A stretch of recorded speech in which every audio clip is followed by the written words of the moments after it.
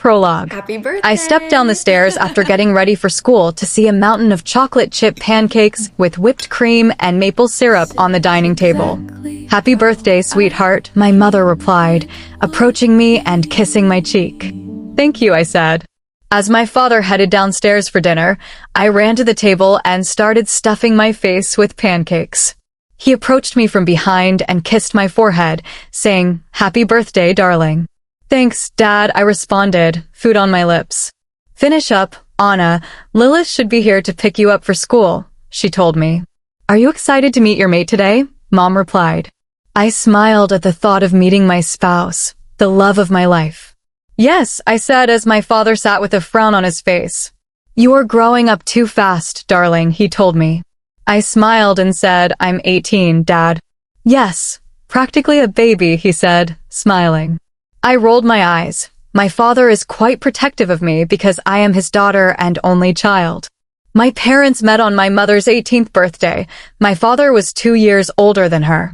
They fell in love at first sight and married a year later, after which I was born. A knock at the door shook me out of my daydream, so I walked up to it. I opened it to see my greatest friend, Lilith. She grabbed me in a hug and knocked my breath out.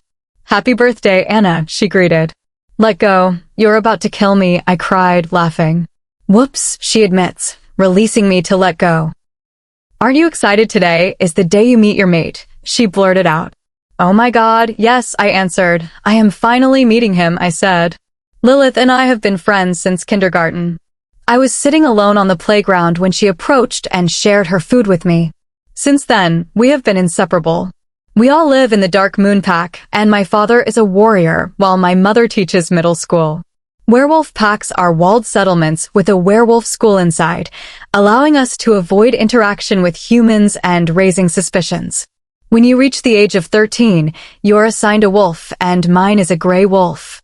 I collected my belongings and went with Lilith to go to school. As we strolled, all I could think about was my partner and who he could be. I went through the first part of the school day without seeing him before meeting Lilith for lunch. We sat at our usual table alongside Gray, Reed, and Ruby. Gray is Lilith's twin brother, and Reed and Ruby became close friends in middle school. "Hey, guys," I said. Ruby jumped on me and said, "Happy birthday." "Thanks," I said, chuckling as the boys gave me their wishes. "Did you meet him yet?" Reed inquired. "Nope," I said. "Maybe I won't even meet him today," I said, shrugging, disappointed that I would have to wait longer to meet my friend. "It's okay. We have a lifetime to meet whoever our mate is," Mom said. "Yeah, maybe." I shrugged. We went about our day regularly until I arrived at my 6th period lecture. As I walked to calculus, I could smell sandalwood and vanilla from behind me. My wolf cried out, "Mate, mate," in my head as an arm dragged me from behind into a janitor's closet. When I looked into my friend's eyes, I saw Alpha Kingsley, also known as Axel Kingsley, staring back at me.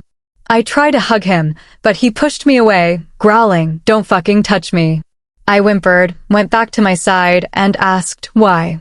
"I don't want you. You aren't a good fit to be Luna. You are too weak, according to his opinion." "No, please, give me another chance," I begged. "I'm sorry, I, Alpha Axel Kingsley of Dark Moon, reject you, Analise Kade of Dark Moon, as my mate and Luna of the pack." When the tie broke, tears flowed down my face and I slumped to the floor. When I said, "I accept your rejection," gently, he exited the room. I'm not sure how long it took me to rush back to the house and cry for hours before falling asleep. When I awoke, I was distraught by the final step of rejection, claiming another. I dashed into the woods, letting my wolf scream in misery. When I arrived in the morning, my phone was full of text messages from my family and friends. I quickly wrote down my letters, placed them on the desk, and sprinted to the border before anyone could catch up. I couldn't stay here any longer to see my ex-partner present his new mate and crown her Luna. When I reached the boundary, I said, "I, Analise Kade, have broken my bond with the Dark Moon Pack." After that, I dashed into the forest, came to a halt, looked back once, and thought, "Sorry, Mom and Dad, for not being good enough." I rushed into the darkness, accompanied only by the sound of the wind striking the tree. Chapter 1. 2 years later. I was sweating heavily while exercising with warriors. I stared my opponent in the eyes, ducked his punch, and delivered my own. Once he was on the ground, I rushed at him and overpowered him until he gave up. "Cover your face more. That is the most important thing to cover," I said, helping him up. "Yes, Beta Kade," he said. "Training has ended. Everyone, go take a shower and prepare for dinner." I told the pack warriors we will practice with our wolves tomorrow. As the pack's beta, I was responsible for teaching its fighters. After leaving Dark Moon, I proceeded as far as I could before unintentionally wandering into the premises of another pack. The Midnight Pack was well known for its skilled warriors, who assisted other packs in fighting rogues. We were organized into packs to aid in case of a threat or invasion. We were one of the world's most powerful packs, led by Alpha Knight, who was also my closest friend. When I abandoned my pack, I was weak and unable to defend myself until Aiden discovered me on the forest floor near the pack's border. He lost his parents at an early age and had to take on the alpha role when he was 15. Thus, he did not have a typical childhood. He brought me, groomed me, and welcomed me as if I were his younger sister. After 5 months of training, I gained power and defeated the previous beta for his position. I went to the pack's home, where the higher-ranking werewolves reside. I climbed the stairs to my room and went into the bathroom to take a shower. As the water dripped down my body, I removed all of the filth that had gathered during my training. Over the previous 2 years, I've greatly increased my self-defense abilities. My ex-mate described me as weak, but that no longer applies. I was powerful and strong, and if you messed with me, I would rain down hell. I got out of the shower, dried off, and put on my clothes. I walked to the dining hall for dinner, but first I needed to get my workaholic alpha friend. I walked up to his office, smiling deviously at my plan to get him out. Bang, bang. I smashed my palms against the door, knocking as loudly as I could. "Get out here, you workaholic, I'm hungry," I shouted. "Shut up, I'm already coming," he said, stepping to the door and opening it. Finally, I'd been training all day. "I'm starving," I said. Aiden scowled at me and said, "Whatever, let's just go get some food since you interrupted me." We walked to the hall and sat with the rest of the wolves, Aiden at the head of the table and me next to him. We all chatted while eating dinner with the rest of the company in the dining hall. I've never seen a pack come so close and bond with one another. In my prior pack, we ate separately rather than together. The alpha, beta, and gamma are always seated near the head of the table. Lucas is our gamma, and his pregnant partner is the gamma female, Isadora. After dinner, I went back to my room to sleep, as we had a big day of training the following day. When I saw myself in the mirror, I went to brush my teeth and complete my nighttime routine. It had been a challenging journey for me to accept myself as someone valuable and sufficient. Although I have changed a lot about myself, I now have tattoos and numerous piercings, and my hair is colored black. I smirked at myself since I was no longer the shy, weak girl, but had been replaced by someone stronger and far more badass who won't take crap from anyone. The next morning, I went for my usual workout and joined the pack warriors for training after breakfast. Today we are training with our wolves. We will first go over how to shift the fastest during a fight, I told them. We practiced all day, and many people looked down on me since I'm a she-wolf and girls can't fight. I loathe the idea that we can be as strong, if not stronger, than men, and anytime I come across a sexist, I always correct their belief. My favorite memory is of the old alpha we rescued a few months ago from rogue wolves. "Why is your beta a woman, Alpha Knight?" Alpha Rider inquired. Before Aiden could react, I interrupted and asked, "Why can't I be beta?" "Because I am a girl who cannot fight." "Before you go around assuming shit, Alpha Rider, maybe you should focus on protecting your pack instead of being a giant sexist," I mocked. Without thinking, I walked away with a smirk from his chauvinistic face. "Come to my office," Aiden said over the mind connection, jerking me out of my thoughts. I said, "Okay." I went to the main office and saw Aiden, Lucas, and Xavier there. Xavier is the head pack warrior who supports me throughout training. "Hello, guys," I said in greeting. "What's going on?" I asked. "A pack needs our help against some rogue wolves that are killing some of their pack members," says Aiden. "How many are dead, and are there any connections between the members dead?" I questioned. 11 are dead, and there is no connection between any of them, so it is simply a killing for fun with these rogues, Xavier responded. Okay, who will go to the pack and deal with this? I interrogated. You, Xavier, and a few select warriors. And as for the Wolves Conference, you'll find me there with Xavier and their top-tier packs. All right. What pack is this again? I questioned. Aiden looked at me hesitantly, while the other guys gazed at the ceiling and wall as if they were the most fascinating things in the world. Which pack? I asked again, feeling agitated. Promise you won't freak out, Anna, Aiden asked cautiously. Just tell me which pack already, I yelled, furious. Dark Moon, Lucas replied. Just my luck. Chapter 2.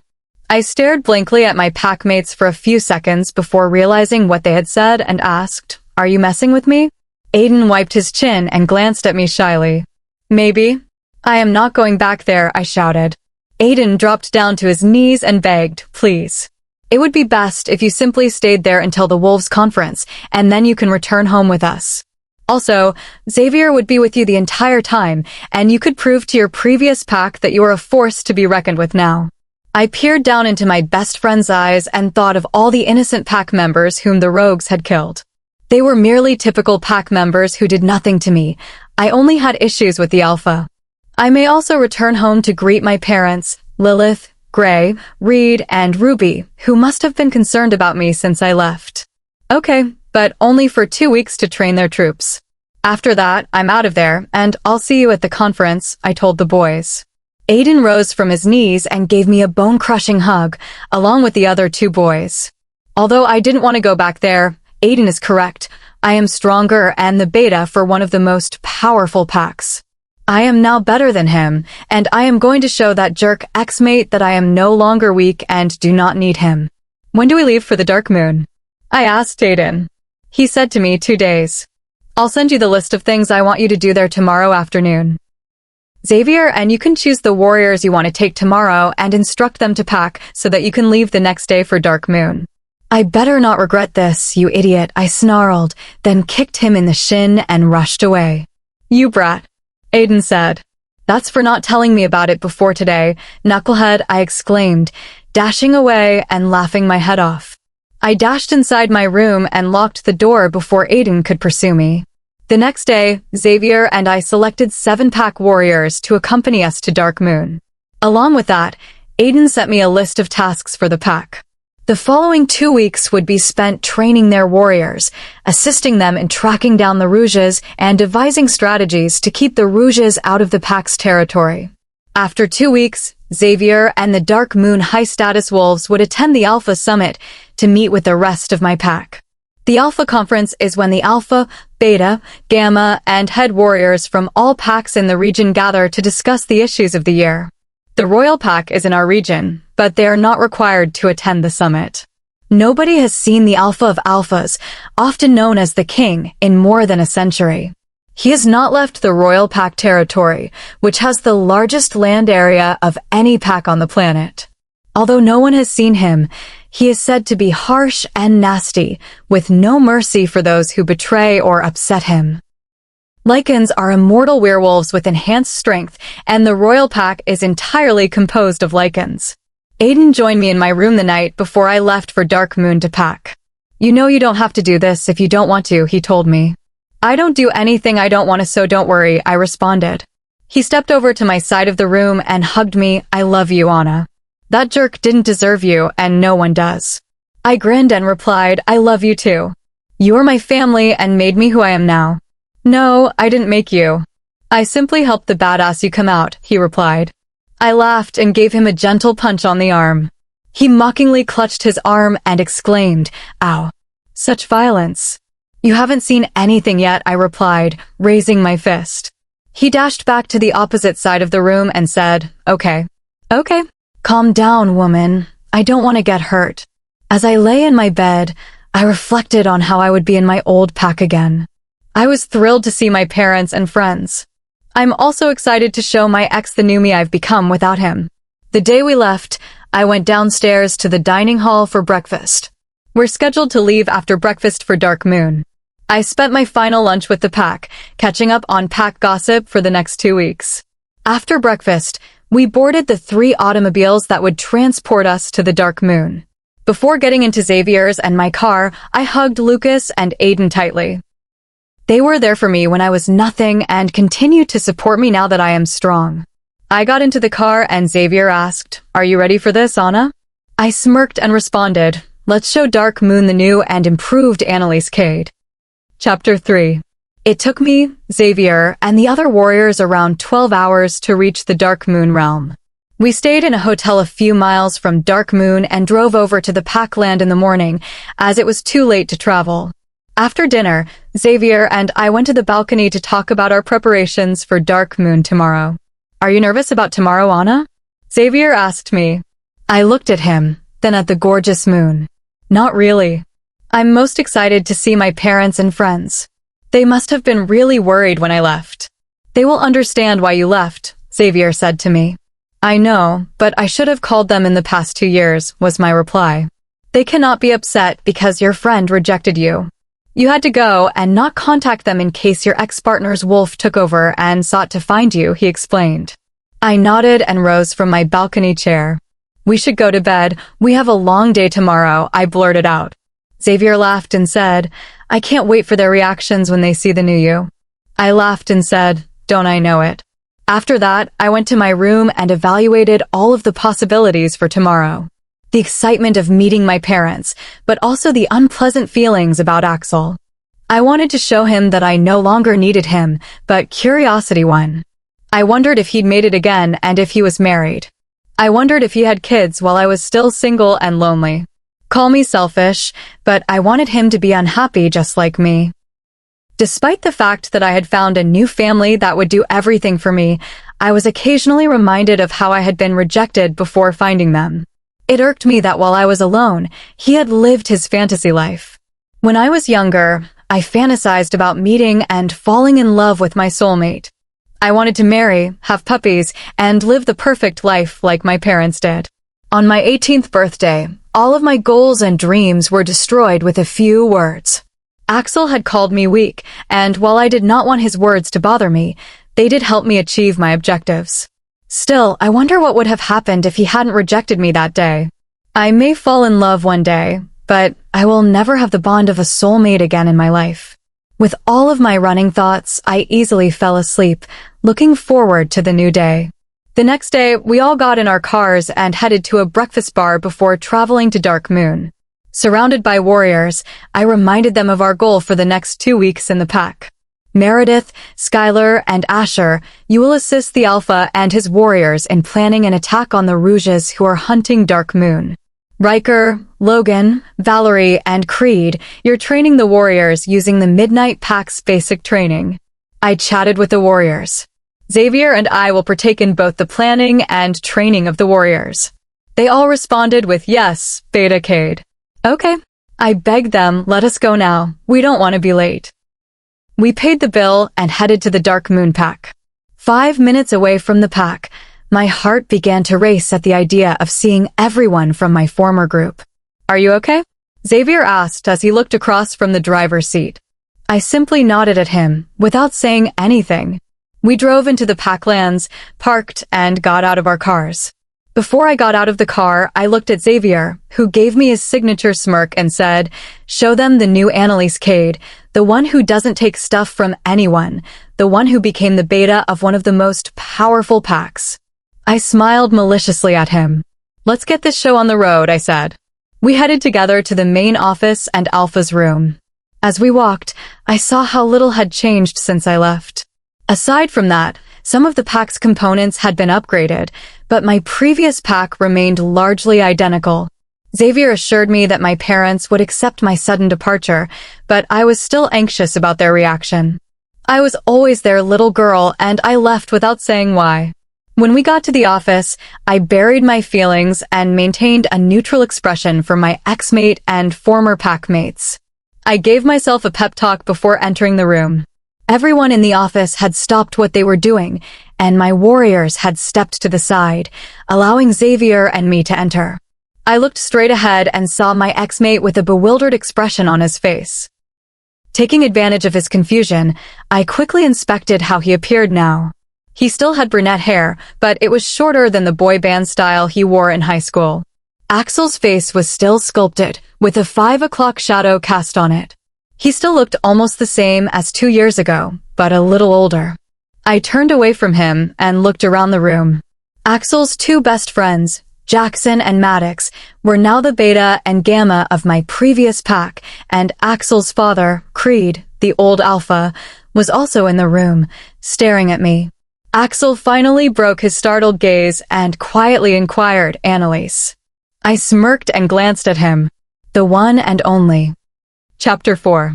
After I revealed my identity, everyone in my previous pack looked at me until Creed, the old alpha, broke the silence. He scoffed and asked, "What the heck are you doing back here?" I offered a small giggle and went on, "Oh, little old me is here to save your pack that you all couldn't protect." "What are you talking about, Analise?" After finally breaking his stare, Axel asked me, "I am the beta for the Midnight Pack. My pack and I are here to help with your rogue situation," I said, nodding at Xavier and the warriors. "You're the beta, and I'm the Alpha King." "You're lying. You're still as feeble as when you left," Axel said. Even though I fought hard to cease being affected by other people's words, Axel was the driving force behind my attempts. I wanted to show him that I was more than just a weak 18-year-old girl. I quickly recovered from his statements, swapping my happy look for a gloomy one. In an instant, I had him backed against the wall of his office. I said quietly in his ear, "Don't forget who has the upper hand. My pack helps you, not the other way around. I am the beta of a fighting pack, while you are the feeble alpha. If you disrespect me again, you will regret it." As swiftly as the melancholy permeated my being, it went, and I returned to my happy face. When I returned to my position, Xavier was smirking widely, and the Midnight Warriors didn't seem surprised by my actions. I turned around and inquired, "Now that that's settled, could one of you show us to our living quarters? Tomorrow, we will go over the logistics of keeping the rogues out of the pack." The Dark Moon members were stunned for a moment before composing themselves and seemed disinterested in my previous actions. They were clearly surprised to see the shy young girl gone, replaced by the adult I am today. Jackson stepped forward and said, "Follow me." Without saying anything further, I exited the room, followed by my backpack. Jackson guided us to the cabins on the far east side, near the training grounds. Our pack was left with 3 cabins, so I separated the female and male warriors into 2 cabins and Xavier, and I took the 3rd cabin for ourselves. Throughout my stay with the Midnight Pack, Aiden and Xavier were always there for me. Xavier and I had become friends during the period of 2 years of training, as we were both teaching classes at home. The two of them were like brothers to me, and while Lucas and I were not as close, I knew he'd always have my back. Before we were to report for lunch, the 9 of us spent the afternoon unpacking our luggage and adjusting to our new surroundings. Finally, it was time to go to the dining hall for lunch. While walking there, I considered the numerous possibilities that could unfold when I saw my parents and friends for the first time in 2 years. As soon as we entered the dining hall, all eyes were on us. The gang recognized me and started gossiping with their friends and relatives while continuing to stare at me. I ignored them and searched the room for my parents, and when I found them, they were astonished. We made our way to my parents after I instructed the group to follow me. My mother blurted out "Anna" when I drew to a standstill in front of their table. I looked at them and finally replied yes. They jumped out of their seats and embraced me without hesitation. I started explaining my disappearance, but my father interrupted me, saying "later" and hugging me passionately. We stood in our hug for a while before deciding to seek privacy. Xavier took my family and me outside, while the warriors stayed to eat. Mom looked at Xavier and asked, "Who is this?" I told him, "This is Xavier, the head warrior of the Midnight Pack and also a close friend of mine." Dad was shocked and asked, "The Midnight Pack, as in the warrior pack that helps others?" I nodded and said, "Yeah, my friend Aiden is the alpha, and I am the beta of the pack." My parents were equally surprised to discover that I was the pack's beta. After the shock had subsided, they looked at me and Mom said, "Of course you are my strong girl." I responded, "I apologize for leaving," but Dad interrupted me, saying, "We understand why you left." Not comprehending what they were saying, my father quickly stated, "Once you left Alpha, Axel revealed that you were his mate and too weak to be the Luna of the pack." Dad hissed angrily.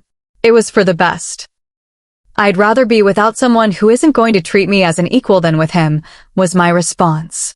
My parents nodded in agreement, and I finally addressed the question that had been bothering me all day. "Has Axel taken another mate?" I asked my parents. They looked at me uneasily and said, "Yes." I nodded, not surprised that the jerk had replaced me with his chosen partner. "Who?" I asked. They exchanged glances again, and Dad said uneasily, "Lilith. That awful woman." Chapter 5. Lily as in my best friend Lily? I questioned, shocked. My parents both gave meek nods. Xavier let out a giggle of amusement. "Wait, this is actually hilarious. Wow, from the people I have met so far here and learned this, Dark Moon is kind of a messed up pack." I looked at him carefully, and he raised his hands. "What? Tell me I am wrong." Even in this terrible scenario, Xavier cracked a joke to lighten the mood. Between him and Aiden, I could always count on them to be my secret saviors. They both show the world their cheerful and playful sides, but when you mess with the ones they care about, they, like me, will go to town to protect the people we love. The three of us have been connected by our painful pasts. Like me, Xavier lost a mate in a rogue attack a few years before I came. With the deaths of our friends and Aiden's parents, we exploited our losses to strengthen the pack. After all, our pack wasn't named one of the best warrior packs for no reason. Breaking free from my thoughts, I smirked and told him, "Nah, you're right." Returning to my parents, I said, "How on earth did she become Luna after I left?" My father began to explain. "The entire pack felt the bond break after you left, so the next day, a meeting was held. Your mom and I couldn't really concentrate because we were so distraught at the time of why you left. On the day of the meeting, Alpha Axel revealed the reason for your departure with no shame. Anna, the times I wanted to punish that boy for what he did to you. Anyway, a few weeks after that meeting, we were called for another one. This time, we all learned that the new Alpha had chosen a mate. On the day of the meeting, they hadn't revealed the identity of Axel's mysterious mate yet, but the day she became Luna, the pack was surprised to know the connection between you and Lily. The same day, I had lost control of my wolf since he was restless that his pup was missing, and the jerk that hurt her heart was getting a happily ever after. Mum went on, "Your father was in the underground dungeons for a week with the cause of attacking an Alpha. We never really spoke to Lily or the rest of your friends due to their betrayal towards you.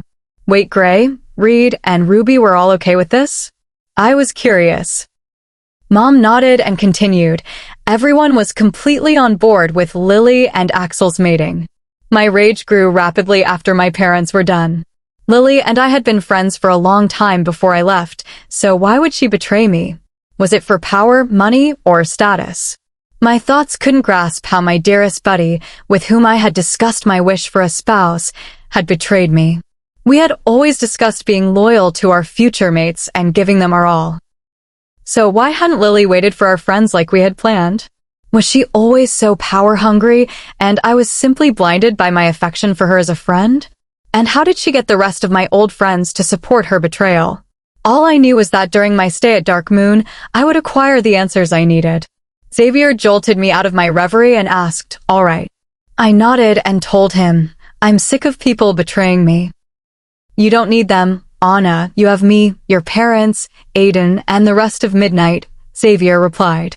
I stared at him and nodded sharply, remembering why I was here. Save this pack and show Axel the new me.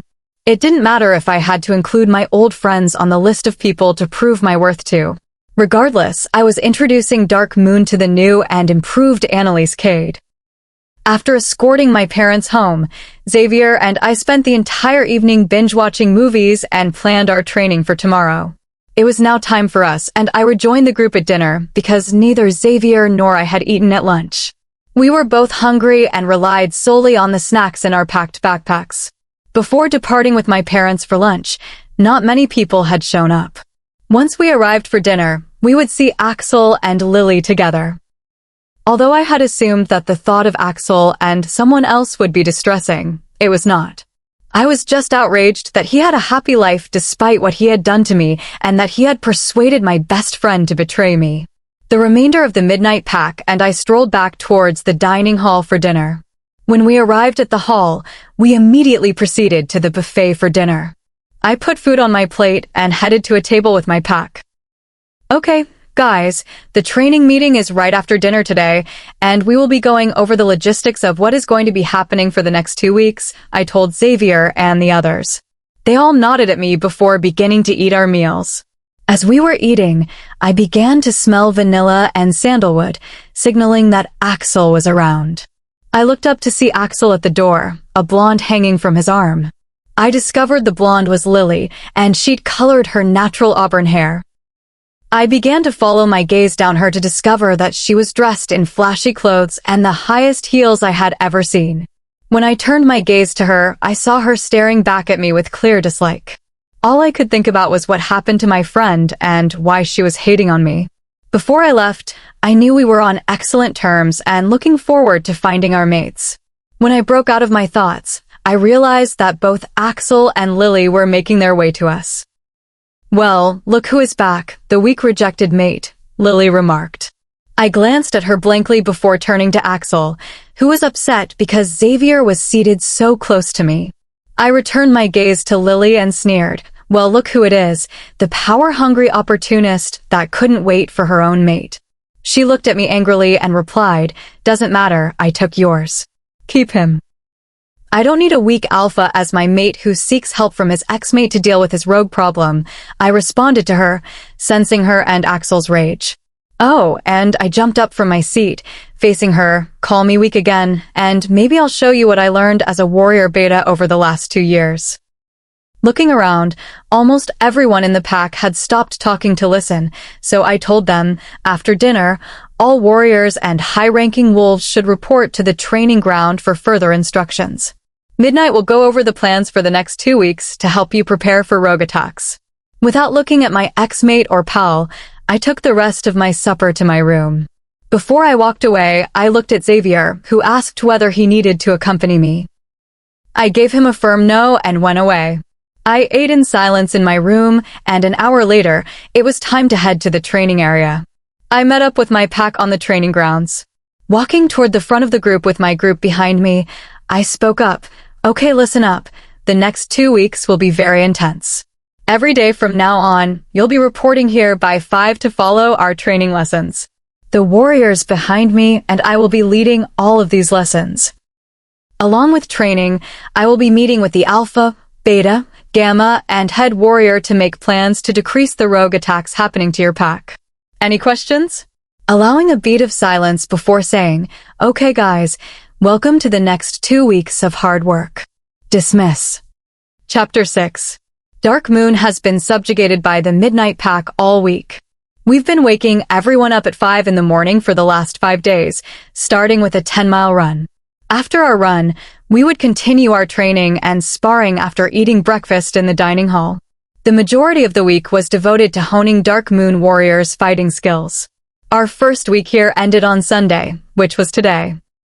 Additionally, we met with all of the top wolves on that day to reinforce security procedures to prevent rogues from entering.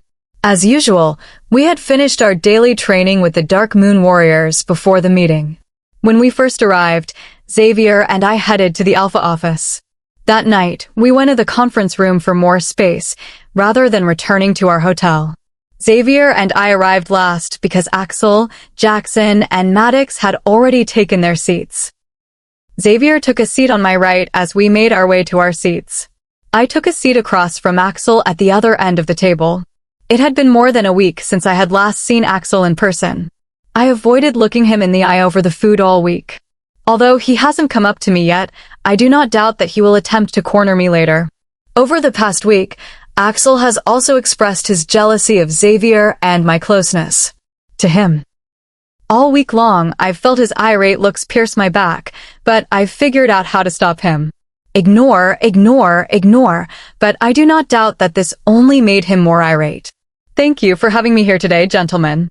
In any case, the Midnight Pack will help protect your pack from threats in addition to training.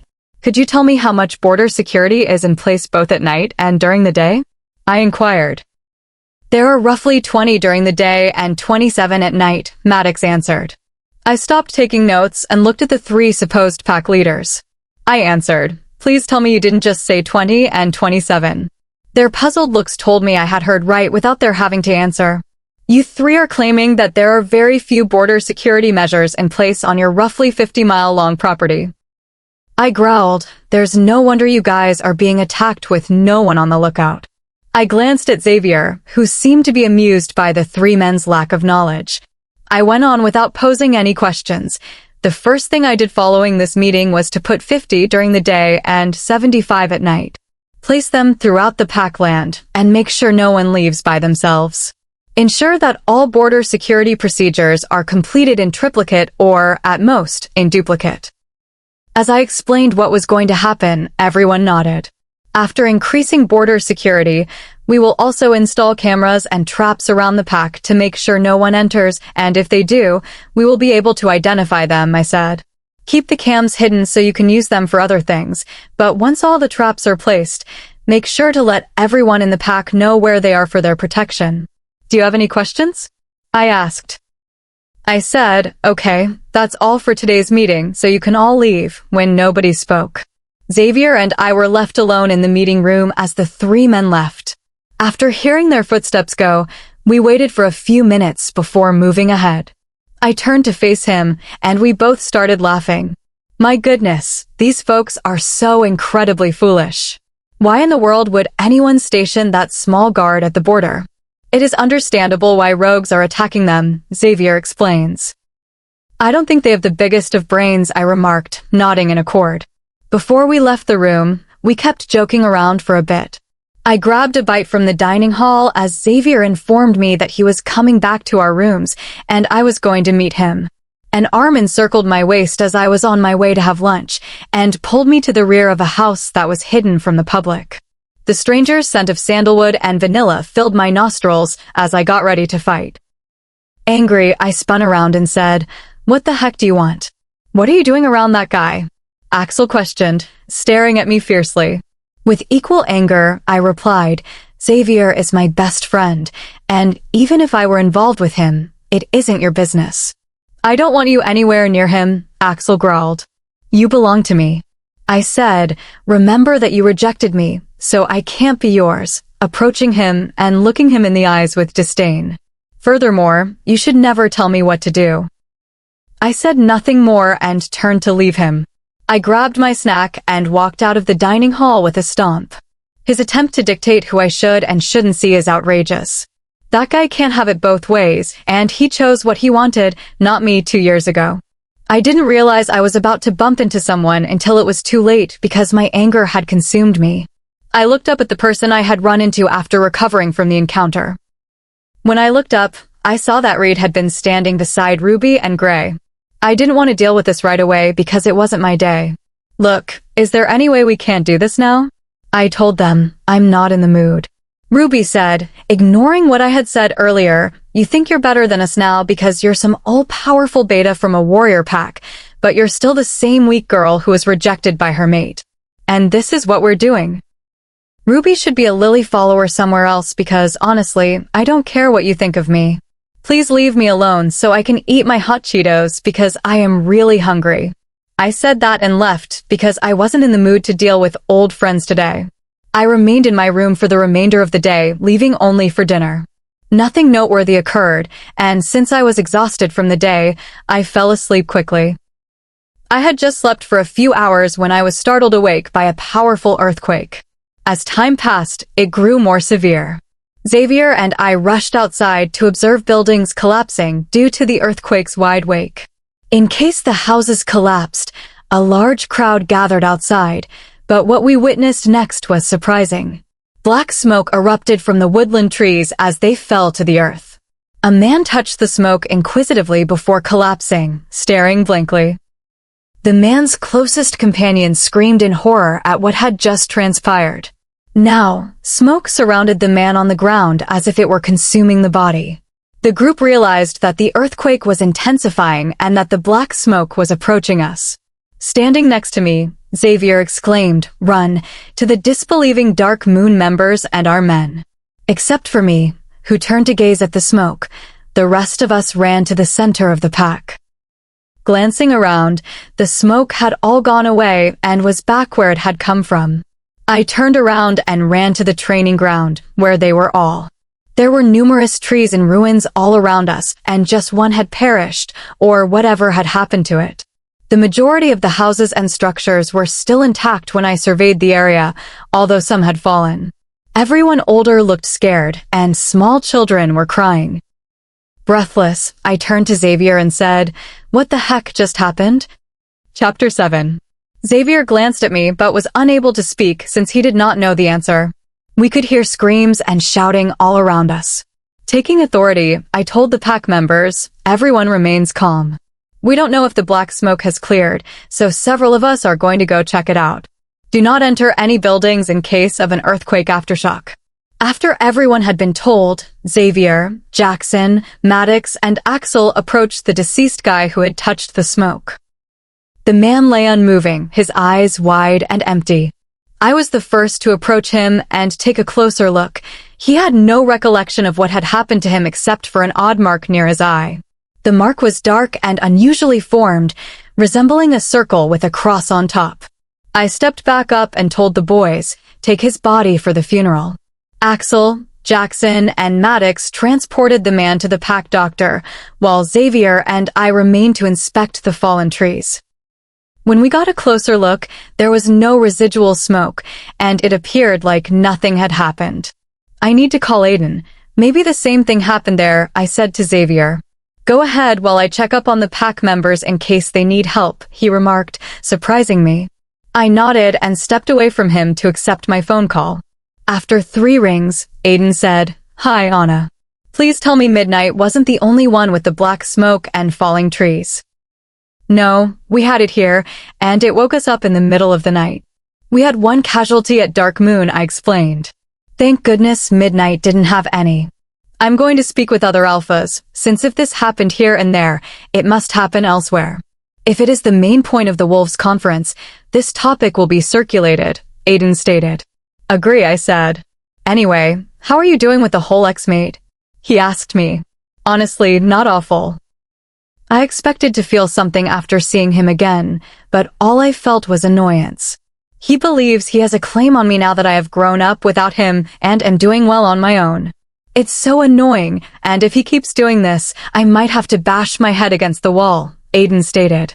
He laughed and said it could be worse. Wait, you didn't hear the best part. He marked my old best friend, Lilith. I laughed with him. "You're kidding me, right?" Aiden inquired, astonished. "Nope," I replied. "Oh God, at least you will be back home in a few days," stated the gentleman. "I know, but I really don't want to leave my parents," I said. Aiden told me, "You can come whenever you want, and they are welcome here any time." I was going to react until I smelled filthy vanilla and sandalwood. "Hey, Aiden, I'll see you next week, okay?" I said before disconnecting from him. Turning around, I asked, "Why are you here, Axel?" "I just wanted to make sure you're okay," he told me. "Why do you care what happens to me?" "You rejected me," I replied. "Don't bring it up." "I'm trying to redeem myself from that," he said. "Don't you understand, Axel? You can't. My life was ruined when you rejected me. For goodness sake, I had to leave home because of you." I yelled in frustration. He showed humility by looking uncomfortable and said, "I will be a better mate for you. Are you going to reject Lily now?" I was wondering. "No, I still need her for a public appearance, but inside, I'll be with you. If I reject her now, it will ruin my entire reputation," she said. Please, God, tell me he didn't just say that. If I was previously upset, it has now worsened 10 times. Axel could make me feel useless and unlovable. If this had happened 2 years ago, I would have burst into tears at what he had just said, but I was not the same person. Throughout the 2 years, I learned to value myself and became conscious of my worth. You expect me to be your secret? God, you really are stupider than you appear, I cried and raged. I am not your toy. You can't have it both ways, and you already selected what you wanted 2 years ago, so leave me alone. I howled at him. Without glancing at his reaction, I rushed away as quickly as possible in the opposite direction from Axel. How dare he think I would accept that ludicrous offer he just made? These days, the very thought of Axel Kingsley bothers me to no end. Moving my thoughts away from Axel, I recalled the private dinner I had with my parents that night. They invited me to spend more time with them before I leave next week. After today's attack, we had a day off from training, so I spent the entire day in my room eating and watching television. That evening, I walked to my parents' house for dinner alone. As I opened the door, I was greeted by the familiar minty aroma of my previous home. I entered the dining room and saw my father setting the table and my mother presenting the food. That evening, Mom had made my favorite meal, steak and salad. My parents eventually spotted me and gave me a hug. "Darling, you're finally here," Mom shouted. "Yeah, well, the day really took away from me watching All-American," I told him. Mom rolled her eyes and instructed me to sit down to eat. During the first half of dinner, we discussed numerous topics, with me primarily sharing with them my life in Midnight. They were intrigued about how I became a beta, as were the boys themselves. We also discussed what had transpired in their lives since I left Dark Moon 2 years ago. Finally, when it came to my departure next week, I remarked, "I'm going to miss you, but you can come visit me whenever you want." They exchanged glances before meeting my gaze. Then Dad said, "Honey, we seriously considered your departure. We had already missed so much of your life and had not been present when you needed us the most. This is not your fault. I didn't even inform you and just left without even discussing it with my parents," I replied. "It's okay, darling. You were having the worst experience of your life. You made the correct decision, even if it was impulsive," Mom replied. Mom and Dad exchanged glances before turning to face me. Mom went on to say, "We talked about it, and we don't want to miss any more of your life. There is nothing left for us in the Dark Moon." Dad interjected and went on, "What your mother is trying to say is that we would like to accompany you back to Midnight." Chapter 8. Today is going to be terrible. Hell is excruciatingly painful and terrifying. Today will be my final full day under the Dark Moon, which makes me happy. Don't get me wrong, I can't wait to return home at midnight, but Lilith's birthday will destroy the day. In addition to her attitude today, I must deal with Axel's attempts to push me to accept his disastrous agreement. He has been ambushing me every time I have a moment alone for the past 3 days, hoping to entice me to be with him. Even thinking about Axel makes me mad. I don't know how many times I wanted to just shut him up or push him against the wall. I've finally recognized what Axel reminds me of, an annoying fly that you can't get rid of and is continually buzzing around close to you. I mean, who the hell is he thinking about? Doesn't he remember rejecting me 2 years ago? That alone should have deterred him from making approaches to me, but he wants me to be his secret on the side. The only thing that keeps me sane is Xavier and my family. 4 days ago, I had supper with my folks at my childhood home before they dropped the big bomb on me. "Wait, are you saying you want to come to midnight with me?" I inquired with my folks. They both nodded and Mom replied, "I mean yes, if it's okay with you." Without saying anything, I jumped out of my seat and hugged them both. Are you kidding me? I don't have to come back to this horrible bunch ever again. "Oh my God, you're going to love the Midnight Pack," I informed them, smiling. I smiled at the memories, but they quickly vanished when I remembered what today was. I can only hope that today runs as smoothly as possible. I spent the following few hours sparring with Xavier and hanging out in our rooms. Before we knew it, it was time to plan Lilith's party. I took a shower before applying makeup in the restroom. For my face, I'm wearing neutral and gold eye makeup with a nude lip. I put on a satin emerald gown, with my hair loosely curled and flowing down my back. I checked my accessories before leaving my room. Outside, Xavier joined me, dressed in a formal shirt for the party. Walking by the house portion in the open field where the celebration was being held, Xavier and I each grabbed a glass of champagne before entering. The event took place in the same location where the most important meetings are held. I glanced at him and said, "I need courage if I am ever going to get through this." He laughed and said, "Well, then, this is good luck to us." Then we clinked our glasses and drank from them. The sparkling, sweet flavor filled my tongue as I strolled around the party with Xavier. I noticed Axel on the far right, near the podium, holding Lilith on his arm. She was dressed in a flowery pink dress and tied her hair back while speaking with Reed, Gray, and Ruby. Axel finally saw me as we exchanged eyes from afar. He broke it and looked me up and down. He gave me an intense look before shifting his sight to the right. Then his eyes widened with wrath and envy at Xavier's proximity to me. I avoided his look and joined Xavier and the other Midnight Warriors in their celebration. The event was mostly unremarkable until I ran back with Lilith after getting some food. She looked at me with scorn. "Watch where you're going, tramp." "Look who's talking you," I snapped back.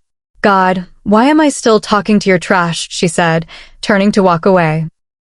Before she could respond, I grabbed her arm and turned her around.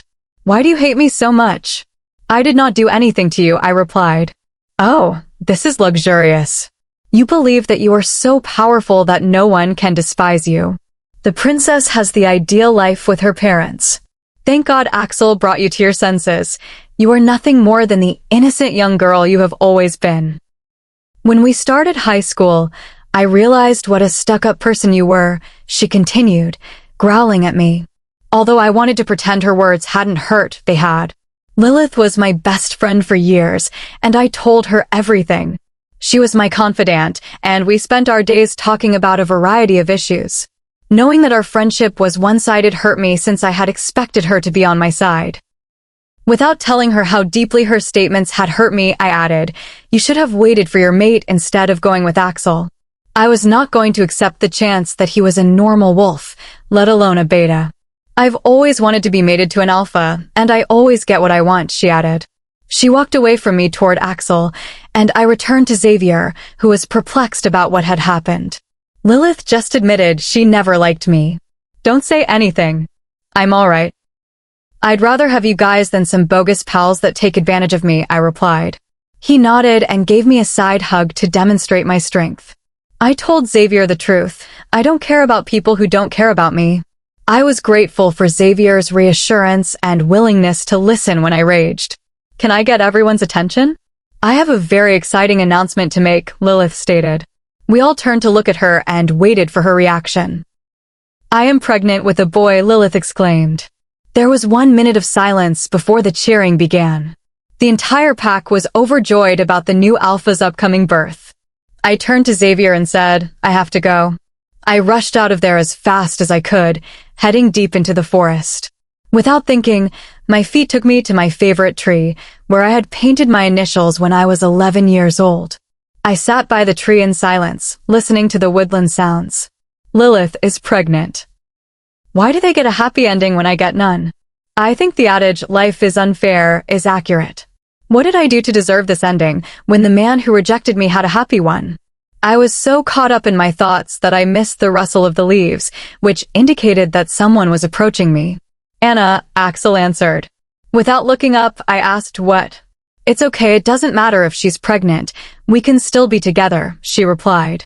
I looked up at him and said, "Really?" "Of course, my love. Don't worry, I'll be with you too," he said as I stood up from the ground. I approached him and gave him a hug. He wrapped his arms around me. I leaned close to his neck, pretending to be interested. Axel let out a sharp breath. "Anna, please." I continued the act, leaning against his neck. He tilted his face up, falling for the trap, but I ignored him and raised my face to meet his. "I've missed this, Axel," I whispered, eagerly.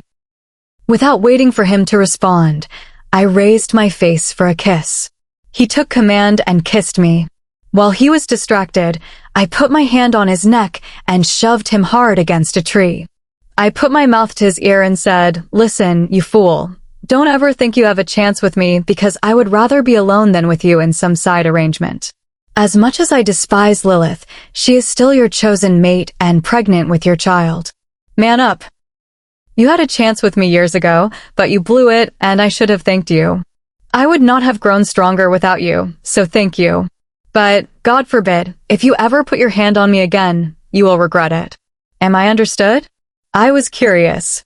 He looked at me with horror as he gasped as my palm was against his neck and nodded silently. Good, I said. I smiled darkly and let him go, saying, look at us now, you're the weak and I am the strong.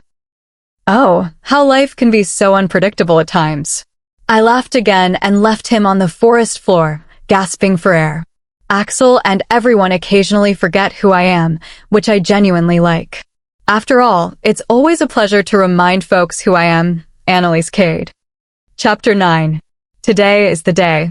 The Midnight Pack members are dispersing to different locations. All of the warriors are taking my parents home, while Xavier and I attend the wolves meeting with Midnight's top wolves. The gathering is taking place in the neutral forest section of Yosemite, California. Wolves have evolved to build structures for gatherings as well as residences whenever there are any. It will take several hours to go from Toyabe, Nevada, where the Dark Moon Pack is located. At the very least, my confrontation with Axel made him stop bothering me. The Alpha, Beta, and Gamma of the Dark Moon Pack will all attend the Wolves meeting, but in separate cars.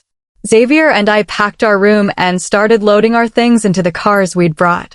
After that, I went to the Alpha's office to make sure everything was in order for Dark Moon to repel the rogues who were attacking them. Alone in the room, I checked their notes and papers, as well as the trap locations, to make sure they were proper.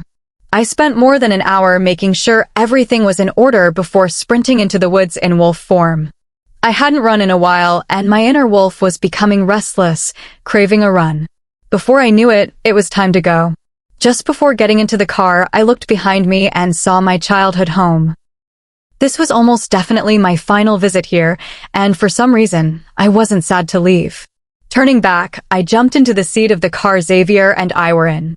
We had our belongings in the back and food piled up in the car. When Xavier got into the car and started it, I said, road trip, let's go. He laughed as he drove onto the road. Throughout the long ride, we made 4 stops to use the restroom and stretch. Xavier and I spent the entire ride singing, eating, and conversing. We also took turns driving to allow the other person to rest. When we arrived at Yosemite, where the meeting was being held, we went straight to the lodging area. After sitting for so long, I finally stepped out of the car to stretch my legs and arms. I marveled at the gorgeous nature that surrounded me, as well as the breathtaking waterfall distant from civilization. We got our luggage from the car and entered the midnight housing. Throughout the area, there were numerous dwelling units, each having its own pack to stay in. When we entered, I smelled something familiar. I raced into the arms of my closest buddy, who twirled me around the room. I started laughing as he twirled me around, and when he stopped, I snuggled back into his arms. Did you miss me that bad, squirt?" he muttered, holding me back. I said, "Shut up," into his chest. We spent the day before the conference catching up on life. I informed Aiden and Lucas about Axel's attempt to reconcile with me and what he tried to do the day before we left. He tried to get with you after essentially calling you his side piece. Aiden giggled as he stated, "Man, this is rich, and the guy is an idiot." He also made me laugh, and after the party where his chosen mate revealed that she was pregnant, he still wanted me to be his side piece, so I played him and then put him in his place. "Of course you did, Anna," Lucas replied, chuckling. "So how about you guys? What have you been up to?" I wanted a response. "Oh, not much," Aiden said. "Just regular pack business and training." "Ugh, you guys are so boring," Xavier said. Aiden offered him a cushion and said, "Well, not all of us have a psycho ex-mate." We all laughed, and that was all we did all day. When morning dawned, we had breakfast at home and prepared for the meeting. Members of each pack had to dress formally. I wore a short black dress and a smoky eye for my makeup. I curled my hair and placed it into a ponytail before putting on my jewelry. We proceeded to the main building, with all 3 boys wearing formal shirts. As we entered, we spotted numerous other packs entering the enormous gathering area. The 4 of us went to the front, where the midnight seating was. All conference seats had stringent limitations stating that only one person could speak at a time. We all waited till everyone had taken their seats before the meeting's announcer came to the front. The announcer is one of the few Lycans who are not part of the royal pack. Xaden, the announcer, has been there for a while and handles all meetings. Welcome, wolves. Let the meeting begin, Xaden said. First things first, let's talk about finance. We spent about an hour and a half discussing the mechanics of the pacts before moving on to the weird anonymity of what had happened a few days previously. What do you think it was? Said someone in the crowd. Before anyone could react, the door opened loudly, and everyone turned around to see who it was. First, two handsome males entered, appearing to be twins. The men had forest green eyes and brunette hair on top of their heads. They both appear to be warriors based on their physiques. Before I could continue inspecting the twins, a man from behind them appeared. He wore a button-down shirt that hugged his muscles closely. The man is also unquestionably handsome, with hazel eyes and an abundance of blonde hair. This gentleman was not like the twins. He had a different vibe about him. Powerful, someone who deserves to be heard, and clearly strong. I hope we're not too late, he said softly, his expression thrilled. I turned to face Xaden on stage, who looked terrified. Xaden said shakily, King Sinclair. Oh snap. Chapter 10. The king and his troops strolled over to the royal pack chairs, which had been vacant for years. Well, we were not expecting to be here, but as the current events have shown, we all need to help find a solution, Mr. Sinclair stated. All the packs were staring at them, listening, and I glanced at Aiden, who shared my uncertainty. I looked around, and most men were afraid, while women were divided between fear and admiration. After all, I wasn't oblivious to the beauty that lay before me. Xaden hesitantly asked, What do you think the black smoke was, my king? I would love to know the answer to all of this as much as you, King Sinclair replied. All we know is that it appeared out of nowhere, preceded by a large earthquake. Also, when someone is touched by the unknown smoke, they die and get a mark near their eye, said one of the audience members. The monarch looked at his warriors while they spoke, their gazes most certainly connecting. We waited for them to talk, but it was mostly silence.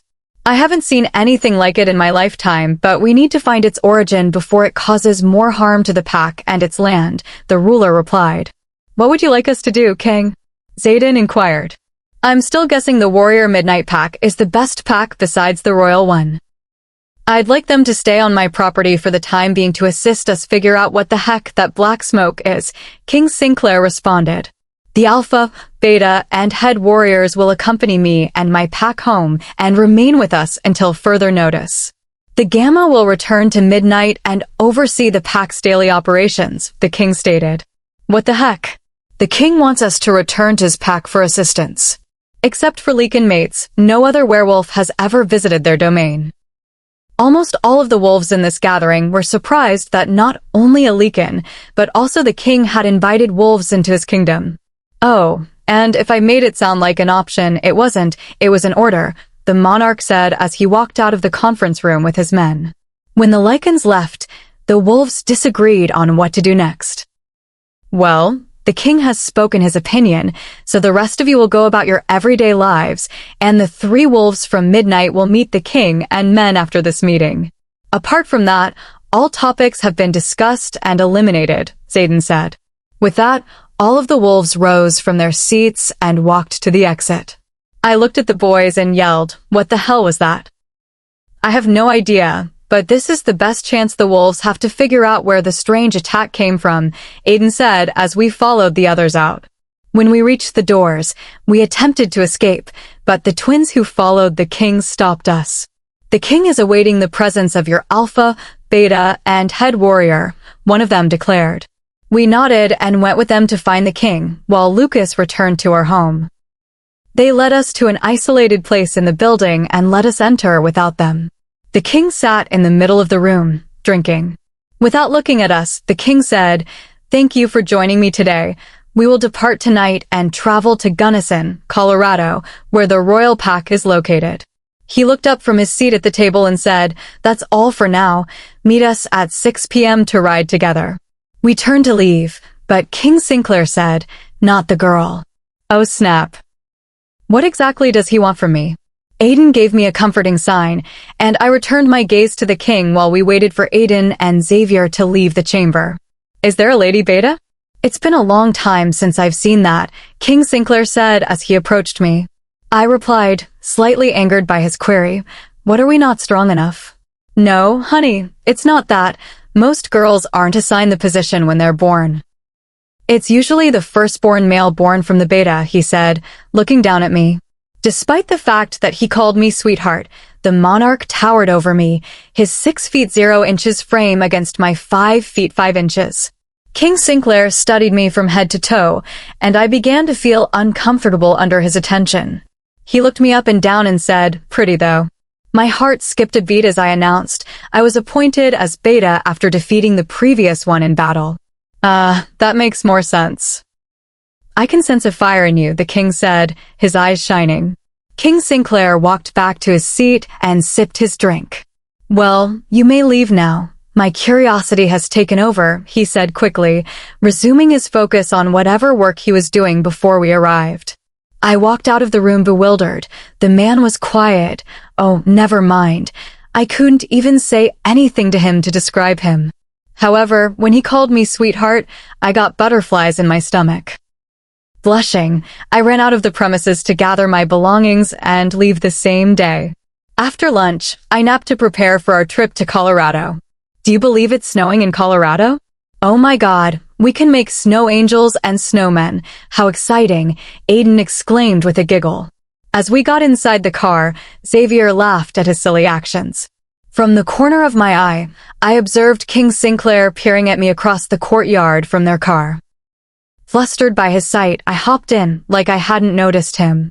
This is going to be an eventful period. Chapter 11. It took us almost 3 days to get to the Royal Pack in Colorado. We drew closer to the chilly mountains as we passed state lines.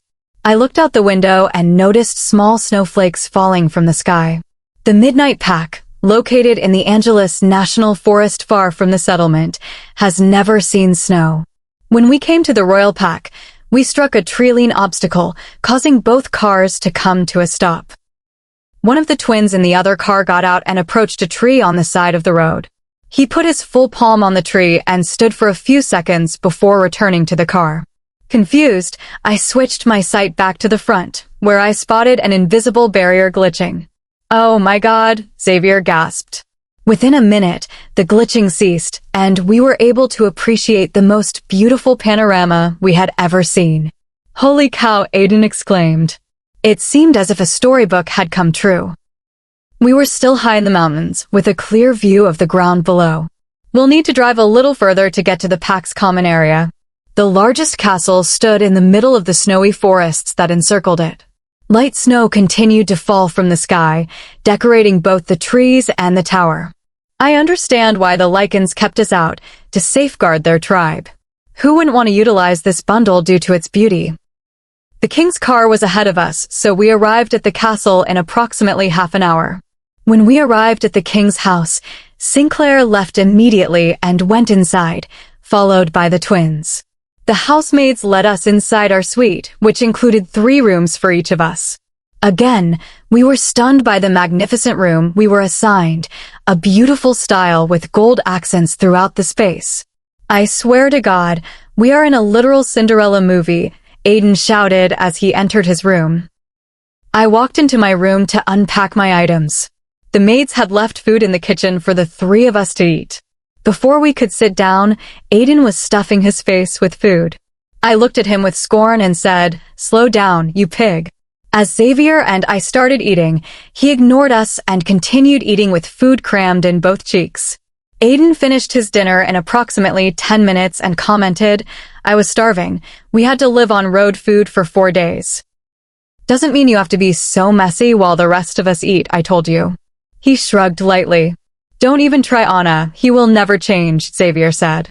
We finished our dinner and I put our plates in the sink. I returned to the dining table where we drank herbal tea and chatted for a while. "How the heck did they do the whole tree thing?" Xavier inquired. "They must have had a witch do it for them," Aiden said to me. "Don't witches despise the lycanthrope species?" Xavier reacted. "The witch probably owed the king a favor, or the king has a witch loyal to him," I informed them. "Probably," Xavier responded. He quickly swerved off topic, asking, "Why in the world do they need us to help them?" What Xavier said was right, and the question was on my mind. Why did the Lycans need us normal wolves to help them? I could only conceive about new minds. They may believe that we have new things to add from them, Aiden stated. You're probably correct, and we're just overthinking things. Anyway, I'm going to bed. Tomorrow will be a long day, I told the guys. I entered my room, lay down on my bed, and grabbed my phone from the nightstand. I dialed my parents' phone number, and they answered after a few rings. Hello, dear. I was just cleaning up after supper. Have you reached the Royal Pack, she said. Yes, Mom, you will not believe the view we have. The royal grounds are absolutely stunning, I replied. She chuckled and replied, they've been around for many generations. They must have kept the original beauty. What have you and Dad been up to in the last few days? I inquired, rolling into a comfortable position. Mom said, we unloaded our new house and are just settling into our new everyday lives. Do you like it at midnight? I asked her. Of course we do.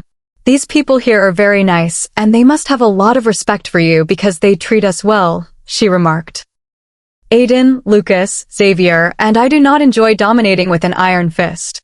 We kind of go with the flow, allowing the other pack members to treat us like any other wolf. Aside from training, no one needs to address us by our title. We let people express their opinions on issues, I told my mother. You all are very different from other packs, and that is probably why you are thriving at the top, I heard her say. I chuckled and said, maybe. It's getting late, my baby. You should sleep. I am very confident you will have a tough day tomorrow. Mom said, be safe and be smart. Mom, seriously, I said, but before I could finish, she hung up. I rolled my eyes in the dark and charged my phone on my nightstand before quickly falling asleep. When I awoke that morning, I went to the kitchen to eat a quick breakfast alone, as both sons had already left. After finishing my Fruit Loops, I went out of my room to join the boys, but I quickly got lost in the maze of passages. For a while, I wandered aimlessly through the castle, looking for Xavier or Aiden, but without finding either. A booming voice halted my attempts to retrace my movements. Lost, King Sinclair asked from behind me. I jumped and stammered, no, just looking for Aiden and Xavier. He raised an eyebrow and said, they're already at the meeting, which is where I'm going right now. Wait, is there a meeting today? I inquired, perplexed. Yes. Follow me because we are both going in the same direction, sweetheart, King Sinclair replied. Without saying anything, he passed by, expecting me to follow. As I followed him, I realized he'd called me sweetheart. Again, the nickname made me blush slightly. We entered a meeting room, where King Sinclair sat at the head of the table. I looked around and realized that the only seat available was next to him. The room was filled with what appeared to be his trusted advisor. Both twins appeared to be present, and I recognized Aiden and Xavier from a few seats away. I took the empty seat. Unconcerned, King Sinclair said, welcome Midnight and my advisors. Due to the sad events of the past few days, we have worked out whatever that dark monster is, and quickly. Alpha Knight, Beta Kade, and Head Warrior Adair, a formal welcome to the Royal Pack. To your right are the brothers who came with me to the Wolves Conference. Leo, the twin with the mole on his chin, is next to his partner Carissa, both male and female gamma. Darius, the second twin adjacent to Leo, is my chief warrior. King Sinclair introduced his brother and Beta, Adonis, who was by his side. Now that the introductions are out of the way, let's begin, he told me. Aiden began to speak. I observed you have a spell to show your pack grounds, thus you must have a witch or warlock on your side. Can't we use him or her to figure out what dark matter is? She's not alive anymore. She was my mother and died a few years ago, Carissa explained. Oh, I'm sorry for your loss, Aiden said. He just made matters worse. He could have tried to sound sorry instead of acting like a fool. Sometimes I wonder why the heck he is my best buddy. Adonis elaborated. Anyway, after my brother informed me about the anonymity, I conducted some research on it. There is a prophet, Abia, who has lived longer than most people. If she can be found, she probably knows the solution to the black smoke problem. We have centuries of books in the library, and we'll find it in one of them, Darius said. King Sinclair responded with a serious face, yes, we do. I'll put all of the scholars on that, and we'll find the prophet's whereabouts sooner. King Sinclair went on, if this doesn't work, we'll come up with something else. This is the current plan. Training begins tomorrow at 6 a.m. With that, he got up from his seat and dismissed everyone. Anna, hold up for a minute, King Sinclair urged as I walked out of the meeting room. Yes, I asked him. For training, I will personally look over yours and your pack members' lessons, he told them. Confused, I replied, okay, but why did you ask me to stay? You may have questioned Aiden, who is the alpha. He stepped in front of me, blocking my path. His arms came to rest on the wall on either side of me, preventing me from moving away. We looked into each other's eyes for a few seconds before he leaned in slightly. Sinclair looked to be thinking about something as he held his position. He flinched away from me as if I had frightened him with a terrified expression. He promptly covered his emotions and kept a neutral demeanor. What was that? You were the closest to me, so don't think too much about it. You may now leave, he said coldly. I turned to leave the conference room, leaving King Sinclair alone. What just happened within there? Confused by his behavior, I walked to my room to spend some alone time. Why did the King of Werewolves appear afraid, as if I were the enemy? Chapter 12. Sinclair ignored me the following week and failed to show up for training after our meeting in his office. Adonis took the position of our trainer for the time being, training us every morning. Still baffled as to why Sinclair was so hot and cold with me, I concentrated all of my energy on my training rather than thinking about him. Anna, work on your defense because you keep your body open to attacks when you punch your opponent, Adonis instructed me at the time. I nodded and took his instructions for the rest of the training session that day, keeping my defense up as Xavier attacked me. When he couldn't get through my defense, I charged at him and pinned him to the ground. I won the spar that day by pinning him to the ground for 3 seconds and wrapping one of my legs around his neck to keep him from moving.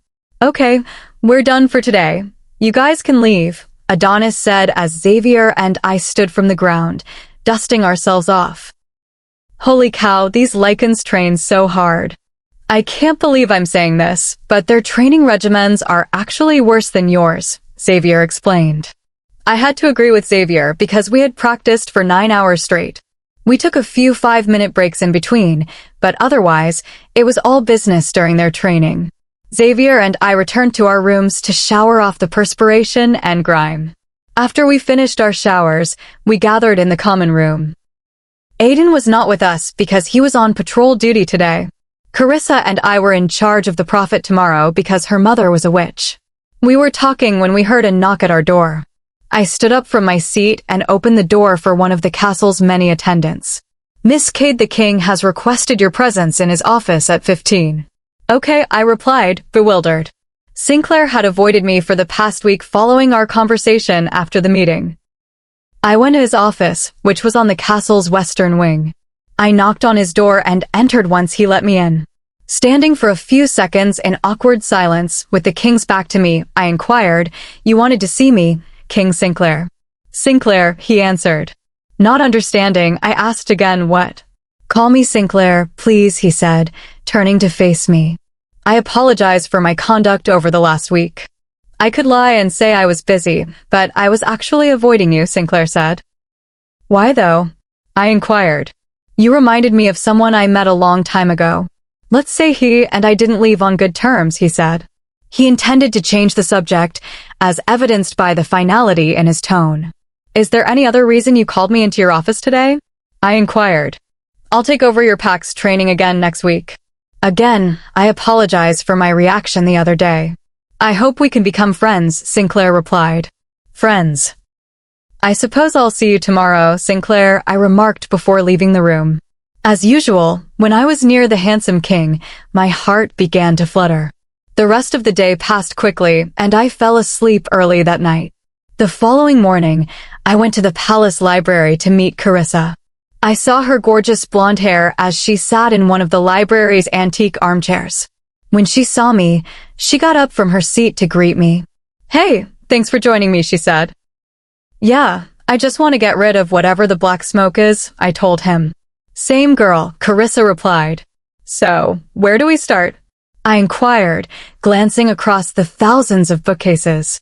My mother was a witch and my father was a werewolf, but they were mated. Making myself a hybrid implies I can cast some spells, but not the most powerful ones. Carissa remarked, I can use a locator spell to find the region of something that we can use to find the prophet. Okay, let's try that, I said to Carissa. We returned to the table so that she could use the location spell to find the book. She took a knife, made a small cut on her palm, and held them together. Phasmados and India Mevin. Abia was the second prophet. Inconvenient for me. Carissa muttered, her eyes closed. She repeated the sentence twice more before opening her eyes and spilling a few drops of blood into a cup. I am not sure how long this will take because there have been thousands of books accumulated over the last 6 centuries. We'll only have to wait for it to reach my blood, which it is linked to, Carissa said as she nodded toward the cup. Was your dad a Lycan? I asked for something to do while I waited for the book. Yeah, my mother was a witch. Thus, she was mortal. However, my father is a Lycan, which is immortal. It did not prevent them from falling madly in love and living the remainder of their lives happily before their deaths. Now my father just lives in one of the many pack houses as a warrior for the royal pack, she explained. I laughed at the story and asked, wait, if your mother was mortal, are you also mortal? No, my father's wolf side took dominance, so I was born immortal, Carissa told me. Do you guys ever leave the royal pack? I inquired. What are these 20 questions? Carissa asked, chuckling. Sorry, I did not mean to pry, I admitted. It's fine. I could really use a girl buddy with the number of guys in this place. To answer your question, we can go, but most people do not, she said. Makes sense. Given that I had never seen a Lycan before the Wolves Conference, I said, more to myself. I've heard you're one of the only female betas in the world. You're kind of famous. Honestly, I believe anyone can be a beta if they are strong enough. It's just the sexist werewolf population that prevents us, girls, from holding high-ranking positions other than Luna, and you can only obtain that by being an alpha's mate, I explained. Carissa said, Amen, sister. I laughed and asked, so, how did you meet your mate, Leo? Carissa stated with a daydreamy expression in her eyes, Leo is quite a bit older than me, being a Lycan and all. The Barrows twins are 425 years old. Adonis is 575, and Sinclair is 625. Wait, really? I inquired, shocked. Yeah, I know their grandfathers tenfold. Back to how we met, I've known Leo my entire life. Embarrassingly, I've had a crush on him since I was a child, and I used to tell everyone that one day I'd marry him. On my 18th birthday, it turned out that I was telling the truth because he turned out to be my friend. You really manifested that, I said. Yes, that's what I'm telling everyone now. So, do you have a mate? Carissa was curious. I was rejected by him. That's how I became the beta of midnight after fleeing my previous pack. I'm sorry I know how much a mate means to a wolf. That's okay. I am much better now and have come so far without him, I replied. Before she could react, the blood in the cup started whirling fast. My magic found the book, Carissa explained without looking at me. She then started chanting, a furt illamad me. Bring my book. I looked around and saw a worn-out book floating towards us. Standing, I grabbed it and set it on the table. Holy cow, it actually worked, Carissa shouted, shocked. I opened it and attempted to look through the book. Of course, things wouldn't be so easy. What language is this? I exclaimed frustratedly.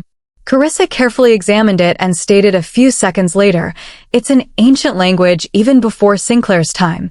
He knows how to read it, but it will take some time. I'll take the book to him, and why don't you return to your room? We walked to the library's door, and I turned to her and said, I hope we can hang out more.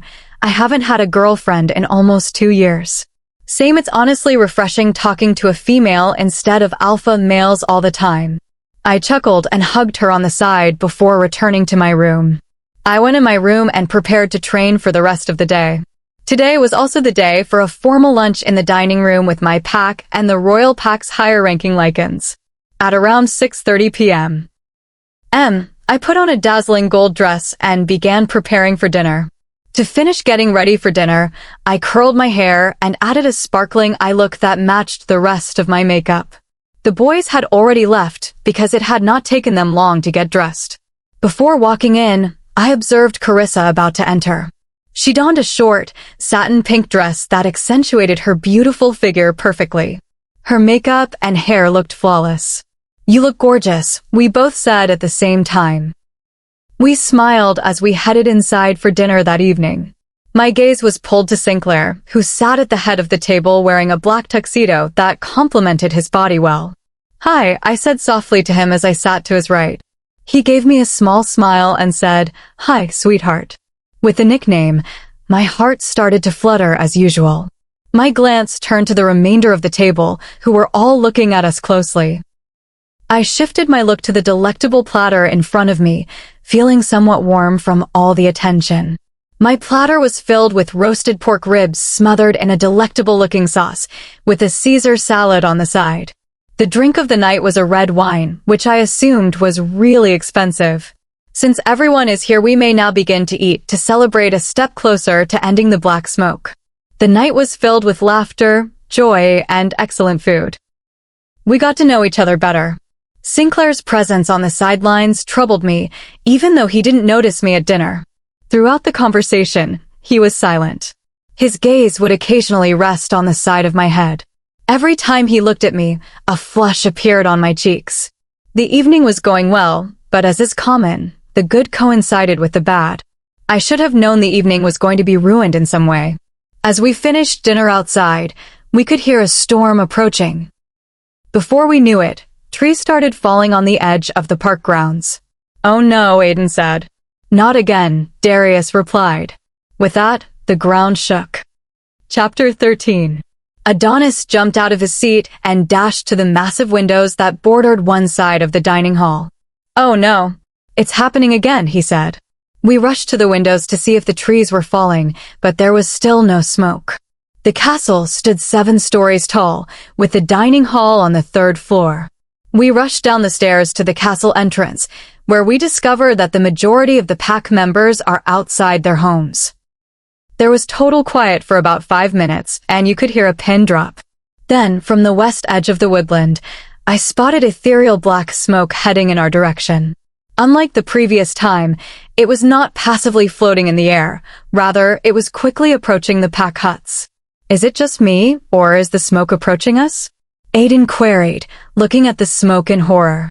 Sinclair shouted, "Run," at the royal pack. "Nope, you aren't the only one," I said as we rushed away from the smoke. The Lycans hurried across the forest, dodging fallen trees. We all fled to the waterfall near the pack house for cover. Carissa paused and started saying, "Defendat obis." "What did you just do?" I said, panting. "A barrier spell. Hopefully it will hold." We stared as the black smoke collided with the invisible barrier and spread out about us, striving to find a way through. The monster moved as if it had a thought. It took a few steps back before hitting the barrier. "Oh no," Carissa shouted, repeating, "Obis menir defendat." The smoke continued to smash the barrier, striving to enter while Carissa yelled, "Fight it." The smoke eventually gave up and dissipated into thin air, resulting in no fatalities. I caught Carissa before she collapsed on the ground. "Are you okay?" I questioned, lowering both of us to the floor. Yeah, the spell left me fatigued. Whatever it was, it seemed to be resisting my spell. After securing Carissa's safety and leaving her in the arms of her partner, I turned to Sinclair, who was standing alone and appeared afraid of the smoke. I walked over to him and asked, "Hey, are you okay?" He quickly concealed his feelings and gave me a cold nod before returning to the pack territory, as did many of the other Lycans. Okay, so much for being friends. When we returned to the castle, it was at least 11 p.m. Exhausted by what had happened, I returned to my room to sleep. The next morning, I went to Carissa and Leo's chamber because Carissa was going to show me the royal pack that day. I'd been holed up in the castle grounds for the past week or so, and the only time I'd seen part of the pack was while we were fleeing the smoke. When I knocked on the door, Carissa said, "Hi, girl. Are you prepared to go?" "Yep. Where are we going on our little adventure?" I inquired as we walked together, arms clasped. In the forest to the east is a wonderful rock region approximately 30 miles away that I like to visit to get away from here on occasion. We'll have to transform into our wolves to get there. Follow me so you don't get lost, because we can't utilize Mind Link while running. After leaving the castle, we walked around the small downtown area of the packed town. Carissa pointed to the cute little cafe at the end of the block, saying, "This is my favorite place to dine. They have these absolutely delicious chocolate croissants." "Rissa, I think you have a little drool here," I said, pretending to wipe it off her chin. I swiped my hand from her face. "Do not make fun of me. Even Leo cannot get between chocolate and me. I'd choose the chocolate over him any day." "Wow, that's serious," I laughed. "Hey, don't look at me like that. It's the chef's kiss," she said, imitating it. Walking for a while, she said, "Rissa, I like it, but that's not fair because I don't have a nickname for you yet. You can call me Anna like everybody else." "No, mine has to be original." Rissa pondered briefly before responding, "Ooh, I got it. I am going to call you Nelly." "I like it," I answered honestly. We went to the eastern border of the woodland and hid behind the trees. As I took off my clothes, I heard Rissa yell, "Oh my gosh, it's freezing." I giggled slightly as I shook my head at her dramatics. To be honest, Rissa reminded me of Aiden, which could have contributed to our positive relationship. I turned into my wolf and approached Rissa's wolf from behind the trees. Her wolf had tan fur and a white belly. She tipped her head in the direction she wanted me to go. We sprinted across the cold woods to reach our destination. It had been a while since I had a successful run in my wolf form. It took Carissa and me about an hour to get to her hidden location. Stopping, I took in the amazing view in front of me. A granite ledge overlooks the White Valley as light snow falls from the sky. I shifted back into my human form and told Rissa, "It's beautiful." "I understand. It basically takes you away from life for a while." I smiled and sat with my legs over the ledge of the rock, closing my eyes. Rissa and I sat close together and loved the silence. I haven't spent much time alone in recent weeks, whether at Dark Moon or here. Aiden has received multiple calls from midnight from worried pack mates in the smoke. It has scared everyone and made them feel useless.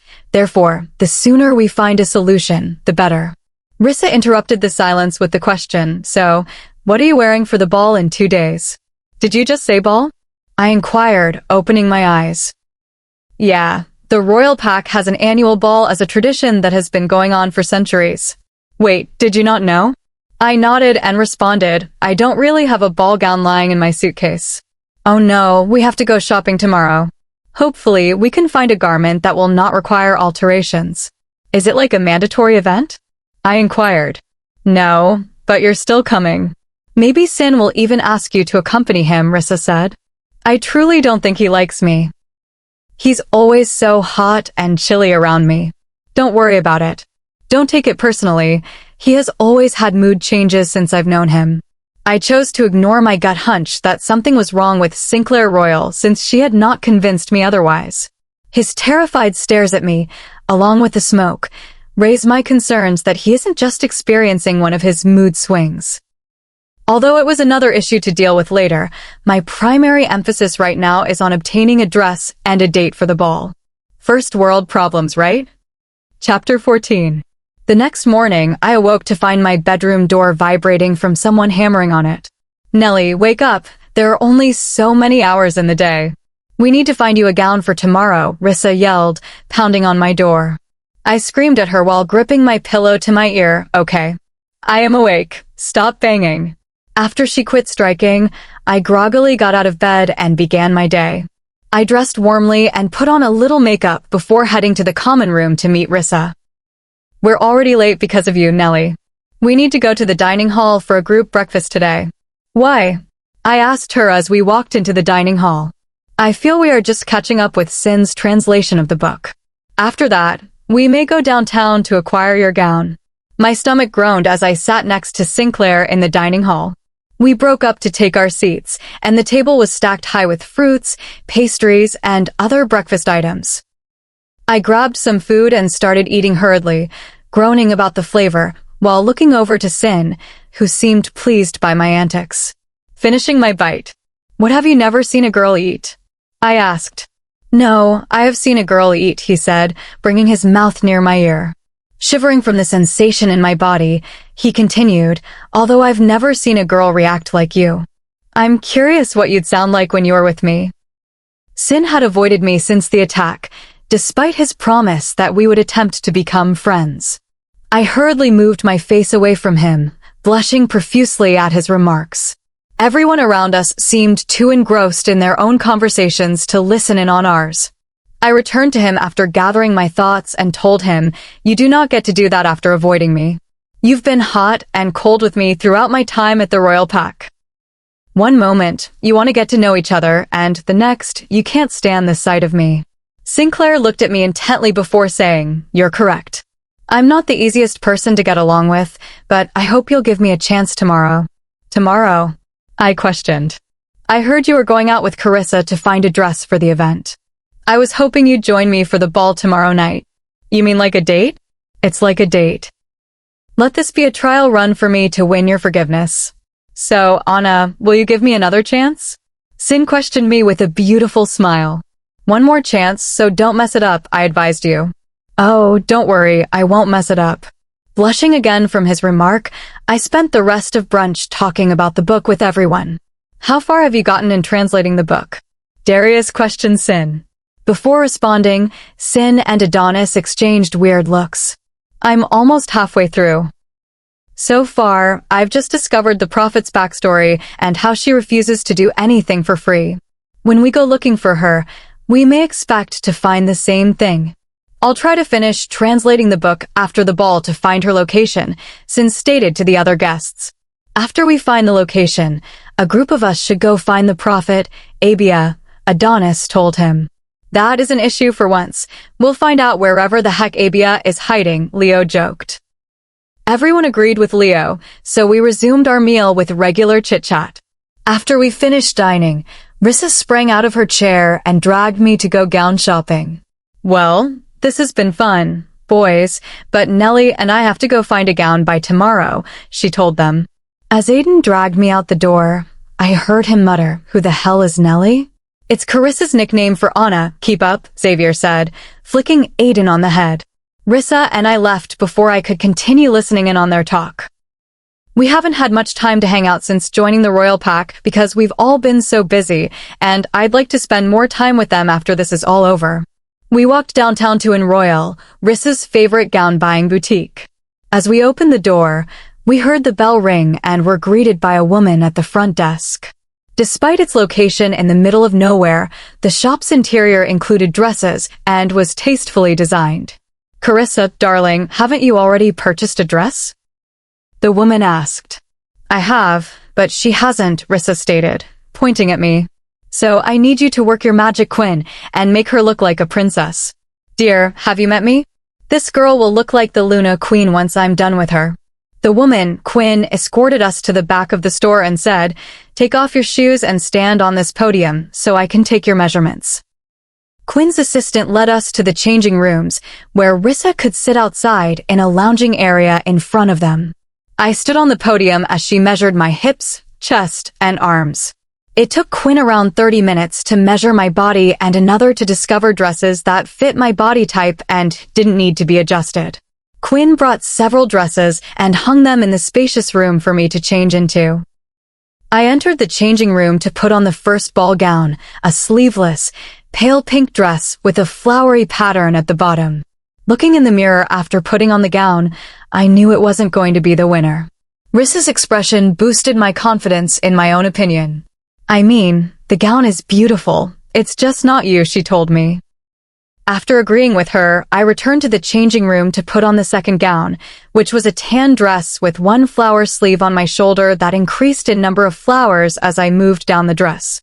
It was better than the previous, but still too girly for my tastes. As I left the dressing room, I noted Rissa's reaction to the outfit. Yes, add this to the no-way pile. That outfit makes you look like a unicorn princess. I'm referring to Analise Kade, Midnight's female beta. Your outfit should be both gorgeous and badass, just like you. Back in the changing room, I looked through the dresses that Quinn's crew had chosen for me. It took us almost 2 hours of putting on dresses, each of which Rissa rejected for various reasons, till I spotted a crimson ball gown. The upper half of the dress gripped me before flowing around the rest of my body, and when I glanced in the mirror, I fell in love with it right away. Finally, you look drop-dead gorgeous in that dress. Twirling around, I said to Rissa, I feel like a princess, but also like a hidden assassin ready to pounce. Just like I said, great for you. You must get that dress, Nellie, she said.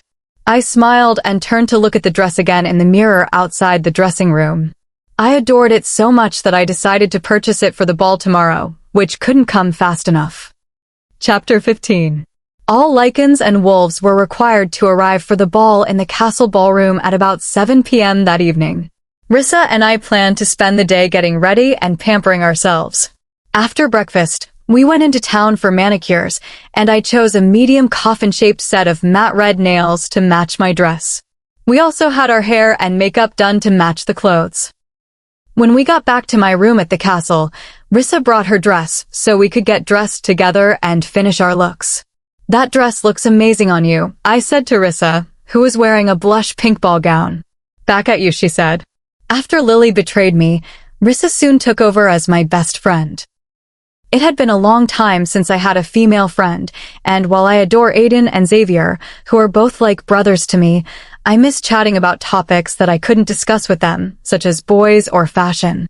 We strolled together to the boys and my suite's common area, where they waited for us. My 2 best pals, Adonis, Leo, Darius, and Sin, are all present. Rissa and I unhooked our arms and strolled over to our evening dates. Sin wore an all-black suit that hugged his muscles closely. I realized I was standing there staring at him and returned my gaze to his face, where he had raised an eyebrow. Are you done admiring me, sweetheart? He queried, beaming. I don't think so. Mind if I take a second longer? After that, I slid my gaze down his body again before saying, okay. Done. Cheeky little thing. Hey, I am not little, just a bit shorter than the average. You're little to me, like a cute little rabbit, Sin said, towering over me at 6 feet 1 inch. I rolled my eyes at his remarks and followed his gaze as he looked at me in the ball gown. You look wonderful, sweetheart. I think my favorite color is red. We chuckled as we made our way to the ballroom, bantering and flirting with one another while following the group. Before we entered, Sinclair extended his hand and asked, shall we? Taking his hand, we strolled into the ballroom, all eyes on us. I quickly removed any expressions from my face and taught it to appear neutral. This was a trick I learned 2 years ago, never exhibit my weakness to others. I just had to be the cold-hearted persona that the rest of the werewolf world knew me to be, excluding my friends and family. When I first became Beta, they put me down because of my gender, and to top it all off, my ex-mate labeled me weak and unworthy. As we passed the throngs of Lycans greeting him, I grabbed Sinclair's elbow and took a quick sip of the bubbly drink while he greeted them back and chatted with the many people who approached him. The server around the room carried champagne, which Sin took 2 glasses of. He handed me a glass and took a little sip, relishing the sparkling beverage. One of the women in the crowd, dressed in the shortest emerald dress, came to us and said, "Hello, King Sinclair. May I just say you look dashing tonight?" "Thank you, Jade, for the compliment." "Well, once you're done with your new companion, you know where to find me," Jade said, winking and going in to kiss Sin on the cheek. After she left, I turned to Sin and asked, "Ex-girlfriend?" "More like ex-fling," he added, directing me to the side of the ballroom for some privacy from the others. "So, do you have many casual flings?" I inquired curiously. "I have been alive for 625 years. I have had many nights with beautiful women throughout the centuries. Not to judge you, but I can't say anything when I've done the same," I informed the man. "Have you had many partners over the years?" "For the past 2 years. After my ex-partner rejected me, I thought I had nothing to lose. Casual relationships helped me fill the void left by my imagined soulmate's rejection." "Have you been rejected?" Sinclair questioned me. Before becoming the Midnight Beta, I was just an ordinary Dark Moon Pack member. My mate, the alpha of my pack, rejected me on my 18th birthday. He told me I wasn't strong enough to roll with him. I've been able to keep my emotions in check for the previous 2 years, having casual flings around the time I arrived at midnight. When people found out about my rejection, they'd say things like, "Sorry," and "You'll find someone better," which I loathed. Being with other men felt like the biggest slight to Axel, so I concentrated all of my efforts on becoming a good beta.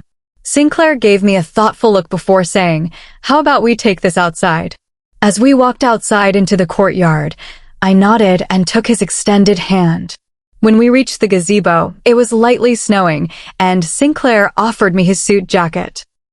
Despite my initial reaction, he wrapped the jacket around me and stated, "Lycans have an internal body heater, so we don't feel the cold, which is why we can live in these snowy mountains all year." I nodded at him and continued, "So you must feel compelled to suck up to me after hearing my tragic story." The opposite actually, you suffered the loss of your mate before your 20s, before most who lose them to old age. I sneered and said, "Yeah, but that's dying, not rejection." Isn't it the same thing? After he is no longer with you, you must mourn the loss of your future life with your spouse. Sinclair had a point.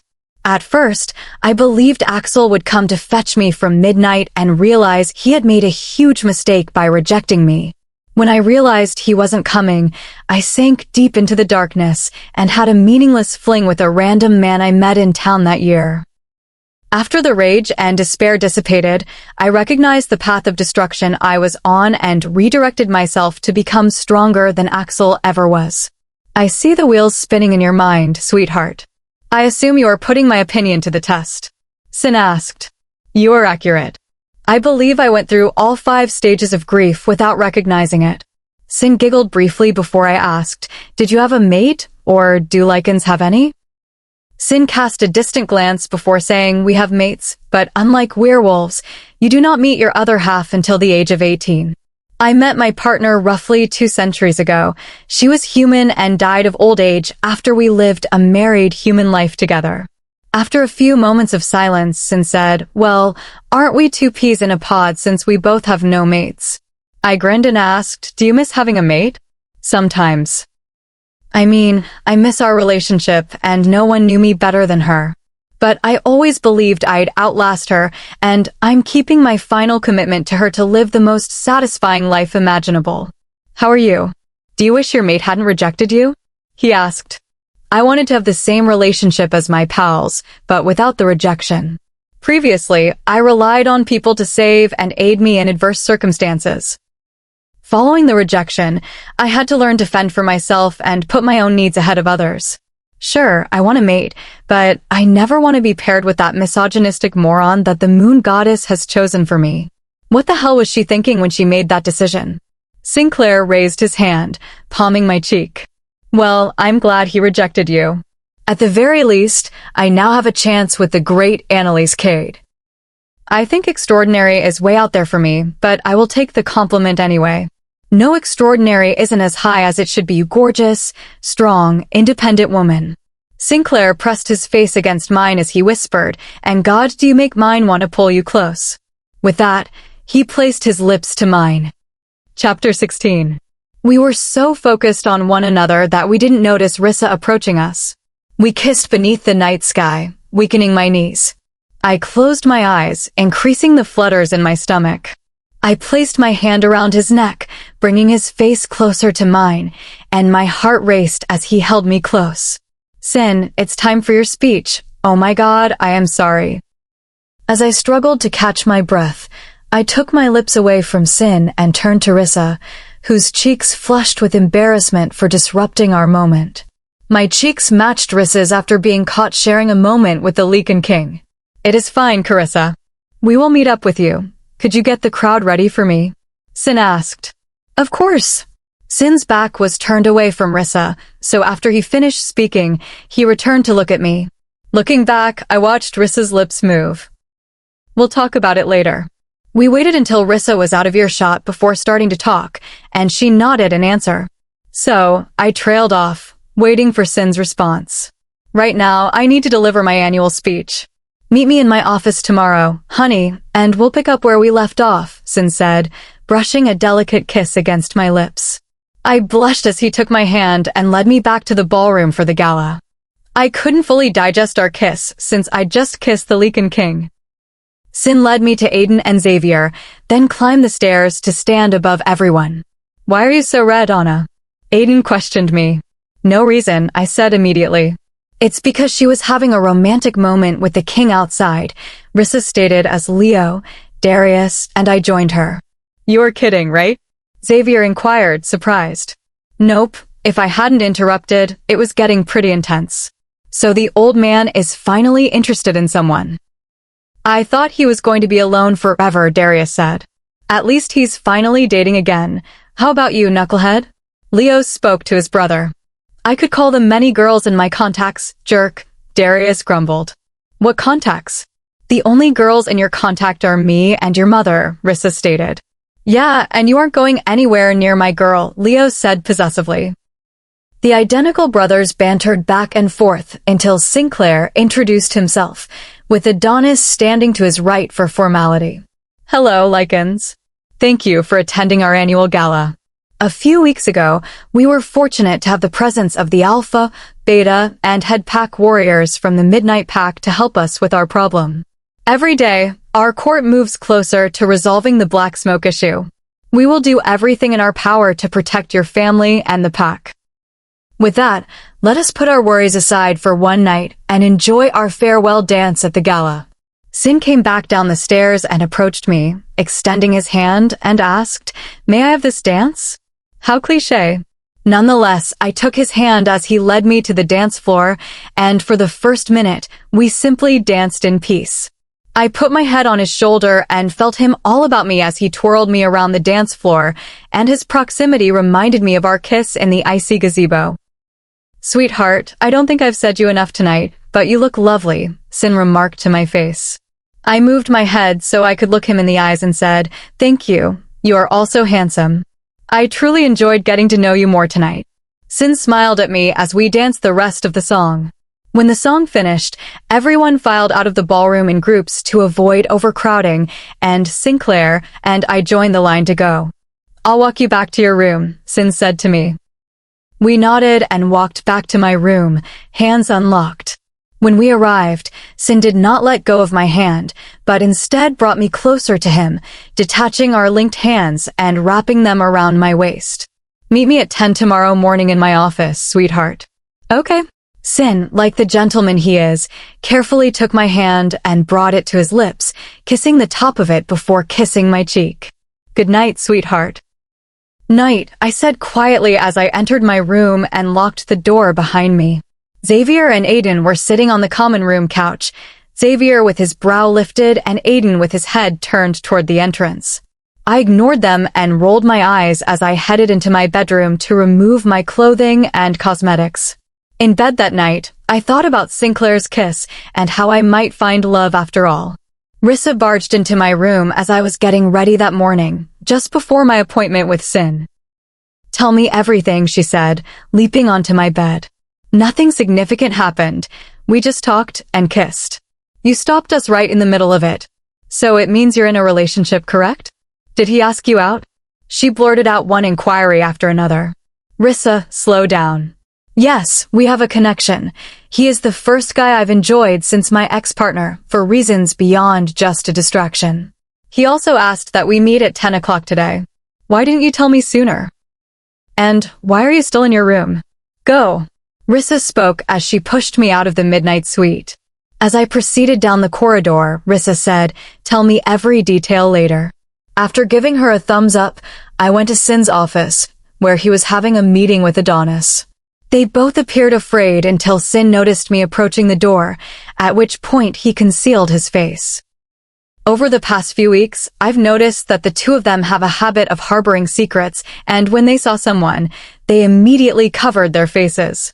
Logic tells me it's simply brother maintaining secrets, but my instincts tell me something is wrong, and my instincts have never failed me. Adonis greeted me before leaving Sin and me alone in the room. Sin stepped over to me and lightly kissed my cheek. "Hello, dear sweetheart. I was just in a discussion with my brother concerning the pack's finances." "Lie." Over the last 2 years, I've developed the ability to discern the truth from the lies others tell me. That is why Aiden delegated authority over the convicts to me to determine whether their claims are true. Sin simply lied to me, but for the time being, I'll put it up as a future issue to discuss with him. He probably doesn't trust me because we don't know each other well. I said, "Good morning, Sin. Why don't we go to town for breakfast?" "Oh, can we go to this cafe that I saw while I was taking a walk with Rissa?" I said to him. "Of course. Do you recall the way?" "Yep," I replied as I exited the room. Wait. Turning to see what Sin needed, I discovered he had approached me and grabbed my hand.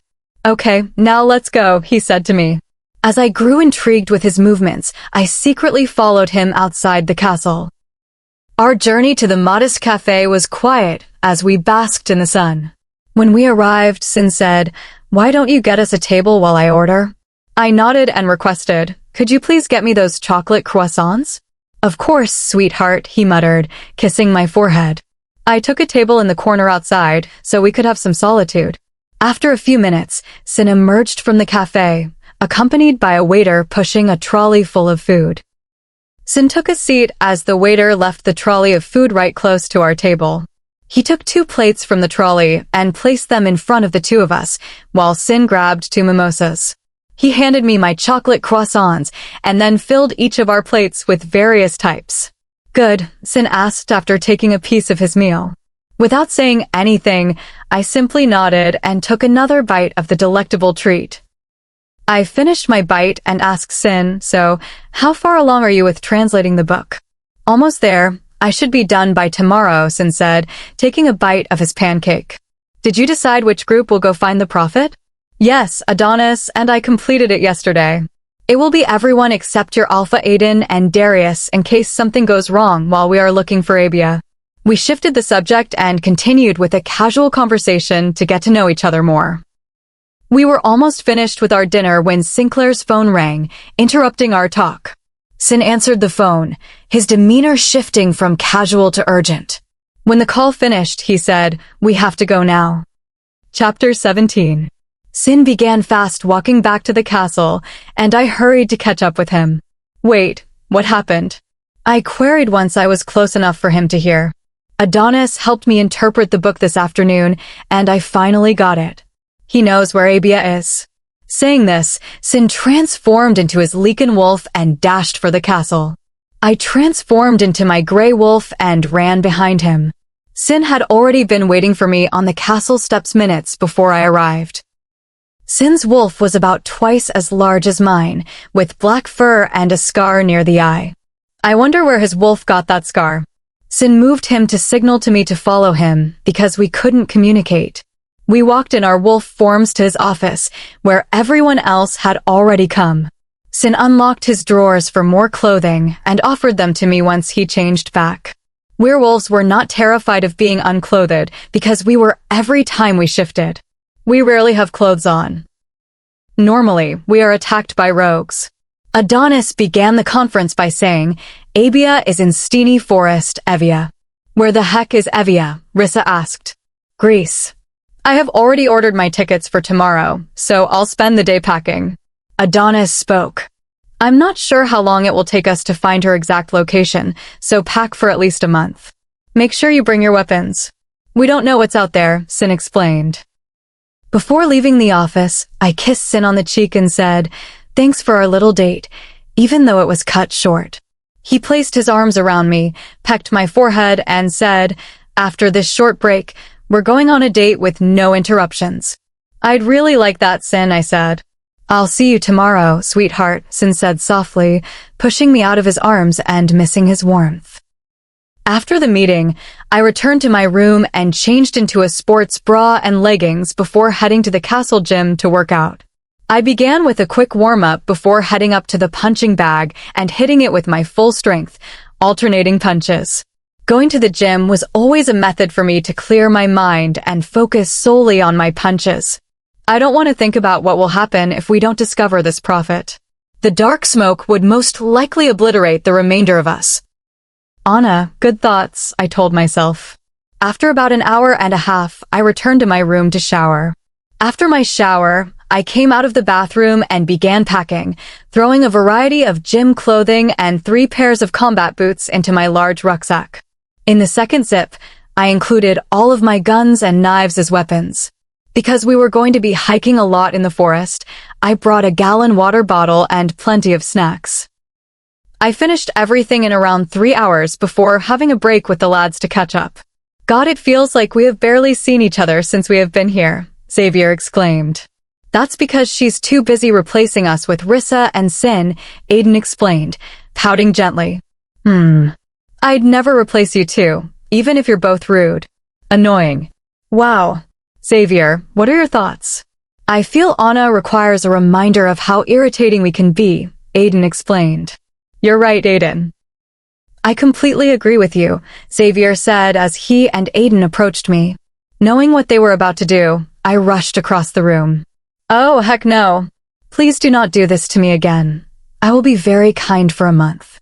Sorry, Anna, there isn't anything you can do to get out of this, Aiden said, sprinting to me. Aiden tossed me over his shoulder and placed me on the sofa before tickling me, and Xavier joined in, making me giggle wildly. Stop, I exclaimed, laughing so hard.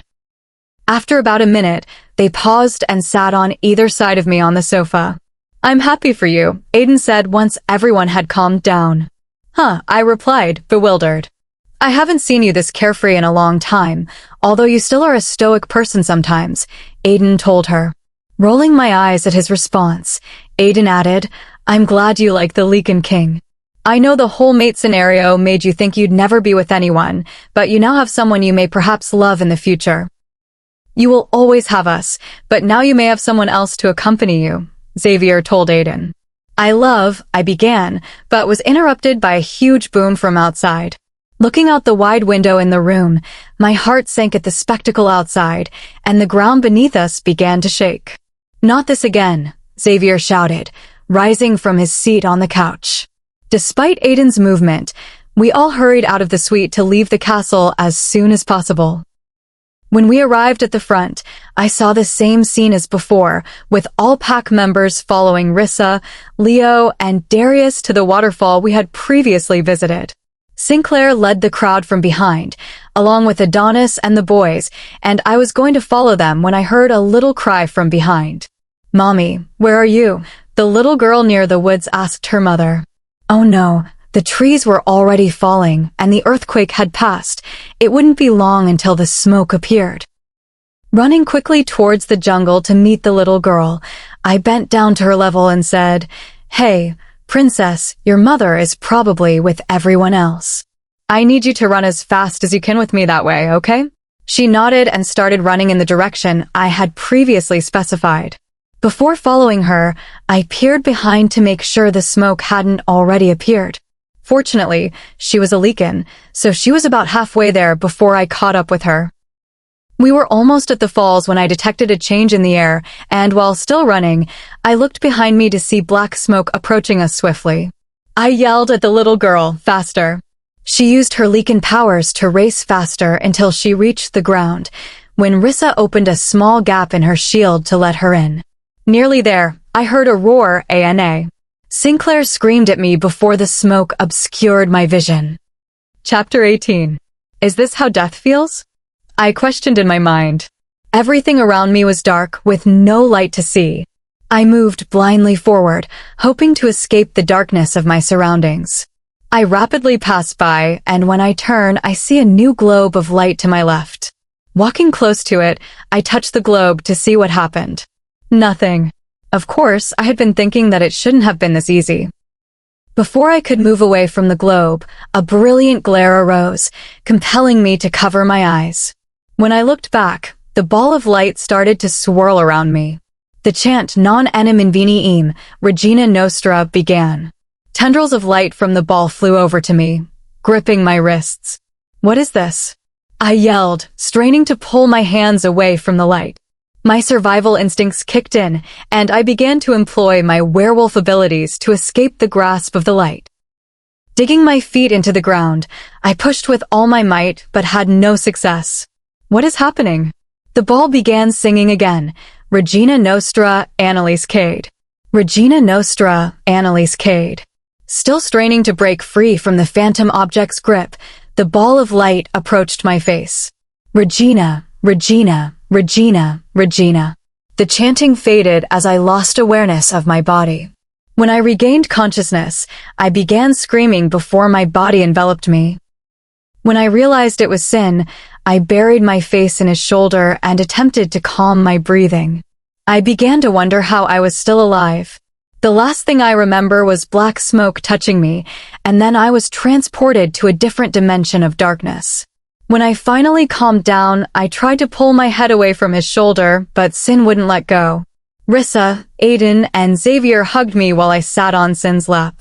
After our embrace, Aiden and Xavier kissed my forehead before leaving. "Thank God you're okay," Rissa mumbled in my ear, then mimicked Aiden and Xavier's gestures and distanced herself from me. I eventually posed the question that everyone surely wondered: how am I still alive? Rissa began to speculate. "We don't know. You were there 1 second and then went with the black smoke. You disappeared for over 10 minutes before reappearing comatose. Sinclair carried you back to the castle, where we waited for you to awaken." Darius asked, "Do you know where you went?" Recalling the events, I said, "It was entirely dark, but there was a ball of light there." It was as if it were a real entity, repeating the same word over and over. "What was it?" Xavier questioned. "Regina," I replied. Sin immediately backed away from me and exchanged a glance with Adonis, who appeared to be about to get sick. When I turned to face Sin, his eyes were terrified, nearly identical to Adonis. "Wait, Sin, do you know anything about it?" I asked. As usual, he disguised his face once again, unlike Adonis, who could not wash the dread from his. Sin said, "No idea. Remember how I used to detect when someone was lying? My radar was in the red. Why was Sinclair lying to me?" Sin and Adonis left the room before I could ask a question. My wrath bubbled over since I was confident that both of them were aware of what was happening. They've been cagey and secretive since I arrived. At first, I assumed it was just a brother thing, but now I'm convinced they knew something about the black smoke. I was going to confront Sin the next time I saw him, since he could be withholding important information that we needed. Everyone except Leo, who needed to speak with me, left me alone to prepare for tomorrow's adventure. He sat in the chair next to my bed. "Hey," he said. "This is weird. We don't really talk," I said. Leo chuckled and said, "Yeah, I've heard a lot about you from Carrie. Perhaps we can become buddies throughout this journey." I grinned and said, "I'd like that. I mean, you must know all of Rissa's shameful secrets." "Of course I do. I've never told anyone about it, but now you'll be the first to know." We both giggled, and then he remarked, "You scared us all with your disappearing act, Anna." "Yes, I am sorry about it. I'm still not sure why, but I'm still alive and kicking." "It doesn't really matter. At least you're alive. Carrie would have been crushed if you had passed." Leo said, "She didn't really have any pals, just the boys and me." "I wanted to thank you for that." I snorted and added, "You do not have to thank me for that. Rissa is one of my first girlfriends. I suppose you two needed each other. Anyway, I should leave now. You need to recover after today, if you want to be even somewhat prepared for tomorrow." As he exited the room, I exclaimed, "Hey, wait, you better tell the stories on the plane." "You can count on it." Smiling, I went to the restroom to get ready for bed that night. I removed my clothes for a quick shower to get rid of the grime from my run. When I attempted to adjust my hair, I discovered a dark tattoo spinning up my wrist. Nobody had mentioned it since my shirt sleeves concealed it. That had not been there before. Either the black smoke or the light had marked me. Taking a quick shower and reflecting on the tattoo on my wrist, I felt I needed to get to the bottom of this ASAP. The next morning, Aiden screamed in the common room and woke me up. "Wake up, everyone. Time for the two of you to go to Greece." I poured water on my face in the bathroom to wake myself up. Aiden returned to midnight tonight because the pack had gone too long without an alpha. He was leaving at the same time as us to go home. The remainder of us had an 8 a.m. flight to Greece on Sinclair's private plane. I approached the common room for breakfast while wearing sweatpants and a hoodie to conceal my tattoo. We had a quiet and brief breakfast before getting ready to leave. Some castle servants loaded our luggage into the 2 cars parked in front of the castle. Xavier and I walked up to Aiden's car to say farewell. We hugged him one more time before leaving. Before I left, I told Aiden, drive safely, and I love you. I love you too, Anna, he said, giving me one last hug as I returned to our car. I was riding with Rissa and Leo, while Adonis and Sin were riding together. It took us nearly an hour to reach the plane and board it. Still angry at Sin for lying, I sat with Rissa and Leo on the opposite side of the plane. On our drive to Greece, Leo told me about all of the awkward Rissa encounters he'd had since meeting her. I laughed the whole time as Rissa continually told Leo to stop talking, but he didn't listen. When we arrived at the hotel, Sin stopped me as I was ready to enter the room. We need to talk. He dragged me inside a hotel cafe without allowing me to respond. What the heck do you want? I demanded fiercely. Sin, angry, asked me, what the heck is your problem, Anna? He said Anna, not sweetheart. His response annoyed me even more. You want to know my problem? Let me tell you. I know you were lying about not knowing where I was. His expression softened when he said, sweetheart. I cut him off and said, no, you don't get to do that. Anna, it is better if you do not know. Sometimes the truth is perilous. I stood up and turned to leave, but before I did, I said, don't fool me. I've had several people lie and betray me because the truth is always preferable to a lie, whether it's harmful or not. I then went back to my accommodation to sleep and prepare for our tour the following day. When I walked into my hotel room, which had a mattress in the center, I immediately changed into my nightgown and sat beneath the cover of my bed. I let go of my anger and mentally prepared for tomorrow. After all, the 5 of us will be venturing into the unknown of Steeny Forest tomorrow. Chapter 19. Turning around, I saw a giant male figure in front of me who appeared to be about 6 feet and 10 inches taller than the average Lycan. From behind, I noticed that the male was covered in muscles and tattoos. A pair of massive black wings dangled from his back, giving him the appearance of a soaring, evil angel. As he prepared to turn around and face me, I sank into the darkness. I leapt out of my bed, shocked awake by my strange dream, and went to the bathroom to splash water on my face. What on earth just happened? I mumbled something under my breath. Scratching my new tattoo on my wrist, I went back to my bedroom for a light lunch. To hide my tattoos from everyone, I wore a long-sleeved crop shirt, trousers, and sneakers. To take my mind off my unusual dream, I packed my backpack for the long journey ahead of us, and at 9, I headed down to the lobby to meet everyone. Still upset at Sin for keeping secrets from me, I decided to be petty and give him the silent treatment for as long as I wanted. When I arrived, Rissa and Leo were already present, but Adonis and Sinclair were missing. I approached them and gave each of them a hug as a greeting. God, I am so bitter right now, Nellie, Rissa exclaimed as we waited. Confused, I asked why. Well, I don't know, maybe because we are in Greece, and instead of exploring, we're stuck trekking in the forest for some profit, she added while grumbling. Maybe because the world may potentially be ending. God, you have no idea what it was like with her complaining about this the entire night, Leo said. Well, you didn't complain after what I did for you last night, Rissa added, winking at Leo. Heat crawled up Leo's neck as I responded to her comment with disgust. EW, what on earth, Rissa? Rolling her eyes at me, the two buddies continued to make gooey eyes at each other as I stood awkwardly alongside them. Xavier came down, hugged me, and said, "Stay safe, Anna." I nodded and hugged him passionately before kissing his cheek. Everyone but Xavier would go, so we'd have a backup in case something happened in the forest. If we don't return in a month, Xavier will summon the wolves to find us. Xavier kissed my forehead and went back to his room to relax. I could clearly recognize the two brothers approaching us because of their unusual height and stature. I didn't want to be standing here with Leo and Rissa staring at one another in the lobby. The van is here to drop us off at the east edge of the Steeny Forest, Adonis remarked, breaking the companion's attention. As we walked out of the hotel, Sin grabbed my arm from behind. "Sweetheart, please talk to me." I ignored him and released my arm from his grip before entering the van. I pushed Leo aside and grabbed his seat next to Rissa to avoid sitting close to Sin. "What the hell, Anna?" Leo growled. "Find another seat. I'm sitting with Rissa," I said, putting my arm around hers. "Oh my God, I'm so flattered that you two are fighting over me," Rissa exclaimed dreamily.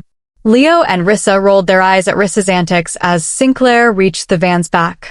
When he discovered I was already sitting next to Rissa, he rolled his eyes and moved to the front to sit next to Adonis, who was driving. Rissa glanced at me, perplexed by what had happened between Sin and me. I mouthed to her later. She nodded and returned her focus to the front of the van as Leo took his seat in the center. We remained silent for 3 hours as we drove into the countryside. I fell asleep on Rissa's shoulder as she slept with her head against the window. When we arrived at the forest's edge, we disembarked from the van Adonis had parked in the middle of nowhere. We intended to leave the van and go on a long hike into the wilderness. We all gathered outside the truck, backpacks on our backs. "So, how are we going to find her?" Leo inquired. "We just have to follow this map to her cave," Adonis explained. "Lead the way then," I instructed him. Rissa and I waited in the back, as she was still curious about what was going on between Sinclair and me. "Why aren't you two talking to each other?" she eventually said. "He's lying to me, and I'm weary of being someone to watch over." Sin claimed he wanted to keep me safe, but I think that's crap, I screamed. Before Rissa could react, Adonis stated, "You know we can all hear you." Looking across at Sin, who appeared agitated and walked aggressively towards me. He placed his hands around my face.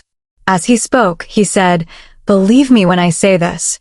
You don't want to know what I'm hiding. You do not believe I noticed you when we first met, but I did. Although you masked it well, I could see your grief, and learning the truth would absolutely demolish you." Sin. "No, Anna, you push people away who genuinely care about you." Sin stripped off his clothes and transformed into his Lycan form, dashing onward. The rest of us were awkwardly standing there, unsure what to do next. Needing to apologize to Sin, I transformed into my wolf and followed him. I assumed they wanted us to have some alone time to talk because I couldn't hear the others behind me. Sinclair must have heard me sprinting after him while he waited for me to catch up.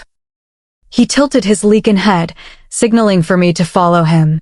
We walked over to a little space and changed back into our human form, putting on the garments we had carried in our mouths.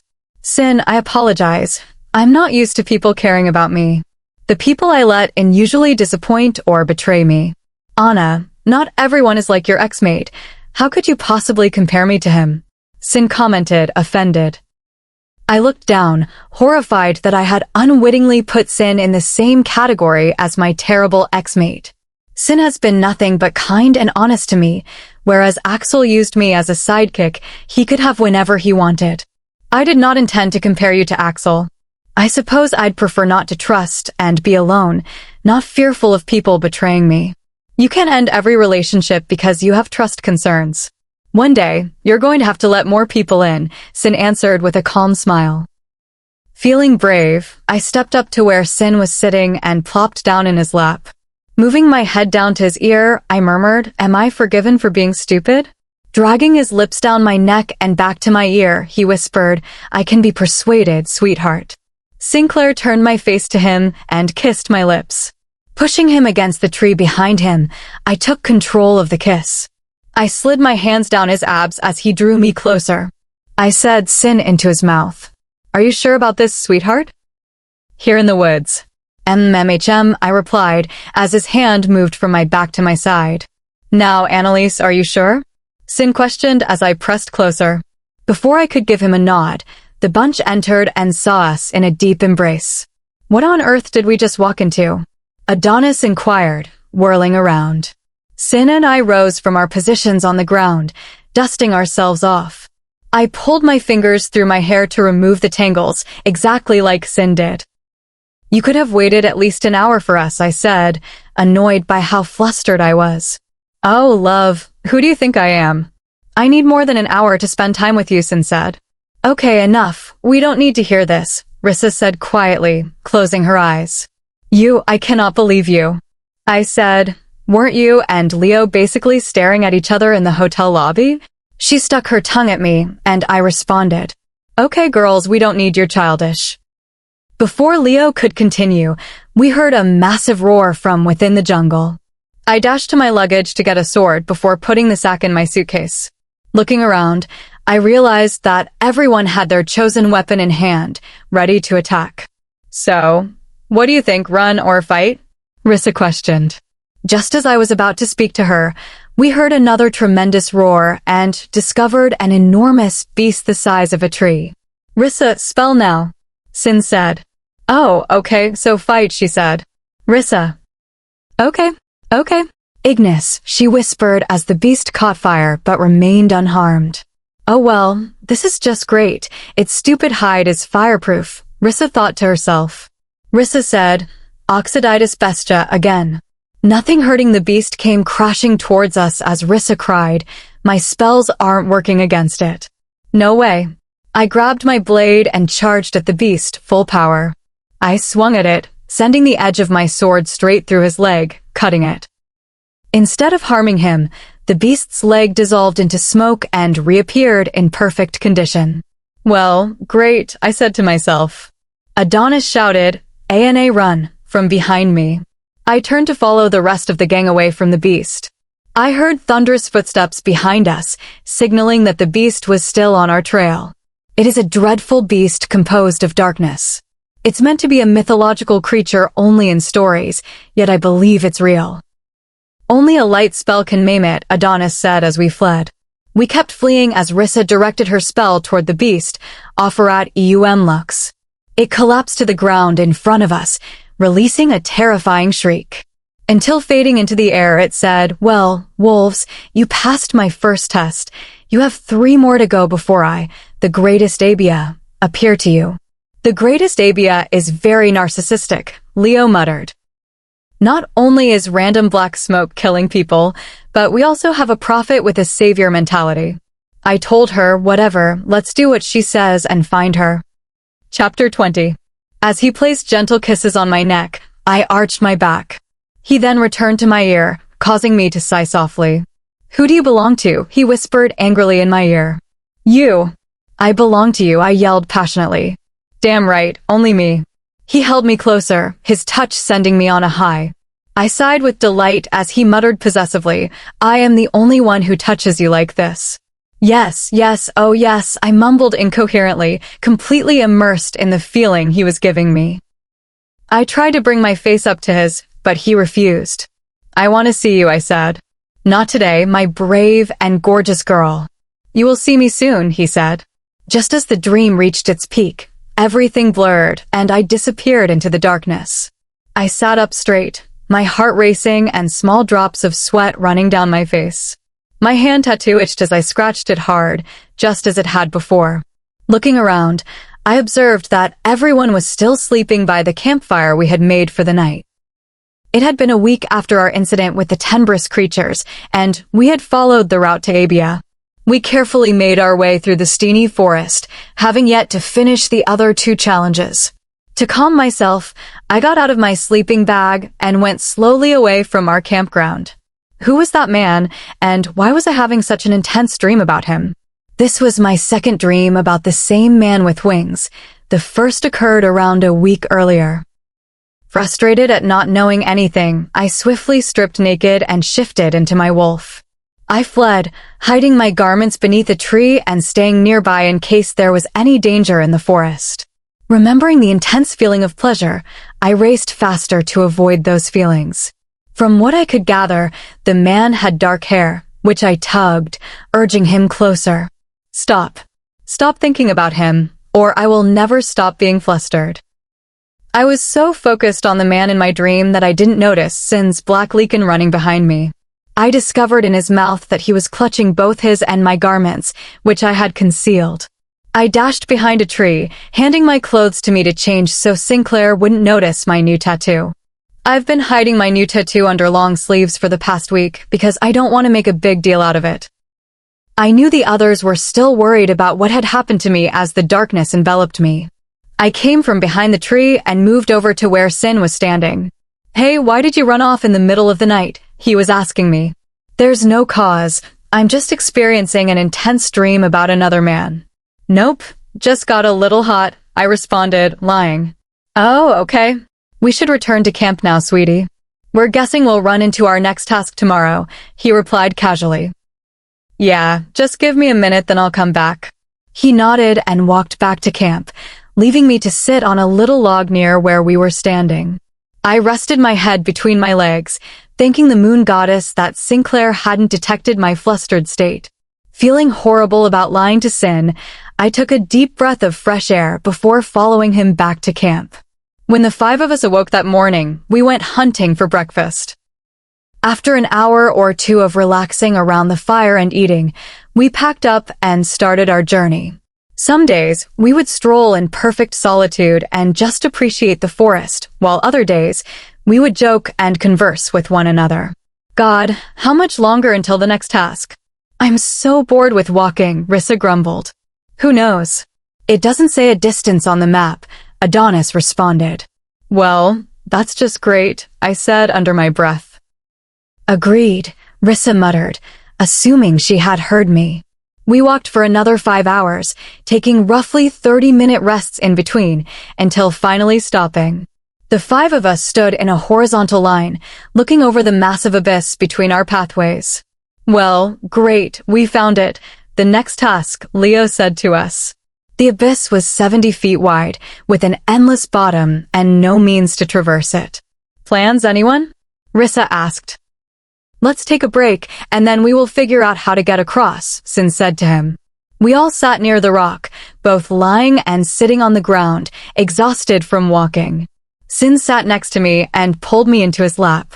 I am the only one who touches you in this way. Amica mea.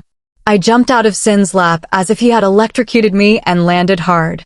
The 4 of them looked at me, puzzled by my moves. Are you okay, sweetheart? Sin inquired, attempting to help me sit up. I sat up straight, pulled away from his hands, and responded, yes. Yes, very fine. I just saw a huge spider, yes, a spider. Wow, the big bad. Analise Kade is afraid of spiders. Hilarious, Leo replied, chuckling. Walking towards him, I wrapped my hand around his throat and pinned him to the nearest tree behind him. I would stop laughing if I were you if you didn't want me to hurt you badly, I said, my gaze hardening. When I realized what I had done, I quickly left Leo, terrified that I had threatened my friend and Rissa's partner. Over the last few weeks with the Royal Pack, I've shown them a softer side of myself. Today, upset by my dream, I accidentally showed them the ferocious warrior Beta, who is dreaded in the werewolf world. I took a few steps back before turning and running in the opposite direction. What did I do? I just choked my closest friend's mate. Hearing footsteps behind me, I turned to see who they were. Rissa came over and hugged me. It's okay, Nellie. I know it was an accident. Tell me what's wrong, she said quietly in my ear. I stayed silent, unable to tell her about the dream. Instead, I hugged her more tightly and quietly said, I'm sorry. It's okay, bestie. Leo, I don't blame you. All of this must be frustrating for you after you vanished into the smoke. And you, Analise Kade, have been hiding your darkness for too long, and part of it needs to be revealed. I pulled myself away from her hug and thanked her for being understanding rather than hating me. I couldn't dislike you, and it was sort of funny how Leo was about to jump out of his skin. Oh my God, you should have seen his face. I was literally biting my lip to stop laughing at him. As we headed back to camp, I apologized to Leo before laughing. He simply nodded and waved at me. I rushed over to Sin and hugged him as an apology. He hugged me back, but unlike earlier, my body disliked his touch. I quickly moved away from him, giving him a smile and a kiss on the cheek before we all headed back to the brink of the chasm. Okay, gentlemen, I believe I have a solution to our small dilemma.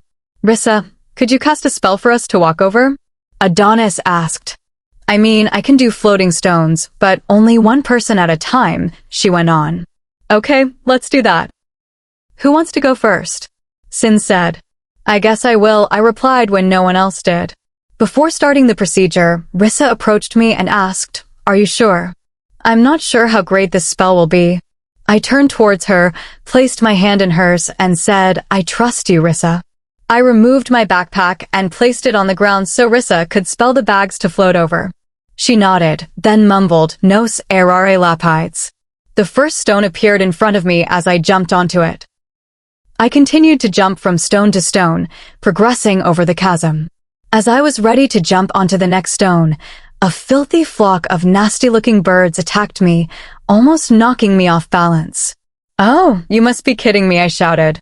I removed my sword from my waist and hacked down the birds before jumping onto the next stone. When I tried to do the same with the stone afterwards, I slipped and fell, missing it.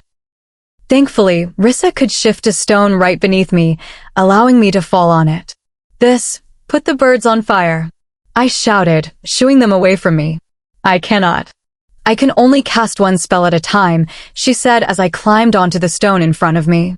"It's a one-word spelling, correct?" "Just let me go, put them on fire, and catch me," I replied. "Are you crazy? What if I don't catch you?" "You will. Just do it because the way I am going, I will fall either way. This way, at the very least, I'll have a chance to cross." "Okay, fine, hang on." Putting the sword back at my waist, I kneeled and curled my fingers around some ridges on the stone, using them as grips. Behind me, I could hear Rissa yelling "Incendia." Just as she said that, I observed a flock of birds on fire, and everything was gone in an instant. I plunged into the gap, my hair flying, clinging on for dear life as Rissa cast the magic. "Oh no, I'm gonna get squashed," I thought. I finally stopped falling because I couldn't see the bottom. As I leapt from stone to stone, back up and across the distance before landing on the ground, I waited for the others to come safely. When Rissa arrived, I responded, "Any longer, and I would have been a fly, crushed on the bottom of a boot." "Sheesh, I was going as fast as I could," she remarked, rolling her eyes. "Well, it appears that you only have one assignment remaining until you meet me, the powerful one. I'm going to speed up your voyage because I'm extremely bored and haven't done anything in the last 7 centuries. Go down this trail and you will come across a cave, solve the riddle, and I will answer your questions.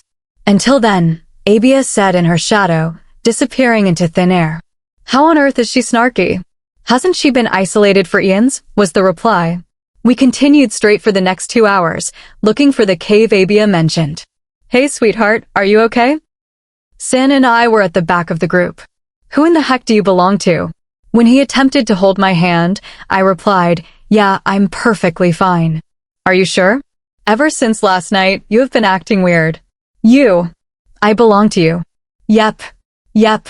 "I'm alright, but scared about what we'll find out." Sinclair looked at me curiously, but eventually accepted my response. For the next hour, I walked alone, still disturbed by my dream. I wish I could tell everyone the truth about what is happening to me, but I cannot, especially since I am having an intimate dream about another man. Sin has been nothing but lovely, with a few imperfections, such as neglecting me, but he is still superior to Axel. I felt bad about having this dream because we connected when we met. Most of all, I'm frustrated because I don't know who the man is that haunts me both in my nightmares and throughout the day. When Adonis discovered the cave behind the vines, he said, "Over here." We all rushed over to him and into the opening. I walked up to an ancient-looking door and cleaned it before reading the riddle. "I cannot be purchased, but I can be stolen with a glance. I am useless to one, but priceless to two. What am I?" I inquired again, reading the wall. "Any suggestions?" I inquired. "I hate riddles," Rissa growled.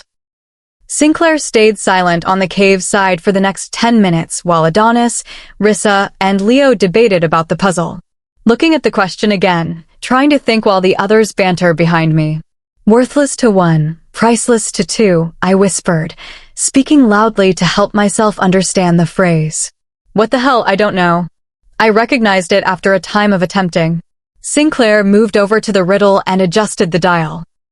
The rest of them stayed mute, waiting for Sinclair's response. When he typed in his response, the dial clicked and the door opened. "Love," Sin replied slowly, gazing at me. We entered through the door and greeted him with a small smile. As we entered, I observed a stunning woman with hair down to her feet and flowers braided through it. She wore an airy robe and glanced at us with keen violet eyes. "Welcome, my sweeties. The answers you have been looking for will be answered when you complete my tests. I am the prophet of knowledge, and I know everything." I've been there since the beginning of time when our beautiful land was sown with life. I am Abia. Chapter 21. Yeah, we kind of guessed that, Rissa remarked sarcastically. Don't upset her, Carrie. We hiked through the woods for weeks, so I didn't come here for nothing, Leo said quietly. Ignoring their fighting, I asked Abia, since you're the knower of all, can you tell us what the black smoke is? Why on earth would I tell you what it is?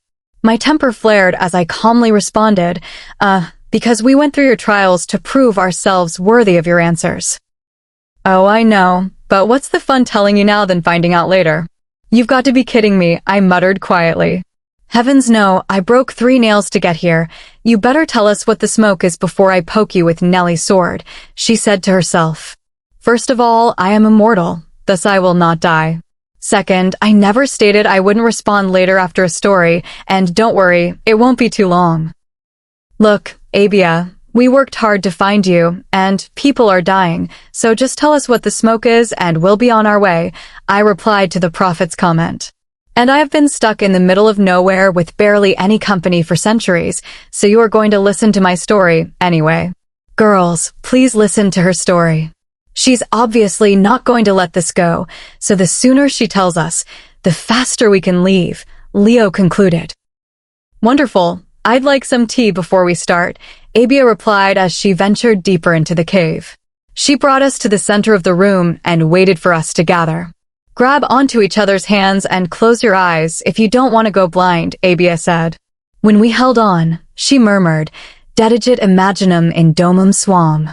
When I opened my eyes, I saw a modern room with a large circular table in the center.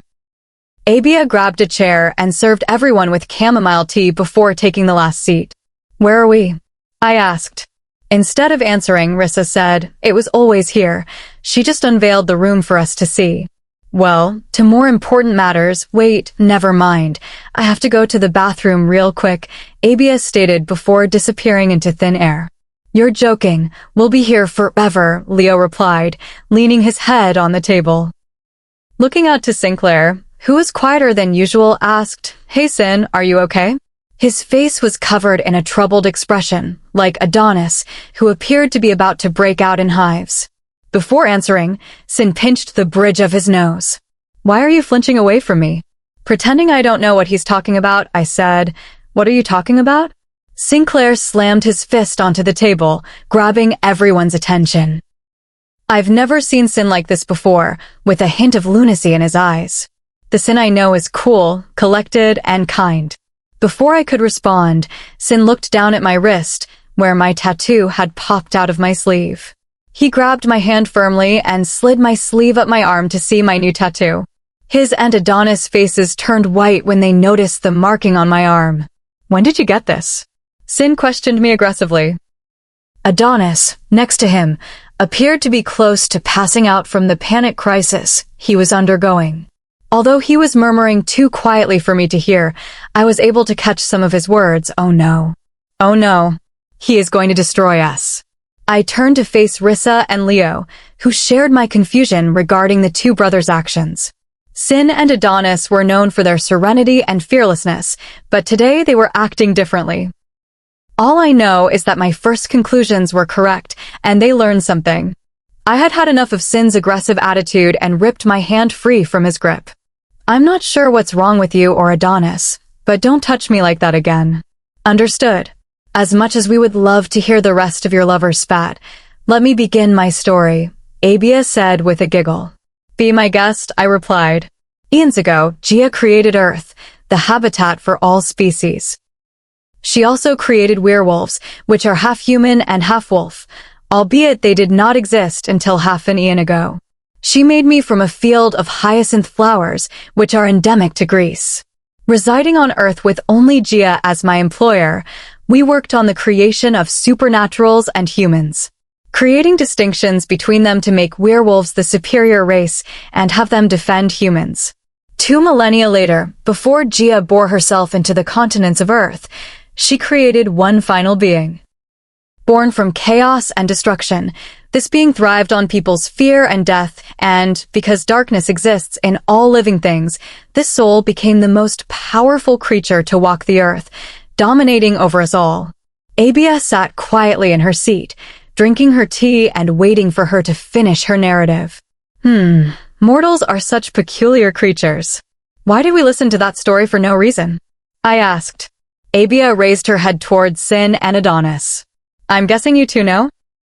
Sin pushed his chair, stood up, and fiercely told Abia, he will not win, not this time. I think you forget who he is. Not even the Lycan King can protect his kingdom from his wrath, responds Abia. Hold up, are you saying Satan is real? Rissa asked. Satan? Leo questioned her, perplexed. Yeah, aren't they talking about the creature in the story, the one born of havoc and chaos?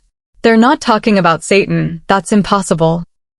Satan, Lucifer, Devil, are just the many names the mortals have given him over the years, indicated Abia.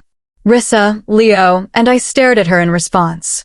Did she just suggest that Satan is real? Haha, what a funny joke. Rissa inquired, hoping Abia was lying. Sin and Adonis did not seem as surprised as we did. Instead, Sin appeared ready to kill. He stepped to the side of the room and grabbed up the vase, throwing it against the wall. Based on his reaction, I'm guessing the prophet didn't just lie to us. Is he responsible for the smoke? I questioned quietly. In a way, Abia responded. What do you mean when you say it's one or the other? God, I can't believe we're in the lair of Satan's followers, I replied. I would watch your words, he's always listening. What is he going to do for insulting him? Come and get me. I told him. Abia said nothing but smirked as she added more tea to her cup. Whatever, this is nonsense. How do we stop the smoke? Abia stared at me and took a sip before saying, Oh, you can't, darling, no one but him, and I have a feeling he will stop for a price. Great minion of the devil, call him here so we can talk to him, was my response. No, Sinclair yelled passionately. Do not call him. Sin turned to me and said calmly, You don't know who he is, how dangerous he can be, and you've never experienced his rage. We need to devise a strategy before calling him. We don't need a plan. I'll pay the price for him to stop killing all of these people. I stood, unable to control my rage. Nelly, Sin is right. We need a strategy before we take action against Satan of all people. I sat back down and yelled, What on earth am I doing? You're right, I know you are, but yelling at Sin felt like I was losing control of my body. What do you mean? Rissa inquired, puzzled. What's happening to me? I wondered. I don't know. I inquired, frustrated because my body was betraying me. I knew Sin and Rissa were correct, but it seemed like someone else had control of me. This was all I needed, another difficulty to solve. You know, forget it. I told her, we'll worry about that later. Let's solve one problem at a time. Interrupting our chat, I noticed Abia loudly drinking her tea and grinned mischievously. Why are you smiling like that? Leo inquired. Nothing, just that there's no point in arguing. Why? Rissa asked. Oh, he's already on his way. It appears that Adonis was correct. We are going to die. Looks like Satan has joined the party. Chapter 22. Flying across the table, I shoved Abia against the nearest wall, holding her firmly. Even though I had her in a tight grip, she smiled, as if the whole scenario amused her. Why did you call him? I asked, tightening my grip. With my hand around her neck, I reluctantly let her go. After a brief pause to regain her breath, she responded, I didn't call him. Okay, it doesn't matter whether you did or not. Just tell him not to come, Leo said. Darling, no one can tell that man what to or not to do. I am flattered that you believe I can control that man. Why is he even coming here? Rissa inquired, can't he have the entire world bow at his feet if wanted? Abia responded, you can never have everything. What could Satan possibly want from us? I asked, perplexed. I can think of one thing, Adonis said under his breath. Want to share with the group, Adonis? I asked him after hearing his comment. No, he doesn't, Sin interrupted. Even though he responded calmly, I could see dread in his eyes. There were so many emotions on his face that I couldn't pick just one. The fear, however, overwhelmed all other emotions. I became irritated because the two brothers had kept so much important information from us. They could have taught us everything about Satan before we journeyed for weeks in search of some meaningless prophet. We could have avoided all of this if you told us the truth, I warned Sin. You understand nothing, he said, shaking his head. Of course not. You and your brother are not telling us anything. How can the three of us understand the situation if you don't tell us? All I know is that ever since we stepped into this cave, it's like you became another person and, honestly, you're being awful, I told you. Yeah, well, it doesn't even matter anymore, Sin remarked, concluding the conversation. Suscite me in domum swam, take me into your home, Abia chanted, and we all disappeared into another room. Where on earth are we now? Rissa asked. This has been my home for the past few centuries. I figured this would be more comfortable while we waited for our guest. Make yourself at home, Abia replied before disappearing. Seeing the corridor, I decided to explore Abia's home rather than stay here. As I continued walking, Rissa and I joined hands to stroll together. Taking one last look back, Sin was brooding over to the side for who knows what reason. Feeling my gaze on him, he moved them to mine, but they lacked the same compassion as previously. Rissa and I turned back and headed towards the kitchen, having spent the entire time hunting in our wolf forms. I rummaged in her cupboard and refrigerator and found some mango and strawberries to eat. Rissa discovered some fruits to eat on her own while we sat down on the bar stools to eat lunch. With her mouth full, Rissa said, I can't believe we're going to meet Satan. What do you think he is like? Rissa's question has stayed with me for longer than I'd like to admit. For better or worse, I've been wanting to know more about him and his aspirations. To Rissa, I simply nodded and added gently, I suppose we'll find out soon. We finished the remainder of our small snack quietly before returning to our old room. When I stepped in, the boys were all in their own corners, each with a cup of tea. Abia must really enjoy her tea. Abia poured 2 additional glasses of her hot tea and handed them to Rissa and me. Adonis wants to tell us what you were talking about before Sin cut you off, she said. No, he will not, Sin interrupted again. Don't cut in. The 3 of us deserve to know the truth about what you're hiding, Leo said, finally expressing his fury toward them. I said it's for the bee. Before Sin could continue his sentence, we heard the door open violently and fall into the wall. A tall guy stood there, towering over everything, even the Lycans. We could see the ethereal tattoos swirling up both of his arms as he donned an all-black suit with no jacket and rolled up his sleeves. The shirt he was wearing was well-fitted, showcasing the strong figure he had spent years developing.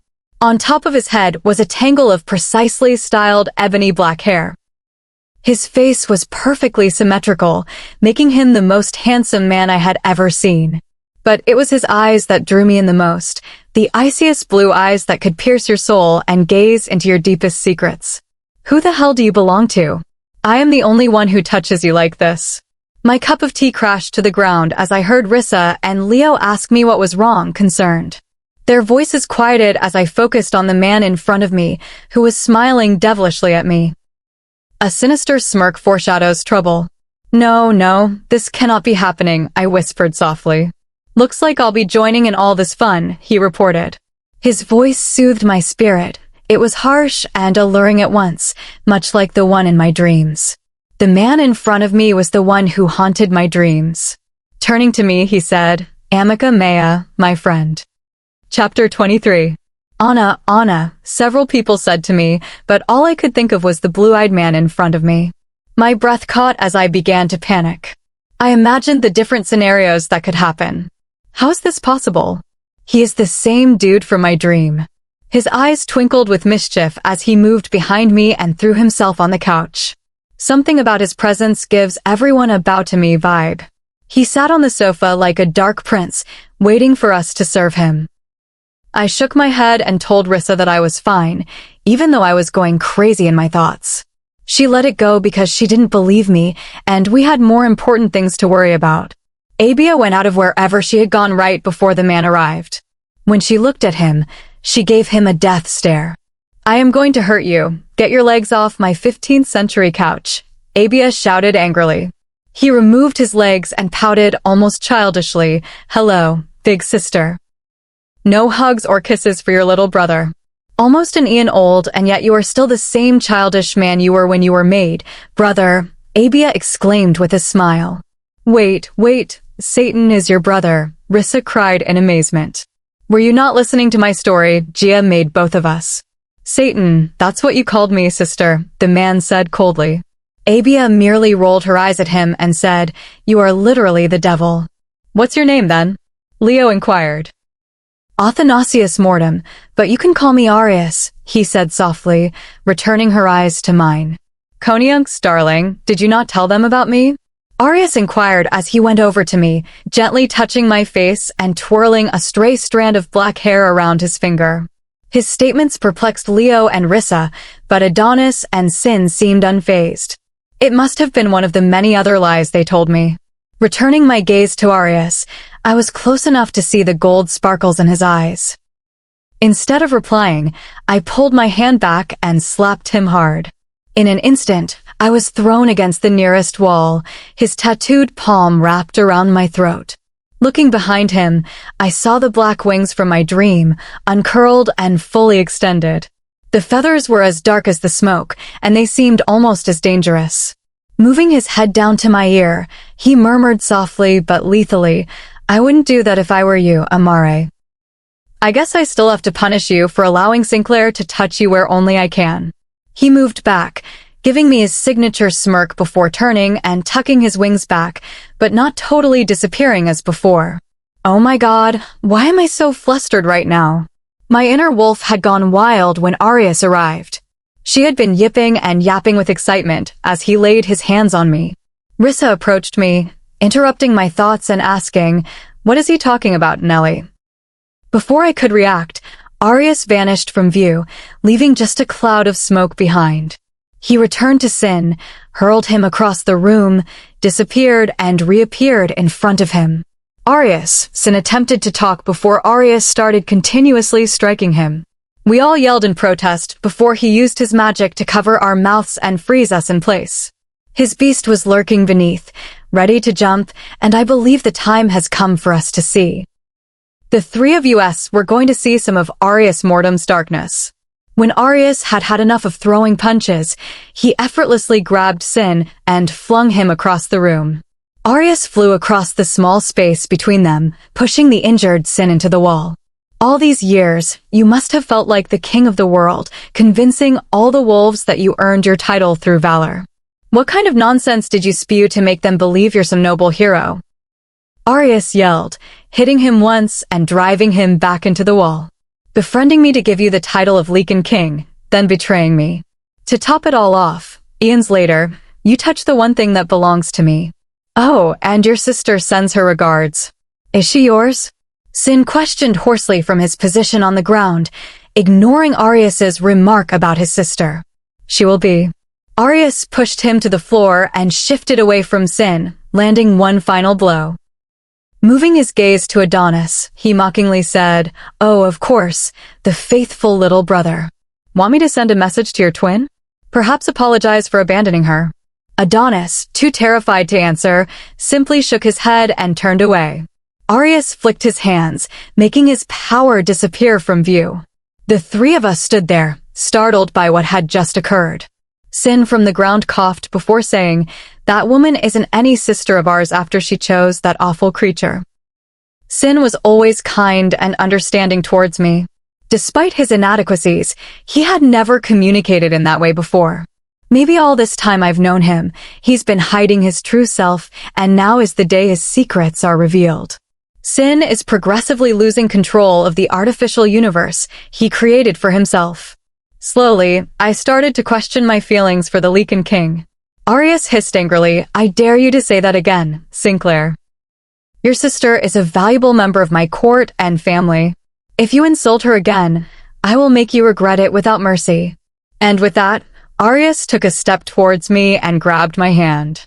He gazed across at Rissa and Leo, thinking about something, while I strained to extricate myself from his clutches. With a final wave, Arius said, A joy as always, sister. Maybe next time, don't wait another 6 centuries to come and see me. A second later, we all vanished, returning to the cave's surface. When we arrived, Arius let go of me, and I stumbled and fell on the ground. I quickly got up and realized that he had also stolen Rissa and Leo.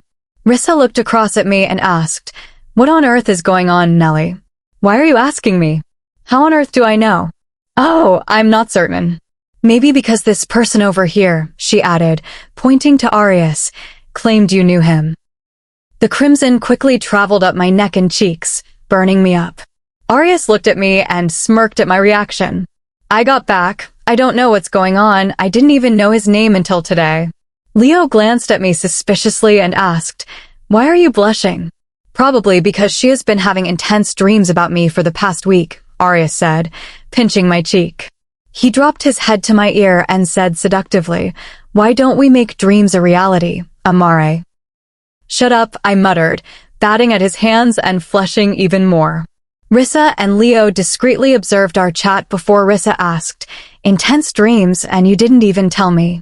"I can't even complain. I wouldn't want anyone near him if he were mine. I mean, he's incredibly handsome." I snarled at her for her comment, annoyed that she was complimenting Arius. Leo ignored me and merely glanced at her, saying, "Hello over here, your mate."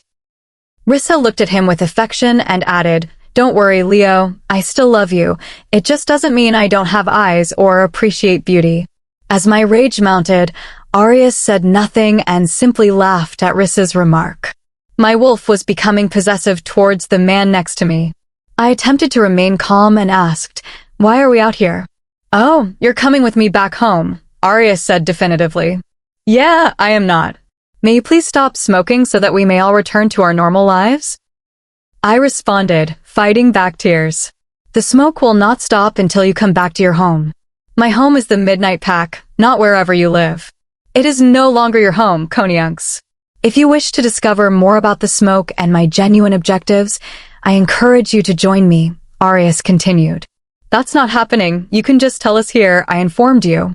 Arius pulled me back against the tree, burning his face next to mine. Because of our proximity, I could smell his fresh breath and potent fragrance.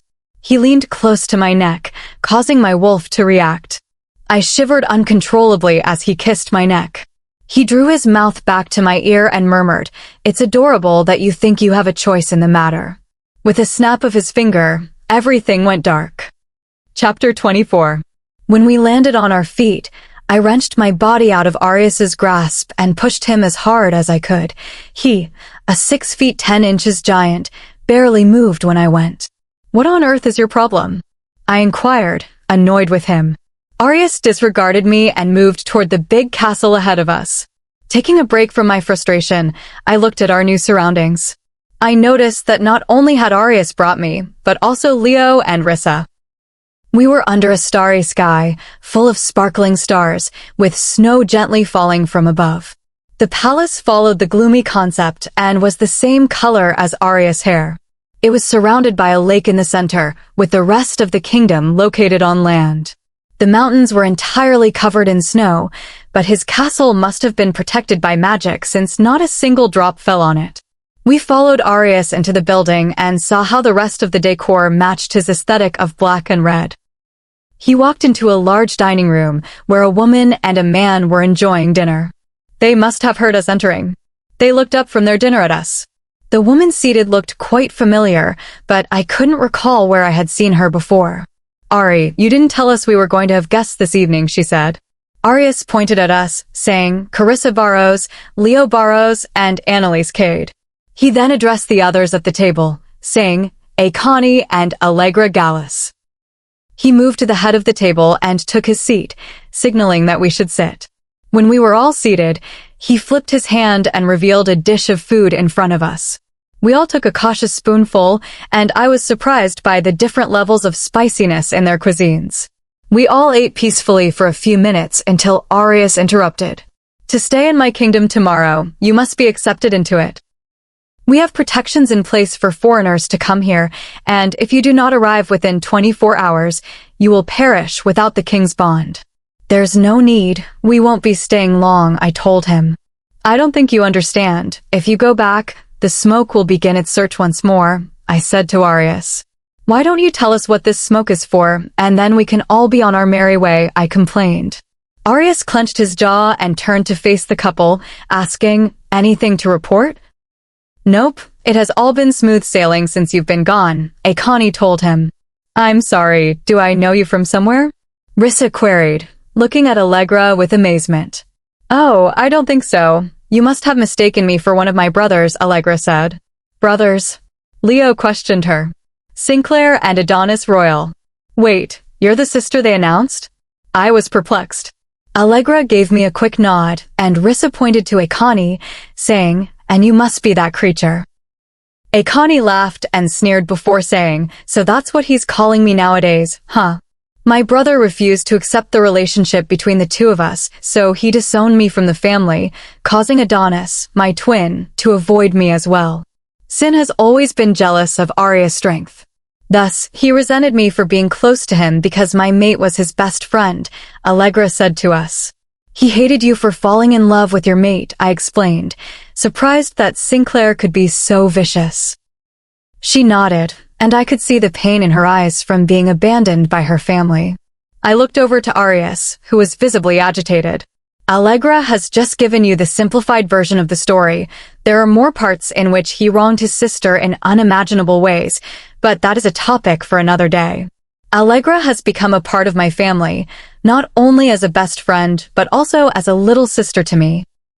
I looked down at my plate, embarrassed by how quickly I developed feelings for a man I barely knew. Sin was nicer to me than Axel ever was. I trusted him before I knew him. How could someone abandon their family for love? I excused myself from the table and walked out of the room. Hearing the thud of footsteps behind me, I realized Arius was following me. He approached me and instructed me to follow him to my room because I did not know my way around the castle yet. I walked behind him, taking in Arius' back muscles. I wouldn't deny that he was the most handsome man I'd ever seen, and the fact that my wolf liked him was a nice bonus. She never moved or did much with Sin present. Maybe that was my first warning sign because she usually moves in with me when she likes someone, like Rissa or Leo. Arius approached a door and said, "Here we are. This is your room for now." "Thanks," I said. "It's not your fault that you didn't see the signs with Sin," he advised me. No, I typically have gut feelings about people, and I had one with him, but I ignored it. Therefore, it's my fault. It was just the first time I felt something for someone other than my family, Xavier, and Aiden, I replied without filtering my words. When I looked through the door at Arius, he was fisting his hands and had a clear expression of rage on his face. He asked me quietly, "You loved him?" "What?"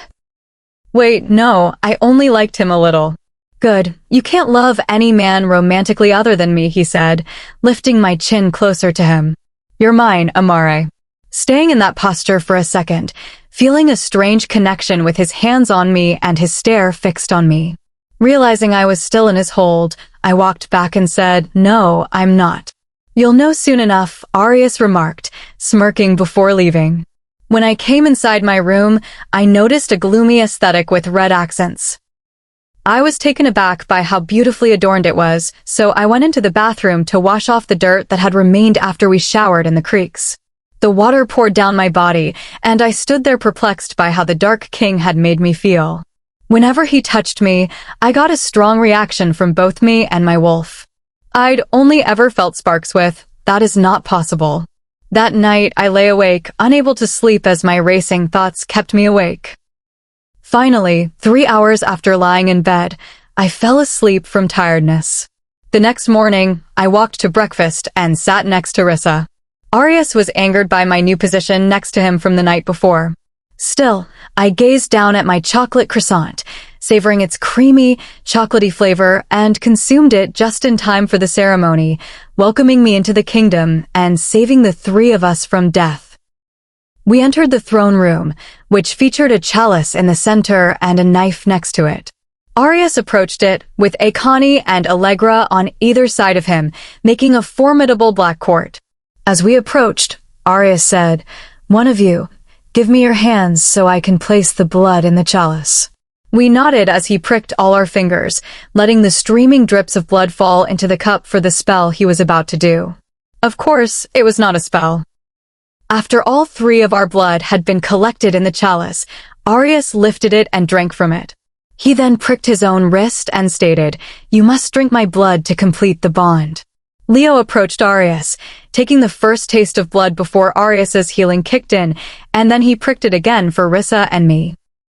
A metallic taste flooded my tongue, and various images flashed through my mind, the most prominent of which was myself in a crimson ball gown with a gorgeous crown on top of my head. "Nellie, Nellie," Rissa shouted, snapping me out of my daydream. "Are you okay?" she said, worried. I gave her a reassuring nod before turning to see where that delicious smell was coming from. When I was a youngster, I used to go to the field to pick and smell lavender because they were my favorite flowers, and the smell I'm sniffing right now is the one I was looking for when I eventually discovered the owner. As my wolf shouted into my mind, I looked to Arius, who stood there with his arms crossed and a noticeable smirk.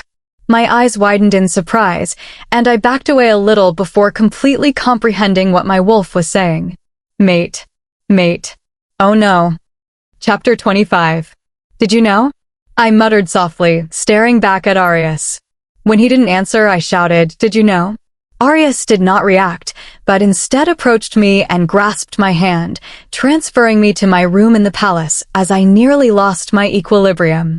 Catching myself, I thrashed in his hands and began hitting his chest, and he just gazed at me neutrally as I unloaded my wrath on his body while he scarcely moved. I asked myself, how is this possible? It is impossible.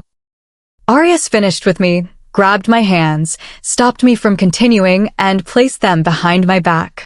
"Calm down," he said softly to me. "How can you tell me to calm down? I can't believe you are my mate. It makes some sense, considering the dreams. But how can you be my mate? I already had one, which ended terribly." Arius became outraged at the mention of Axel and yelled, "That boy was not your mate, Amare. The moon goddess was promoted to power Megaanum million years ago, and was envious of my strength. So she chose another man over my partner, but of course, I cursed your relationship, so you would never have been together anyway. You're the reason I got rejected, you jerk, I told you. Don't tell me you're upset. Once I found you, I looked up your prior partner. My beloved Amare, I did you an enormous favor with him. Did you want to end up like that? Of course not, but you placed the curse before knowing who or whom my fake mate was, I answered, rolling my eyes. He could have been nicer. You're mine, Arius growled. Oh, yes, prove it, I pressed him. He gave me a devilish smile and pushed me down onto the bed behind me, sending sparks flying everywhere and making my heart race. You'll always be my mate. My kingdom, my family, and your friends are aware of it, as will the rest of the globe. Get on the same page, Amare. Can anyone make you feel like this? He whispered and kissed my cheek, nose, and the corners of my mouth. I banged against my room's closed door after only a few steps. I stared at him and twisted him over so that I was sitting over him, bringing my face and lips close enough to breathe in each other's air. Arius closed his eyes, expecting me to kiss him. I smirked at his astonishment and got off him. Don't ever tease me again, mate. I looked down and then back up, I remarked, uncomfortable. He gave me a look as if he was saying it was clear what his reaction was. I think you love pinning me against things like walls, trees, and doors, I told you. Arius simply shrugged and let me return to the door. He stopped me right as I was about to open it and said, next time, don't start something you can't finish, amica mea. For the last time, he let me leave so I could rejoin my buddies. When I got to Rissa and Leo's, they whisked me away from Arius and his friends to give me some privacy. Rissa appeared to be on the verge of tears as she was finally able to pose her question. What on earth, Nellie? Why were you yelling like the most powerful man ever? She questioned me. I looked at her shyly and added, funny story, actually. They both looked at me for a response, and I said quietly, he's my mate. They were perplexed until I replied loudly, he's my mate. Their jaws dropped as they peered at me in total bewilderment. Leo looked at Rissa and pleaded, please tell me she didn't say what I think she said. You heard it right, babe, Rissa remarked. They returned my look and simultaneously asked, how? I recounted the story of Arius' curse, which he told me in the room. Rissa and Leo listened to me closely before Rissa exclaimed, ah. Leo and I both rolled our eyes and chuckled at her reaction, and for the next hour or so, the three of us relaxed in the chamber before Arius came in and teleported us to the grounds behind the castle without our permission. Hello? I'd have appreciated a warning before you whooshed me away, I informed him. Arius said nothing and merely led us over to the bench by the roses, where he sat before I followed.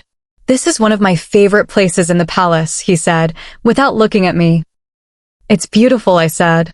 Arius turned towards me and whispered, "You smell like roses, amica mea. My favorite flowers are gorgeous and red, much like your cheeks." I reddened and said, "You smell like lavenders." Arius giggled and moved on to another topic. After giving birth to me and being bored with Earth, my mother, Gia, found me a mate. She created this creature, which would remain hidden until my partner was born and mature enough for me to uncover. 2 years ago, the creature that had been hibernating beneath the lake awoke and set out to scourge the Earth. I am sure you are familiar with the black smoke you witnessed. Continuing, he answered, "Unlike what you expected, I have no influence over it. The only way to permanently stop it is to mark my friend. The temporary solution is for my partner to be near to me, but once we've mated, you can go your own way." "So I can't see my relatives till we mate?" I asked. "Well, of course not, Amare." Arius responded, "You can, but I'll have to accompany you." He added, "There is more, though." Chapter 26. Arius returned my glance with a worried expression. "What else is there, Arius?" I inquired with curiosity. "Never mind, Amare, it's not even important," Arius said, smiling. I stood up and informed him, "If that is all, I'm leaving." I moved away before he could react, returning to find Rissa. I didn't hear any footsteps behind me, so I knew Arius had given me time to think. Knowing that the lovely man was mine was unexpected, and Arius triggered unanticipated sensations in me, most notably an attraction to him. I'm conflicted, hesitant to give another man a chance at my heart. As I headed toward Rissa and Leo, I came upon Akani and Allegra. Allegra saw me and said, "Wait up, Anna." She turned to Akani and kissed him on the cheek. Unsatisfied with the brief kiss, Akani grabbed charge and landed a long kiss on Allegra's lips. They paused and looked at me after I cleared my throat to remind them that I was present. "I love you, Allegra," Akani said to her. "I love you, too," she said as Akani walked away and waved farewell. Allegra turned to me and inquired, "Are you free?" "Yep, not like I have anything else to do," I replied. She laughed and said, "Let's go find Carissa so I can show you around the kingdom." "Sure, why not?" We continued in quiet, only to see Rissa and Leo in a deep embrace where I had left them. "Leo," Rissa whispered. "I know, baby," he replied. "Ew, gross guys," I said disgustedly from behind the room's door. Leo, unlike Rissa, had the decency to show discomfort, whereas Rissa merely gazed at me with no shame. "Oh hey Nelly," Rissa said, moving out of Leo's lap. I simply rolled my eyes and inquired, "Allegra wants to show us the kingdom. Do you want to come?" "Sure," she responded, kissing Leo before heading towards us. As we continued, Rissa asked, "Where is the town?" "We aren't really near society because the castle is located on a block of land in the middle of a lake. There is a clearing once we cross the forest, so we must take a chariot to go there." Allegra said, "Arius values his privacy a great deal." "What country are we in, though?" I asked. Allegra looked at me funny as we arrived at the stables. "We aren't on Earth." Rissa and I slowed our movements and said, "What do you mean we aren't on Earth?" Rissa asked about Allegra. Arius' name may not be Satan or Hades, but those legends originated with him.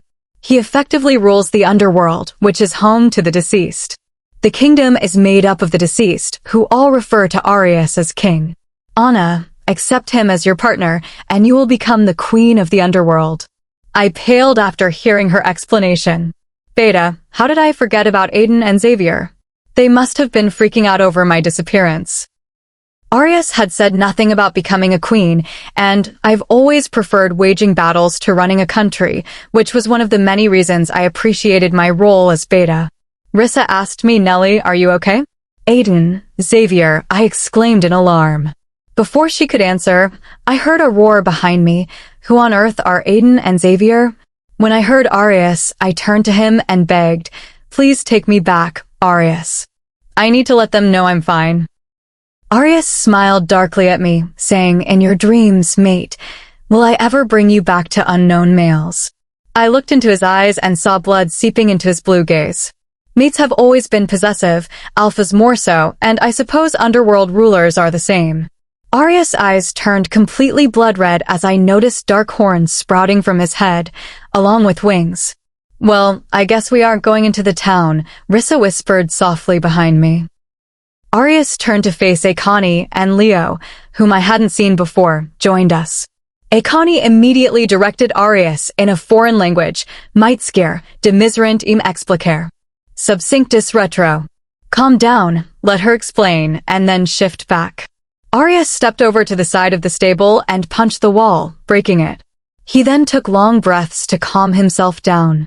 After his horns and crimson eyes had vanished, he approached me and carried me in a bridal style before pushing into the air. I let out a little squeal as he soared higher in the sky. Put me back down, Arius, I said. His previously angry attitude has altered to one of laughter as he responds, You want me to put you down? Sure, Amare.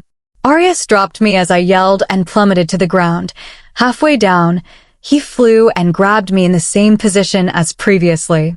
I tightened my grasp on his neck and started berating him. What on earth is your problem? You dropped me, you jerk.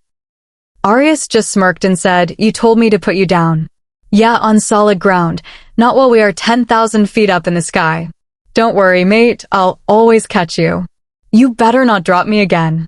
We remained silent for the remainder of the journey, and I appreciated the view from up there. Despite the fact that it was a brief ride, I could see the wonderful palace from a higher perspective, which enhanced its appearance. Arius moved down as we soared through the sky, returning to the ground, and I struggled to break free, but he wouldn't let me. Hello, I replied, poking his shoulder. He said nothing and simply nuzzled the side of my neck, breathing me in. I waited in his arms for nearly a minute, and neither I nor my wolf complained about his massive arms around me. He eventually released go of me, putting me on my feet and towering over me again. Now, little mate, I will give you one chance to explain to me who these males are before I go to Earth and hurt them. They are my closest friends, almost like brothers. They took care of me after Axel rejected me as his mate, I explained. He is not your partner. You are mine, Arius said, infuriated by hearing Axel's name. I ignored him and said, I need you to take me back to them so I can tell them I'm fine. Are they unmated? Yes, I said. Then no, you cannot go. Arius, please, if I wanted to be with them, I would have already. Are there any other guys? What other guys? He asked. Oh, great, I said. What, you've been with someone else? He questioned me. Dude, my pal has rejected me. I assumed I didn't have a soulmate, so I moved on. Arius looked at me with a childlike pout and said, My baby has been with someone else. Amare, give me names. I will find them all for being with you. Rolling my eyes, I said, Okay, crazy person, can we leave now? Okay, let us go. Most of the guys you've been with are probably in your pack, so I can go ahead and find them all. He grabbed my hand and tried to transport us, but I intervened before he could. Arius, you can't hurt them. Why not? He asked me really. Look, it was casual. You probably had casual relationships as well.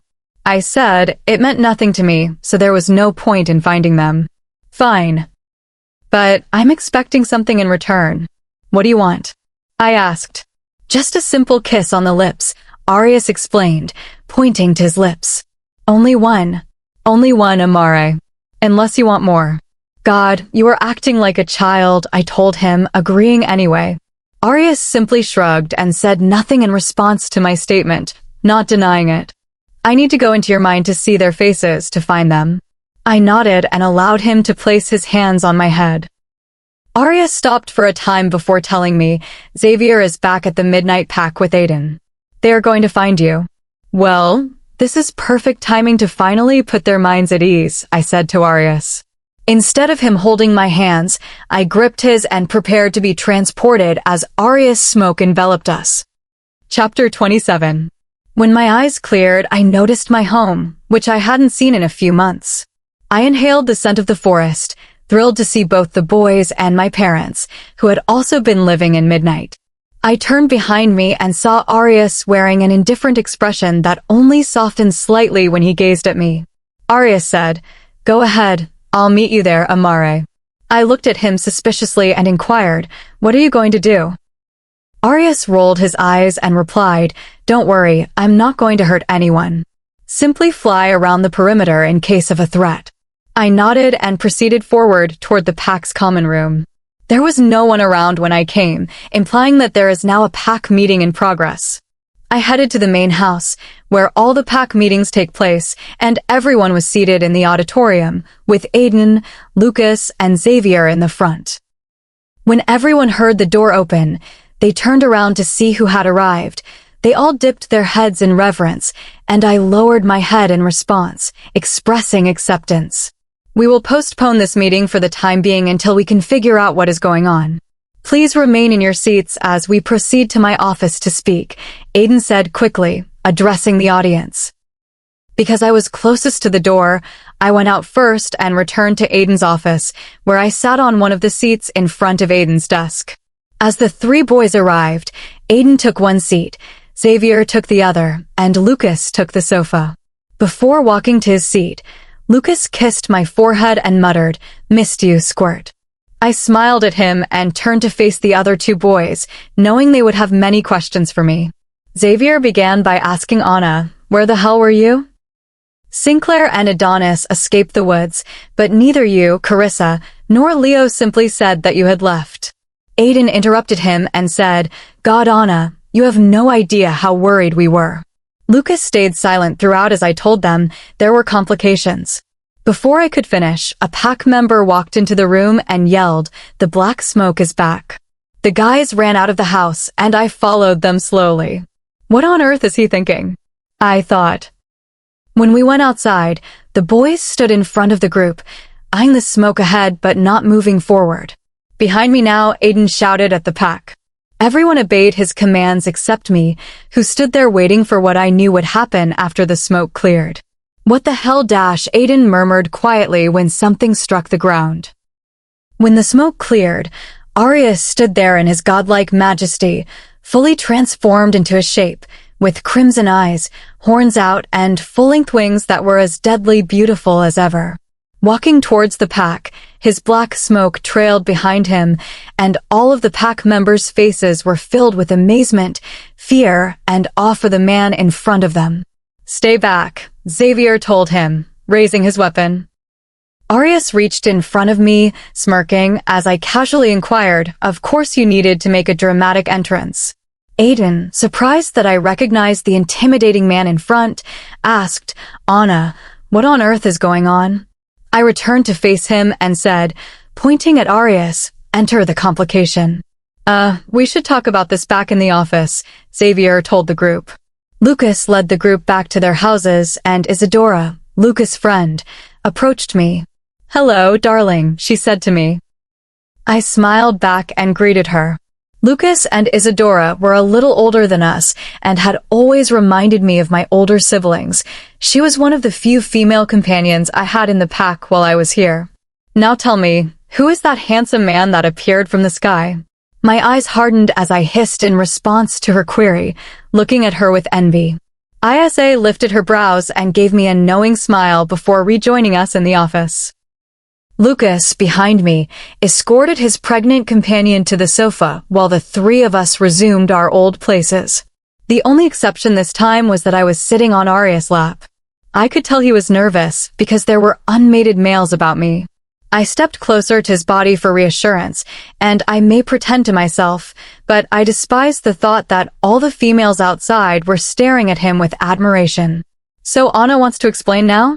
Xavier questioned me. "We found Abia, who turned out to be this one's sister," I said, pointing at Arius. Arius remained silent as I continued. Sin and Adonis were revealed to be something they are not, but that is not essential right now. Arius led Leo, Rissa, and me to his domain, where we have been staying. "What about this black smoke? What's he doing with it?" Aiden inquired, gesturing to my friend. "The smoke stops once my mate is found, but will continue if we are far apart, unmated," Arius's voice said. "Okay, so if we help you find your mate, Anna can come back, and everything can go back to normal," he continued. I looked across at Isa and Lucas, who knew precisely where this conversation was going, and then back at my two pals, who were certain that I would return. I sheepishly replied, yeah, there's one problem with that. Before I could notify my two friends, Arius announced, Anna is my mate. Xavier and Aiden laughed, thinking Arius was joking, but then stopped when they saw his expression. They turned to me, and Aiden asked, is he serious, Anna? The two of them got their response quietly while sitting there, and we remained still for a few more minutes before Lucas broke the silence. How could he possibly be your friend? What about Axel? Lucas asked. That boy isn't her partner. Arius whispered this as his eyes clouded, and smoke surrounded us. I told them, long story short, Axel was never my mate. He was someone the moon goddess paired me with against Arius out of envy. Arius cursed me, saying that I would never finish up with him. Aiden asked, why would the moon goddess be jealous of him? Arius smirked and said, maybe because I am the most powerful person ever, and her power is nothing compared to mine. Cocky much, I remarked to him, raising my eyebrow. Now, my darling, you have heard the stories about me. Isa blushed. How could the goddess be terrified of you? My mother, Gia, gave birth to me shortly before bearing herself into Earth, and I've been ruling the underworld for millennia. Every soul that passes energizes me, and the best way to describe myself in human terms is a demon. So you're telling me that Mother Earth is your mother, he continued. Arius nodded as everyone in the gathering paled from the strength of his abilities. I looked at Arius' face, which was dull, but as he looked down at me, his expression softened. How does Anna come into play here? Lucas questioned with curiosity. As I already indicated, she is my mate, and the same applies to all shifters like you. The only difference is that when we mate, her wolf will be replaced with a beast comparable to mine, which will go through the same transformation as me. Wait, what? Chapter 28. Are you saying I will lose my wolf? I asked him. Your wolf will turn into a beast instead. It will still have the same personality and everything, but you will feel the same shift that I do. I looked at him briefly before screaming out of the room and sprinting into the jungle, where I could hear him following me. Anna, please wait, he said, eager to catch up. Why didn't you inform me that I couldn't turn into my wolf anymore? That's like losing half of myself. I'll get lost dashing through the woods. Arius threw his arms around me and pulled me to his chest. I apologize, Amare, Arius explained to me. I buried my face in his chest, his presence calming me down. Arius said nothing to me as he tightened his grip on me, squeezing me more tightly. At the beginning of my rejection, I lamented the fact that I would never be able to enjoy the security and safety of a partner, even though I doubt Axel would have provided me with either. Arius may be an all-powerful god, but to me, he was a friend, someone I was learning about and wanted to adore one day. From his chest, I mumbled, my parents live in this pack. I'm going to see them. Do you want to come? Arius grinned down at me as I lifted my head, saying, of course, darling mate. As we descended to the ground, I offered him a little smile as he placed his arms beneath my knees and carried me bridal style. I laughed as he sailed into the sky, doing a tiny twist as he rose. They all gazed at him as Arius helped me to my feet and led us to their house. We stepped up to the porch, and I rang the doorbell, waiting for Anna, my love, she said softly, dragging me inside the house. Dad went out of their bedroom to examine the noise outside. Darling, he responded, hugging me as well. When I finished welcoming them, I spotted Mom staring at my companion in admiration, whilst Arius was merely looking at me, waiting for me to give him a clue. Why don't we sit in the dining room? Dad proposed. I nodded as the four of us took our seats at the table. Once Arius took his seat, he appeared too big to fit there. I giggled and said, you look so uncomfortable. Yes, humans are so tiny compared to me, he commented, smirking. I pouted as Arius informed me, don't worry, Amare. Your tiny size adds to your adorableness. I rolled my eyes at him, realizing that my parents were watching the two of us. So, who is this Anna? Mom said. As always, Arius proudly declared, Anna is my mate. As I smiled at Arius' excitement at being his mate, my stomach fluttered. Looking over at my parents' perplexed expressions, we repeated the explanation we had given the boys, and when we were done, my parents looked at Arius with dread and wonder. "If Anna mates with you, would she become immortal?" Dad inquired. "Yes, because her wolf will become a beast, an eternal monster. Anna will challenge my power after we mate," Arius replied. I wasn't startled by his response because Lycans had the same experience when they mated with an ordinary werewolf. Mom and I went into the kitchen to get drinks for everyone, and when we got there, she looked at me and smiled. I looked at her suspiciously and asked, "What?" She scoffed at me and continued, "He's very good-looking, darling." I blushed and continued to plate the food on the tiny tray. I couldn't doubt Mom's remark that Arius was by far the most attractive man I'd ever seen. His tan skin highlighted the blue in his eyes, and his muscles were clearly defined beneath his shirt. Even though I'd only known him for a few days, whenever he went by, my heart would race. Mom and I returned to the table and spent another couple of hours with my parents before it was time to leave. As we left the house, I hugged both of my parents and promised to visit them soon. We walked back to the main house to say farewell to the guys before returning to Arius' kingdom. A voice muttered, "Anna, Anna," behind me. Arius and I turned around to see a warrior approaching us. Liam Williams, a fling I had a year and a half ago who couldn't receive the memo that it was only for one night. He is one of the warriors I train and is always looking for an excuse to talk to me. As usual, I put on a fake smile and said, "Hi, Liam." Liam stared at Arius with concern, then turned to me and said, "I haven't seen you in a while." "Yeah, the past few months have been hectic," I replied, intending to wrap up this conversation fast. "So, I'd like to question you about that date." Arius's horns and wings grew longer as he stole attention away from the other pack members. I tried to calm him down by wrapping my hand over his arm, but when I looked at him, I could see the blood. Liam shifted his gaze to my gigantic partner and backed away slightly in dread. He removed my hand from his arm and guided me back to safety, approaching Liam. He questioned the terrified warrior, "You must be one of the guys she knew, right? I have been hoping to run into one of you. She is now off limits. Come near her and you will face my beast's vengeance." "So, who are you?" Liam queried, raising his brow. "Her mate boy," Arius said, before striding over to me and flying into the skies alongside me. I snuggled into his arm, hoping to soothe his beast down. I understand that werewolf mates were possessive of their partners, but I can't imagine how it would be for someone like Arius. He nestled his forehead into my neck, inhaling my aroma and taking long breaths.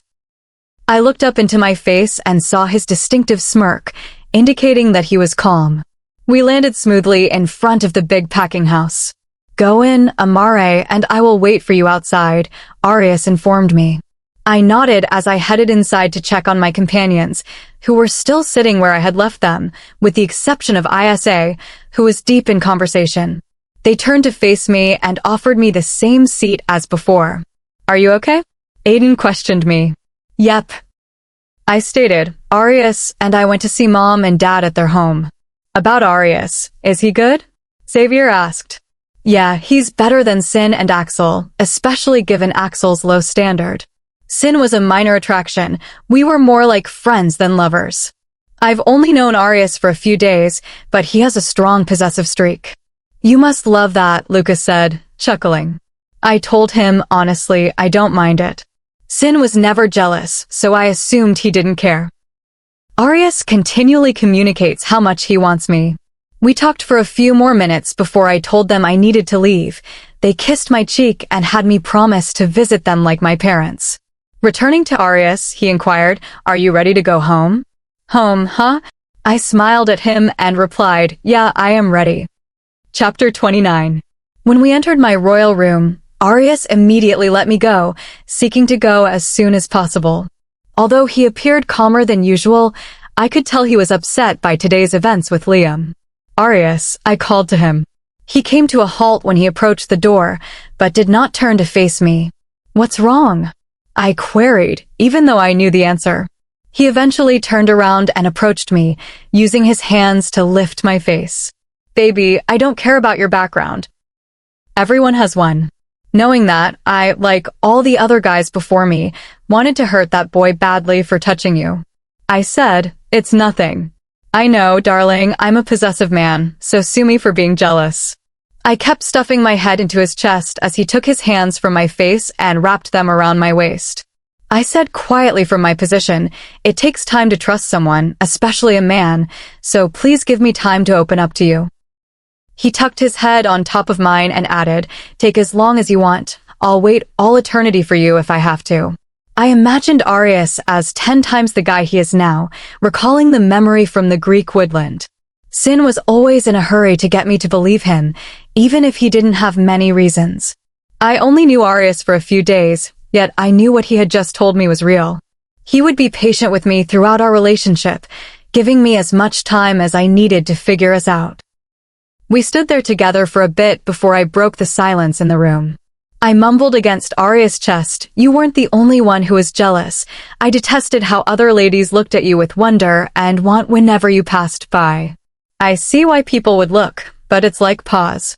Don't even get me started on how many women you've probably been with in your life. It's a lot. Not that I blame you. You're about 1 billion years old. Arius laughed and added, "Glad I'm not the only one feeling this way, and those women mean nothing to me as you do." "I know," I answered, believing him. "So, what about that kiss?" he asked me. I giggled and added, "Tonight." Arius nodded and looked across to the clock above the fireplace. He said to me, "I should get going. I have a kingdom to manage." He exited the room with a wink and a peck on my cheek, promising me dinner tonight.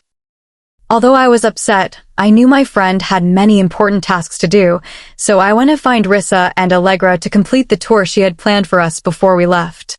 I approached the 2 females and their friends in a common room where they were chatting over coffee and pastries and took a seat on an empty chair. "How are the boys?" Rissa questioned me. "Good," I said to her. Looking at Allegra, I asked, "Can we still take that trip to town?" "Yeah, sure, we should go now before it gets too dark," the woman replied. We bid our goodbyes to Leo and Connie and headed to the stables to board one of the chariots. Before we embarked, I got some sugar cubes to offer the Pegasus to help them stay strong during their journey. One of the horses, Apollo, drew my attention as I caressed his mane and muttered, "Good boy." After giving him one more pat, I joined Allegra and Rissa atop the chariot, where Allegra was in charge of directing the Pegasus to our destination. We traveled in silence, appreciating the grandeur of Arius's realm, going over the lake and through the forest to find a lovely kingdom waiting for us. When we landed on the ground, Allegra instructed the Pegasus to stay here while we explored Brona. "We have about an hour before the sun sets," Allegra says as we go farther inside. "So, what's there to do around town?" Rissa asked. "Usually when I come into town, it's either for business or food." "Well, good thing we all agree on food. Show us the best in the town of Brona." Allegra chuckled and said, "Why don't we have pizza for dinner?" Rissa and I agreed as Allegra drove us to her favorite pizza restaurant in town. Once seated, we ordered 2 huge pizzas, one with chicken and one with vegetables. As we gorged on food, we talked and got to know one another better. I excused myself from the table to go to the restroom, and when I walked outside, I unexpectedly ran into someone. "Oh, I'm sorry," I said to the man I ran into. He was going to say something when he paused and looked at me with surprise. He whispered Regina tenderly. "Sorry." I questioned him, bewildered. "Ave Regina ad omnes, hail, Queen of all," was what he said. Allegra noticed me with the man and approached me, thanking him before returning me to our table. When we sat down, I asked her, "What did he say?" She flashed me a small smile and said, "All hail the Queen." Shocked by her remarks, I turned my attention to the man I ran into, who, like everyone else in the restaurant, was staring at me in surprise. Nervous at the attention, I turned away from their searching gaze to glance down at my empty plate. I looked up and said, "Can we go back now?" "Yes, sure," Allegra said. After paying for our meals, we collected our belongings before returning to where we had parked our chariot. When we arrived at the palace, I quickly said my goodbyes to my companions before running back to my room, hoping Arius would be there to comfort me. When I entered my room, I didn't notice his lavender perfume or his huge frame anywhere. Before I climbed into bed, I felt his presence behind me as he entered my room. Turning around, I ran into him. "Amare, honey, what's wrong?" "Allegra's thinking was linked to your statement that you were sad." I responded, I wasn't upset, just surprised. The three of us traveled to town for supper, and the people inside began calling me queen. "I'm sorry I didn't warn you about this yet," Arius said as he led us to my bed, sat down, and placed me in his lap. "It's okay. It just reminds me of the enormous responsibility I have once we are mated," said I. "I am convinced you will do a wonderful job as queen. You are already a beta and have prior experience leading a team. Being queen is almost the same thing. Thank you for believing in me, Arius." "Of course, mate," he replied. In an instant, I was pressed against the nearest wall while he passionately kissed me. As I moved my head away from his chest, I discovered his blue eyes were already on me, and my heart rate rose as I continued to stare at the stunning man. Arius lowered his head to mine, gently placed his lips on top of mine, and I gave him the go signal, growing confident in our kiss. "Mine," Arius muttered against my lips, and I noticed his eyes were red. Arius lowered his lips to my neck, kissing the spot where he would mark me in the future. "No one else," he replied. "No one else," I assured him. Arius kissed my lips again before we kept kissing against the wall of my bedroom. We stopped kissing until we ran out of breath, and Arius kissed my forehead. We were both panting as I continued, "You got your kiss, Arius." Chapter 30. The next morning, I was still fantasizing about the kiss I shared with Arius the night before. When I entered the dining room, everyone was already sitting with their breakfast. My gaze fell on Arius, and I quickly blushed and turned my head away from his intense stare. I took my seat next to Arius and filled my plate with various fruits, looked up to see Leo and Rissa smirking at me. I rolled my eyes at them while popping an apple in my mouth and concentrating on my food. Looking at Arius, who had already locked his eyes on me, I arched my brow in surprise. He responded with a malicious look and turned to face Akani. "Akani, clear my agenda for today." "I am spending the day with my friend," Arius explained. I coughed while choking on a piece of apple, then turned to Arius and said, "You don't have to." "I know, but I want to, Amare," he said to me, resting his hand on mine. Arius smiled as he massaged circles on my hand and responded, "I will push all your meetings tomorrow for you to finish, brother," Akani reassures him. Arius compliments him as we finish our dinner at the table. When I finished eating, Arius grabbed my hand, causing sparks wherever we touched. He leads me to the opposite side of the castle, to his own room. His room was decorated in black and a deep burgundy to emphasize its sophistication. It was ideal for the Demon King and ruler of the underworld. In all honesty, I wouldn't mind taking his room for mine. Upon entering, I asked, "What are we doing here?" Arius slid in from behind me and kissed my neck gently. "Why, little mate? Are you terrified of being alone in a room with me?" He whispered sweetly in my ear. "Yes, I am." "No, not at all," I answered. "Funny, because I can hear your fast heartbeats." I turned to face him, my lips just brushing against his, and said, "Must be your imagination." "Must be," he said. I lingered in our near contact for a few moments before turning away from him to return to my previous question. "So why are we here, Arius?" He responded, saying, "As much as I want to throw you on my bed and fuck you, my room leads to a private room that only I can enter. I preserved the room so I might show it to my friend one day."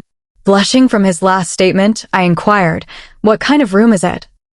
He threw his arm around my waist, pulling me closer to his body, and said, "I suppose you'll have to wait and see."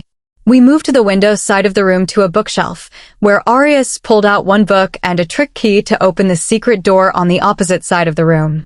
Walking through the door, it automatically closed behind us as we ascended a spiral staircase. Walking a little quicker, I gripped Arius' hand for comfort as we headed down. He paused and gazed down at our hands before bringing mine to his mouth and kissing it with a feather-like touch. We continued down till we reached another door that required a password and Arius' retina scan. Before opening the door, he looked at me gravely and murmured, What you see beyond this door cannot be repeated to anyone, my darling. Not even Akani knows of the secret both my sister and I have kept for eons. Only our respected mates will know of it. He nodded and returned to unlock the door, allowing the two of us to enter. When I walked in, I noticed a full armory, a secret training room, and ancient-looking bowls lined up against the wall. I do not comprehend, Arius. I told him, it's just a training ground. I was met with silence, and as I was about to turn to ask him my question again, a ball of fire raced past me and struck the other side of the wall. When I looked back, I noticed a ball of fire in his hand. What the fuck? I yelled. Without saying anything, the shadows that usually followed him around came to life and surrounded me. As I looked at Arius, I realized he was in control of the shadows. Anna, Abia, and I were born from Gia, who gave Abia and myself powers. Abia has future dreams, while I have fire and shadow. When the two of us find our spouses, they will have the same abilities as us, similar to how you can become immortal by mating with a Lycan. So, not only will I become a beast, but one with fire abilities? I asked hesitantly. Yeah, wonderful. Arius remarked, pointing to the training arena.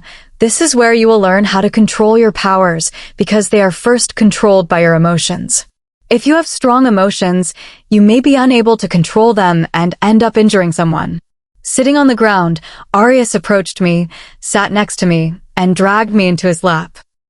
Pulling my face toward him, he said, "You'll be fine. I'll be here the whole time." Pushing my face closer to his, I pressed my lips against him for a kiss, and Arius strengthened the kiss, assuring me of all my worries with the comfort of simply touching him. Pulling away, he said, "It's just you and me, baby." "You and me," I replied gently back to him. Arius helped me up from the ground and walked over to one of the cabinets in the room. He opened one of the drawers and brought out a gorgeous necklace, which he put around my neck when he returned to me. When you come into your powers, this will help you stabilize them and help you keep control of it. Thank you, Arius. After some thinking, I remarked to Arius, "Is this what you wanted to tell me in the garden yesterday?" Arius nodded, confirming my beliefs as he closed the drawer. There comes a lot to be your mate, I said to him. He raised his brow and said, "I hope the benefits outweigh the drawbacks." I smirked and answered, "Oh, they definitely do." Chapter 31. Over the next 2 weeks, I established a regular pattern in Arius' kingdom, exploring, socializing, and training. Although Arius lived in the palace, we had little time to spend together due to his obligations, and he was also preoccupied with the living appearing as the dead. The new herd was causing issues, so he went there to control it. Today was Arius' return from Eberacum, the admission of the dead to his reign. I awoke with a smile on my face and spent the rest of the day awaiting his arrival that night.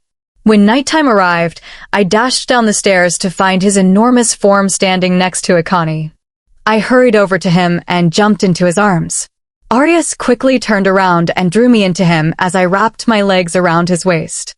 "Hello, my darling mate. Did you miss me?" He questioned as he walked towards his room, holding me in his arms and leaving Akani behind. I said softly against his shoulder. He laughed and asked, "What happened to the fearsome Beta Kade?" "She's still here, but she missed her mate." "I missed you, too, Amare," he replied, brushing his lips across my brow. When we arrived in his room, he sat me down on the bed and walked to his closet. Arius swiftly changed and lay next to me on the bed, brushing his hair away from my face. "My beautiful girl," Arius said. I smiled and approached him, and he pulled me closer to his chest. Arius bent his head to kiss my lips, and I kissed him back as we embraced.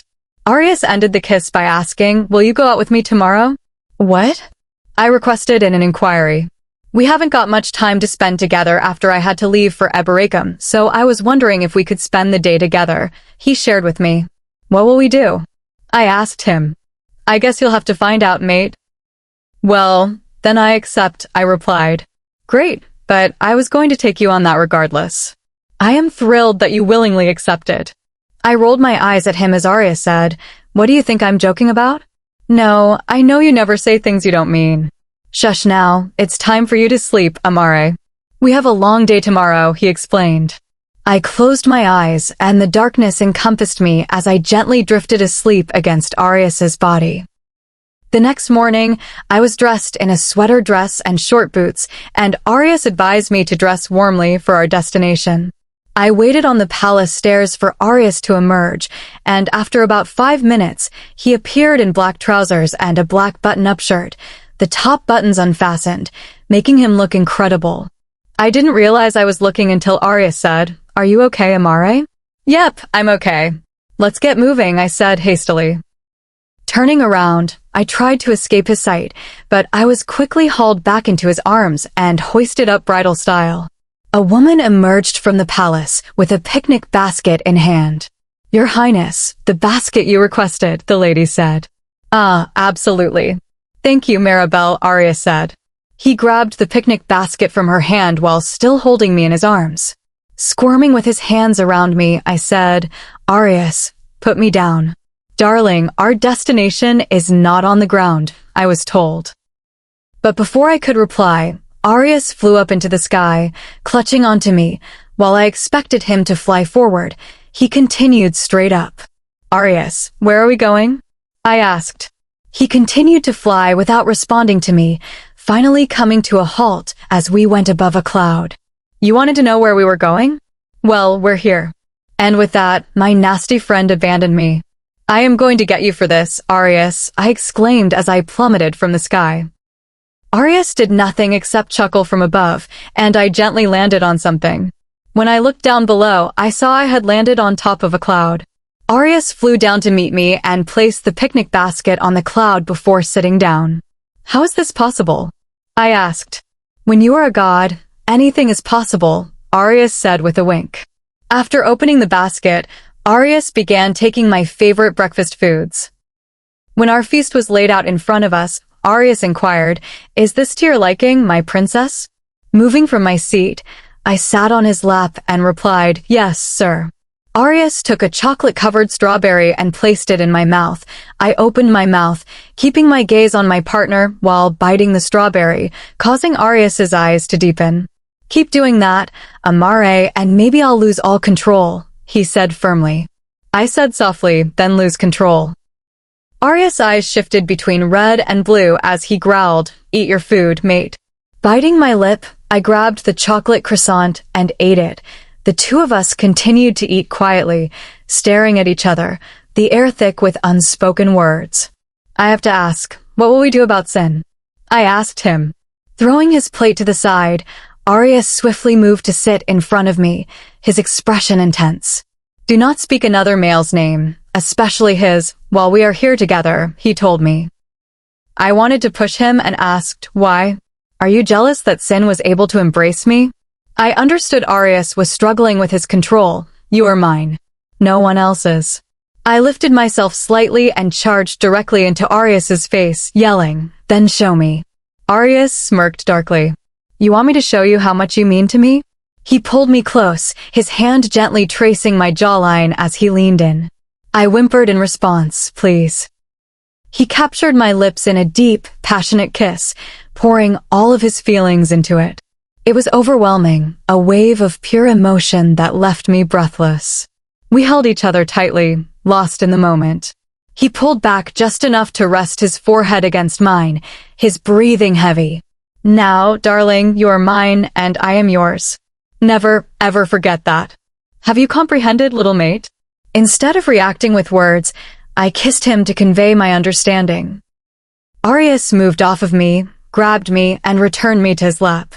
We spent the remainder of the day together on top of our gorgeous cloud. Chapter 32. I took a swallow of my drink before slamming it down on the table, rage rising with each breath. I've spent the past month drowning myself in booze while that bastard spends time with her. When I first met Anna, I picked up her fragrance and assumed it was his. The night the smoke came from her confirmed my suspicions. Since then, my goal has been to make her fall in love with me so that I can take away the person meant for Arius. But, of course, he snatches her away before I can finish my plan. Scoffing, I picked up my glass for another sip as Adonis stumbled into the room. "Sin, you can't keep doing this," he said to me, sitting down in the chair. I'll stop when I get my revenge, I told myself. Revenge? Revenge for what? Adonis yelled. Watch your attitude, little brother. I have no problem casting you out like our disloyal sister. Do that, and you won't have anybody left on your side, Adonis warned you. I love you, Sin, but your god complex is going to get you killed. If Arius discovers what you are about to do, he will destroy you. You know he will go to any length to protect his mate. Exactly. Hurting Anna will hurt Arius more than ever, I warned. Adonis rolled his eyes and said, whatever, brother, but I'll protect Allegra from getting hurt by this stupid plan of yours. Allegra chose her side years ago when she mated with his best friend. Now she's as good as dead to me, I said. Adonis clenched his teeth but didn't say anything before leaving my office. Leaning back onto my chair, I closed my eyes and grinned. I'm coming for you, Arius, and your beloved Anna will be your downfall. I'll make you kneel before me before you fall before me. The ring on my phone jolted me out of my dark fantasy. Answering it, I asked, is everything going to plan? Perfectly. They don't suspect anything, the voice on the other end said. Good. Make sure you guys go unnoticed by them, I advised. Happy birthday! Of course, my king, they replied before ending the call. I am coming for you, Athanasios Mortem. Chapter 33. Looking down at my darling girl, who was deep asleep in my arms, a smile spread across my face. Strands of black hair covered her face, and I crept in to brush them away, careful not to wake her up. My heart was full of joy as I breathed lightly on my chest, knowing that the woman I would love for the rest of my life was finally in my arms. I had waited years to find her, and it still feels weird that she is here with me. It's been approximately 3 days since our little date in the clouds, and we've spent every available moment together. I want Anna to be able to entirely trust me as much as I do her, because she has been wronged many times by people she believed she could trust, and I want her to know that I will never let her down. Anna awoke from her slumber, and the event shook me out of my trance. Rubbing her eyes, she looked up at me with wonder in her beautiful blue eyes. She raised her head, asking, Ari, why are you still awake? No reason, Amare, just thinking, I informed her. Is there anything I can do to help? My dearest girl. No, it's fine, just some random stuff, I said to her. I closed my eyes and forced myself to sleep while waiting for the darkness to take over. Nodding, Anna returned her head to my chest and wrapped her arms around me. I gently rocked her back and forth till she fell asleep again. Anna has been tired recently because she has begun training while I am preoccupied with my obligations to the kingdom. The next morning, I awoke before Analise and kissed her cheek to wake her. When she awoke, I proceeded to lean over her, and she looked up at me. Ari, she giggled. This woman. Anna has developed the habit of calling me Ari over the last few days, and it has been the most wonderful sound. I now have to resist the urge to pull her close whenever she calls me that. What mate, can't take the heat? I questioned her while smirking. Oh, baby, I can handle it just fine, she assured me. She shifted us over, moving so she was sitting up and facing me, her arms around my neck. Her gaze was intense. Anna gave a brief sigh before stooping slightly to brush her lips against mine. Before anything further could happen, she rushed out of bed. Ari, you might need a cold shower. It will be difficult for you to focus, she said, blowing me a kiss before departing the room. I collapsed into the bed, groaning in frustration from the teasing my mate had just given me. After that freezing shower, I went into the royal kitchen to grab a quick breakfast before joining Akani for our first meeting of the day. I've known Akani for 10 centuries, and it took me roughly 3 decades to trust him. I've spent the bulk of my life trusting just my sister Abia, since, knowing the power we have, many people took advantage of us, so we mostly kept to ourselves. Akani was 25 years old when he perished as a Lycan in my realm. We had met by happenstance while I was securing a Borakuk, and I recognized a lot of myself in him. Over time, Akani became my second hand and was involved in the wealth of the dead. Walking by my side, I inquired, what do we need to do after today's first meeting? Nothing much, just your daily stuff, and then you have the day off, he informed me. I strolled into the room where my advisors were situated, pleased that I had a free day to spend with Anna, as it wasn't often that I didn't have much on my plate. However, once Anna and I marry, many of my obligations will be decreased because she will be my queen. Everyone rose and bowed before I said, "You may sit." We spent the next 3 hours discussing new arrivals to the kingdom and transitions for each group, after which I was immediately transported to Eberacum to check on today's herd and perform my daily duties. When I returned to the palace at 3 p.m., I saw Anna in her room, spending time with Allegra and Carissa. Without saying anything, I observed her from the door, laughing at something Allegra said. I smiled at her carefree nature and listened to the music of her laughter as she comforted my beast. When she looked up and saw me leaning against the door, she smiled brightly and ran to me, wrapping her hands around my neck as I lifted her off the ground. I appreciated how happy she was to see me as I was. She gave me a heavy kiss and muttered, "Baby, I missed you so much." When I noticed she was inebriated, I set her down and grabbed her to keep her upright. "I missed you too, Amare," I replied. "Not as much as I did. Did you know I was thinking about you all morning?" Anna inquired. My eyes blurred as my mind went wild. I asked, "Really?" "Uh-huh," she said, nodding quickly. Anna almost fainted while staggering back to the bed before I caught her. "Okay, let's get you to bed," I said.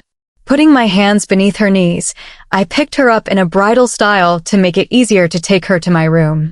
Leo entered and asked, "What happened here?" "Looks like the girls indulged in some day drinking," I told them. He approached his friend, then pulled her up and exited the room. I turned to Allegra and said, "I'll bring Akani to you." "Akani is the best mate ever," she answered. Arius," Anna exclaimed from within my arms. "No," Allegra groaned. "Yes," Anna replied.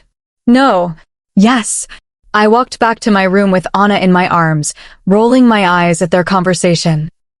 It wasn't the day I had planned for us, but spending time with her was everything to me. I positioned her in the center of the bed and tucked the blanket beneath her chin. "Go to sleep, little mate," I instructed. Anna said something inaudible before nodding off, and I kissed her forehead before leaving the room to find Akani. "You should see Allegra." The 3 girls were a drunk mess when I found them, I added, pointing him out in the gym. "Wow, let me go to her now," he said. We exited the gym and had a nice stroll together. I broke the silence by stating I need to tell her, Akani. As we proceeded to Anna's room, he paused and turned to me, knowing what I was talking about. "I've already been telling you that, Arius. I just don't want her decisions to be based on that," I said softly, running my fingers through my hair. "And if you don't tell her, you lose time and the more her anger will grow." "I know," I said. "Tell her soon, brother, before it's too late," Akani said before departing. Akani is correct. I am simply denying the inevitable, and I will have to inform Anna shortly. One thing I know is that Analise Kade means everything to me, and no power in the world can hurt her. If they do, I'll pursue them to the ends of the world and make them pay for their actions. Chapter 34. When I awoke with a raging headache, I looked at the clock and realized it was already 6 p.m. My head hurt from all the shots and drinks I had with Allegra and Rissa. Turning around, I hung my legs from the bed and combed my hair. When I looked at the nightstand, there was already a cup of water and some Advil waiting for me. As I was taking it, Arius entered the room. "Hello, sweetie. Have a bad headache?" he asked me sarcastically. "I hate you, Ari," I hissed. Arius pouted and asked, "Do you hate me, baby?" Arius approached me as I leaned back on the bed and grinned at him. He looked cute when he pouted, so I had to forgive him. "You hate me, little mate," Arius repeated, tickling my sides. "Maybe," I said, laughing. "Are you sure?" Continuing his assault, I eventually caved and said, Fine, I like you." "Just like?" he asked. "For now," I replied, kissing him on the lips. Arius stood up and helped me get out of bed. He walked over to the wardrobe and took out a stunning crimson gown with off-the-shoulder sleeves. "That's beautiful," I said, astounded by the garment. "This is for you. Tomorrow is one of the kingdom meetings, and I would like you to go and present yourself as my future queen, but only if you wish," Arius said. It was thoughtful of Arius to make sure I was comfortable enough to attend the meeting, even though I knew it was vital for me to go. I had a duty to this country now that word had spread that the king had found his mate, and his counselors must be bugging him to urge me to take up my obligations as queen, and Arius was allowing me as much time as possible to adjust. Of course, I'll go with you as long as you are right by my side, I told you. Arius smiled at me and returned the dress to the closet. He approached me and wrapped his arms around my waist, bringing me closer. You know you did tell me something in your intoxicated state, Arius says. What? He lowered his head and muttered into my ear. You told me you were thinking about me this morning. I blushed and said, you have no proof. Arius grabs my hands and places them near his nose, saying, but I can smell you all over your hands, little mate. I'm starving. We should get dinner, I replied, removing my hands from his hug and walking towards the door. Arius laughed and remarked, let's get some food into you, Amare. We strolled together to the dining hall for dinner, where everyone had already been seated, and we ate and talked for the next 2 hours while savoring the delicacies prepared for us. Throughout the meal, I tried to sneak glances at Arius, but I was constantly caught. Keep looking like that at me, and I might lose control, I heard him say. After that, I concentrated on my meal until Arius finished it and dragged me into his lap to begin feeding me. Ari, I can eat myself, I informed him. I know, but I want to, he said. I rolled my eyes but made no move to stop him from feeding me. We completed supper and walked to the gardens for a nighttime stroll together. Walking away from Arius for a moment, I went to one of the rose bushes and picked a red rose from it. After plucking out all of the thorns, I turned to show him, but he had a frightened expression. What's wrong, Arius? I asked. Anna, I need to tell you something.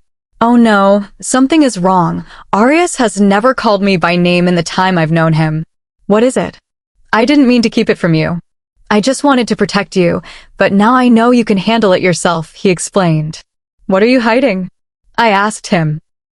There was more to the story than I had told you the previous time we met. My death day clock started 1 year after we met. I considered not notifying you since I didn't want your decision to be based on that, but Connie persuaded me that you needed to know, Arius said. Worried, I asked, what do you mean your death day clock starts? Will you die because of me? In 1 year, I will die if we don't complete the mating process. Chapter 35. No, no, no. You can't, I yelled, pounding my palms against his chest. Arius pulled me close to his chest and wrapped his arms around me. You can't die, you can't, I murmured to his chest. I'm not going to die, Amare. It's just if we don't complete our bond in a year, Arius said with a laugh. Huh? I was perplexed. I said, I'm only going to die if we don't fully bond in a year, and I'm pretty sure it won't take us that long, Arius countered. I can't take the thought of losing the person who treats me like a queen, who never rejects me, who doesn't speak to me for weeks at a time, and who is open and reassuring when I'm doubting everything. I'm quickly falling in love with Arius, and I'll do anything in my power to keep him safe, even if it means risking my own life. I embrace him tighter, whispering, you better not die on me, Ari. Not a chance, mate. As I move away from his embrace, my gaze returns to his eyes. Why did you leave me and come back? Arius questioned, pouting, and tried to entice me back to him. Even if I wanted to return to his waiting arms, I would not make it easy for him. I tapped my chin with one finger and said, let me think about it. No, I said, turning away and heading back to the castle. I heard his heavy footsteps behind me before Arius approached me. He smiled timidly and asked, I thought you forgave me. Stopping, I turned to face him and exclaimed, oh no, that hug was a thank God you're not dying hug. Not an I forgive you, but now that I know you're okay, I'm upset with you. As he proceeded towards the palace, Arius inquired, so what do I have to do for your forgiveness, baby? Smirking, I paused again and said, I have an idea. When I prayed for forgiveness, I did not expect this. I expected to have to massage you or carry you everywhere, but not like this, Arius murmured. Shoot, you big baby, I'm trying to relax, I scolded the nail technician as she filed my red-painted nails. Relax, huh? What do you mean by relax? My nails are rainbow, Arius exclaimed. I laughed as I watched Arius look at his nails, still startled by the vibrant colors on his hand. After I had done my nails, I knelt on Arius's knee and kissed his nose. "Have I been pardoned, darling girl?" Arius asked. "Not yet. My hands hurt, amare," Arius explained. We were sitting in the library, and Arius was drafting a letter of forgiveness to me. I was resting on his lap as he wrote 200 times, "I will never lie to Analise Kade ever again." I kissed his cheek and whispered, "Come on, baby. You're almost there. Only 76 times more and you're done." I may have been cruel in doing this to him, but it was interesting to watch Arius beg my forgiveness in various ways. Being empathetic, I climbed onto his lap and kissed him to urge him to keep going. I waited for another 20 minutes till Arius finished his last phrase and dropped the pen on the table. "There's done," he said. "Nope, you're not done. You have to lock in these promises with a kiss," I informed the guy. Arius rolled his eyes at me before picking up the paper and kissing it. "Happy?" he asked. I murmured, nodding. "Am I forgiven now?" Arius asked. "One last thing," I said. Sitting on our room's bed, I waited for Arius to emerge from the closet wearing my hidden surprise. About 5 minutes later, Arius strolled out with a grimace on his face, and I immediately got out my phone to take a picture. "Amare, delete that right now," he said. "Nope," I answered, closing my phone and continuing to laugh at Arius' attire. He was wearing one of my loose-fitting dresses, which I had ordered but did not fit me. The bright pink and glitter looked amazing on Arius, who was still upset with me for forcing him to do this. I laughed even harder when he stumbled over the shoes I made him wear to match the rest of the attire. "What is this contraption? How can you wear this, Amare? It could hurt you," he said. "I can't believe it.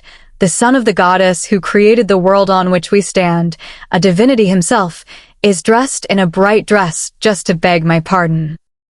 Despite the amusing moments, I was moved by the fact that he cared enough about me to accomplish all of this for me.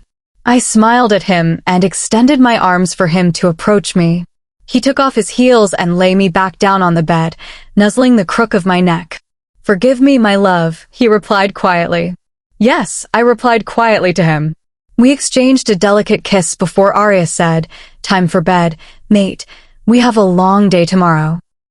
I nodded to him, remembering the encounter as he pulled the cover over me. Arius changed from his dress to sweatpants before snuggling into bed with me and kissing my forehead.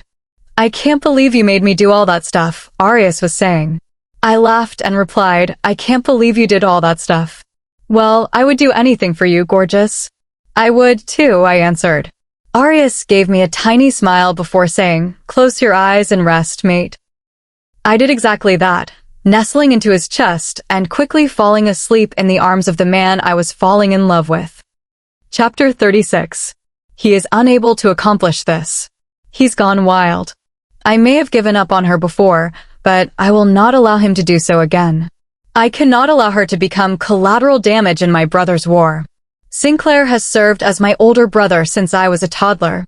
We had always been like two peas in a pod, never betraying each other, so when he told me what Allegra allegedly did, I believed him. I betrayed my twin for him, and by the time I realized who he was, it was too late. If I had left him for Allegra, I am certain he would have done all in his power to harm her. Leaving my other half was preferable to witnessing her die. I genuinely believed that being with Sin would allow me to try to save him, but when he took his mate's life because she was human, I knew that he was simply a monster seeking power. I will always love my brother, but he has gone too far. Sin is plagued with jealousy of Arius, a god in comparison to him, and by pursuing Anna, Sin will end up killing himself because I am convinced Arius will unleash his full power on Earth until his love is back in his arms. My sister is all I have left, and I will not allow her to be harmed in their battle. I selected some more clothing from my wardrobe, packed them into my bag, and prepared to leave the only home I'd ever known. I jumped out the window, placed the bag over my shoulders, and transitioned into my Lycan form in the middle. I paused at the edge of the kingdom, glancing back before continuing my trek. I apologize, Sin, but this time I'm going to select our sister. Chapter 37. On the day of the meeting where I would be introduced as queen, Arius spent the entire morning preparing for our guests. I was getting ready at the vanity for tonight while sitting in his room, which I had effectively moved into. I started preparing for the meeting 3 hours before it began. I spent the next several hours grooming myself and getting ready for Arius' court. I ended my look with a neutral eye and a dark red lip to match the dress, curled my hair, and tied half of it up with a red crystal clip. Adding to my jewelry, I finally placed on my dress and red heels. Wow, a voice shouted behind me as I stood in front of a full-length mirror. When I turned around, I noticed Arius wearing the same all-black suit and jacket that I had seen him in previously. Swooning over my partner, I praised the gods for providing me with the most attractive mate in existence. I was so focused on looking at Arius that I didn't see he had approached me. I raised my head, blushing hot crimson, to look into his blue eyes. How did I acquire the most beautiful partner ever? Arius spoke to me as he bent down to give me a delicate kiss on the lips. Be careful, I spent a long time on my makeup, I warned Arius. He chuckled and moved back, grabbing one of my hands and twisting me around. My lovely girl, you look fantastic. All you're missing is this, he said, reaching back to grab a black velvet box. What is in it? I inquired with curiosity. Instead of answering, Arius merely opened the box, showing a stunning tiara studded with scarlet jewels. Arius, I cried, gasping. He gave me his usual scowl as he put the tiara on my head, then turned me around and pulled my chin up to look in the mirror. Arius replied, a true queen, my queen, and kissed the side of my neck. I can't wear this, Arius. It's too much, I said. Nonsense, Amare. That crown has been waiting for you for over an eon. Arius replied, it was made for you, Anna. Are you aware of what I realized? I asked Arius. What? He asked. After consuming your blood, I had multiple visions that confirmed our relationship. In the most vivid vision, I was dressed in this outfit with a crown on top of my head. As I said, it was made for you, Arius remarked. Before I could react, there was a knock at the door, and Akani entered immediately after. They're here, waiting in the throne room for the two of you, he told you. Thanks, Arius responded. Akani nodded, then closed the door and left, allowing us some privacy. Ready? Arius questioned me. As I'll ever be, I replied. Arius approached his room safe, opened it, and took out his own black jeweled crown to wear on his head. He turned to me and offered his hand, saying, then let's show them what Analise Kade is made of. I grabbed the hand he extended as we entered his room and proceeded to the throne room. When we come, you don't say hello or meet them. Sit on one of the 2 thrones at the end of the chamber. Arius said, I'll introduce you as my queen, and then the meeting will begin. Continuing, he continued, my advisors are not people who want to be friendly. They will undermine you until you show your strength. Their primary responsibility is to ensure that our kingdom endures. You will be accepted and trusted in our court once you have demonstrated your worthiness for the position of queen. Don't worry, Arius, I won't let them get to me, and soon they will realize not to mess with me, I shot back. Oh, my beloved partner, I'm not worried about you. I'm more concerned about them since I know you will outperform everyone. You're so cheesy, Arius, I told him. Why can't a guy compliment his friend? Arius asked. I stood in front of the throne room, turned to Arius, kissed him on the cheek, and exclaimed, you're such a softie. What is a softie? Is that an animal? Arius asked, tilting his head in curiosity. You know what? Never mind, I responded. As Arius pushed the enormous doors wide, we both kept our faces neutral. I spotted a large table with roughly 12 seats, all occupied by what I believed were Arius's counselors. We strolled hand in hand to our seats in the front of the room without glancing at the audience, who all stood up in reverence as we went on.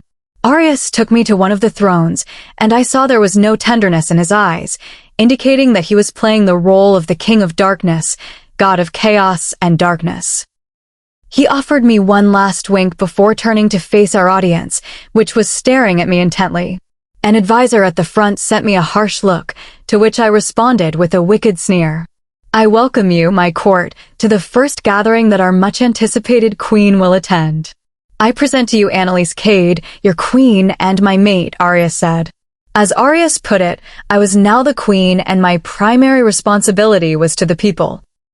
If they did not trust and respect me, I would be unable to help the country flourish.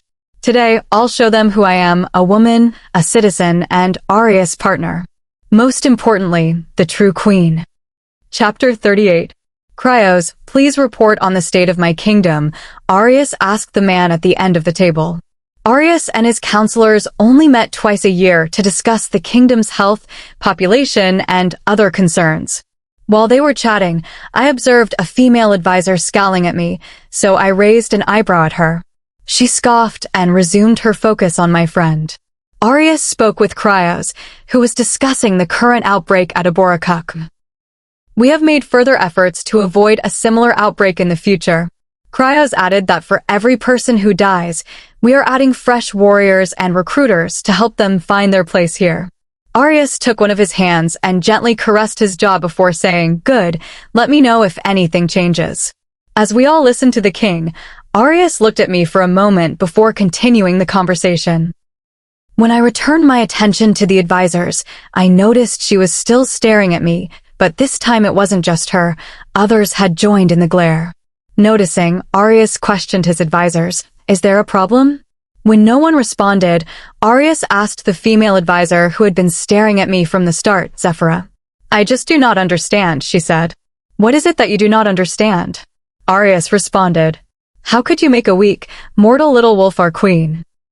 She will destroy our kingdom because the people will see that our leaders have become weak." Zephira replied. Arius' beast let out a rage-filled snarl in response to the harsh insult about his mate. I placed an arm in his hand, and the feeling of my presence began to soothe him. I rose from my throne and moved over to where she stood. "Zephira, was it?" I asked. "Yes. When you see my flaws, I see humanity." Instead of questioning our authority, I believe our people will be more likely to listen to us because they recognize one of their own as a leader. I told her, someone who understands their problems and desires better than any of you. And why do you think that? Because I was a normal wolf.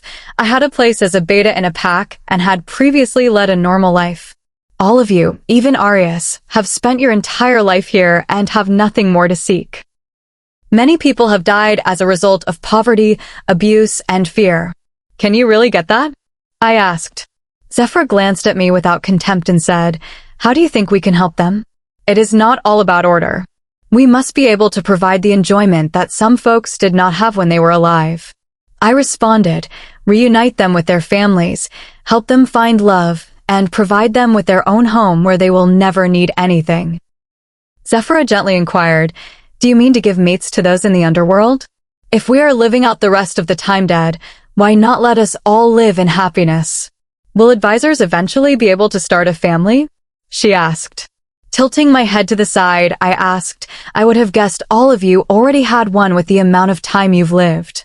It is an unspoken rule that we are not to have families due to the fact that we may not be focused on our duties." Arius was mistaken about one thing. These people wanted the kingdom to grow while still living their own lives. Who are we to stop them? When I looked at Zephira, I could tell how much she wanted to love and care for her own family. I grabbed her hand and said, "I disagree with that, because it is nonsense. You shouldn't have to sacrifice your own lives for the sake of others, and to be honest, I think families would help the kingdom more." I kept telling the other advisors, "You all deserve the happiness that others get." After letting go of Zephira's hand, I returned to the seat beside Arius and sat down. When I looked across at my companion, his only expression was one of pride. Zephira gave me a tiny smile before saying, "Omnes Avenue Regina Analise, all hail, Queen Analise." With that, every advisor in the room bowed down before us, and Arius rose from his chair to follow their example. "Regina Nostra, our queen," he said. I got up from my seat and joined Arius on the floor, resting my face on top of his. "My king," I mumbled. "My queen," he gently said. After a gentle kiss, he rose and extended his hand to me. I accepted it and rose to my feet, as did everyone else in the room, and we closed the meeting by walking out hand in hand. When we got to our room, Arius instantly drew me into his arms and placed me on the bed. "My goodness, baby, you have no idea how impressive it was to see you taking charge like that," Arius said, his voice deep. I stroked some of the hair from his face and said, well, it was just as impressive for me to see you act all king-like. Arius smirked and stared at me for several more long seconds. What? I asked him. You look truly beautiful in that tiara, he said softly, burying his face in my neck and breathing me in. I wrapped my arms around him and shifted, so I was sitting in his lap, facing him. You like taking charge, huh? Arius said, beaming. I rolled my eyes at him before leaning in to kiss his neck. Arius put his hands on my hips, his grip tightening, clearly affected by my closeness. I feel so close to you, Ari, I whispered. When I kissed a certain area on his neck, Arius let out a deep breath, and I knew I'd found a sensitive spot. Oh, amare, he responded. Gently brushing my lips on the point where I planned to mark him, I felt my fangs begin to emerge, preparing to transform into one when Akani burst into our chamber. What is it, Akani? Arius mumbled. As I was getting off of Arius's lap, I observed Akani's horrified countenance. What's wrong? I asked, worried. The two of you need to come downstairs right now, he told them. The three of us walked to the castle's entrance to see what was going on, and as we arrived, I observed Allegra sobbing on the floor, and Akani raced over to console her. When I looked at the castle's door, I observed a towering guy standing there, and when I saw his face, I gasped in amazement. Adonis. Chapter 39. Darkness exploded around us as Arius used his power to pin Adonis to the wall.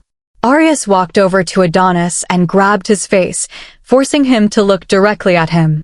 Arius laughed darkly and said, well, if it isn't Sinclair's little puppet. Aren't you a little too far from your master? I defy you, Adonis moaned in pain. No, thank you. I have a lovely companion for other things. Adonis acknowledged my presence behind Arius as he passed his crying sister. He looked up at the tiara on my head and finally said, I suppose a lot has changed in the last few months. Anna, the crown suits you. Before I could respond, Adonis was enveloped by black smoke as Arius said, do not speak to her, you are not worthy of her time. So is Sin lurking around here? Akani asked. Arius let go of his hold long enough for Adonis to respond. No, it's just me. Good enough for me. What do you say, Akani? Want to have some fun with this intruder? Arius asked fiercely. Okay course, brother. Enough, boys, I cried, breaking their horrible preparations for Adonis. We still need him. What in the world would we need him for, Amare? Arius asked. Obviously, he didn't go far from home and into your laps for nothing, and I want to know what. So now please let him go, Ari, I said. Ask him whatever you want, but I'm not letting him go, Arius said. Pouting, I said, please. My companion stared at me, and I could see his defenses collapsing at the puppy-eyed expression I gave him.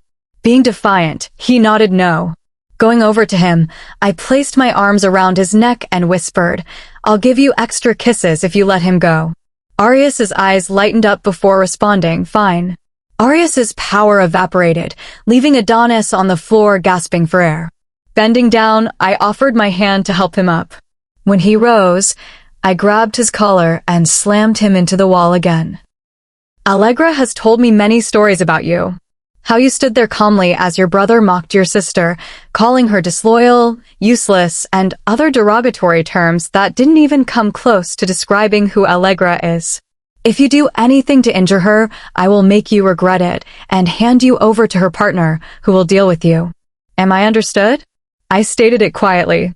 Yes, Adonis croaked. Use your big boy voice, Adonis, I told you. Yes, he said louder. I released my grip on his collar and let him fall to the floor, but this time I didn't provide him a hand. Walking over to Allegra, I sat on the floor and hugged her. Do not give him any power over you.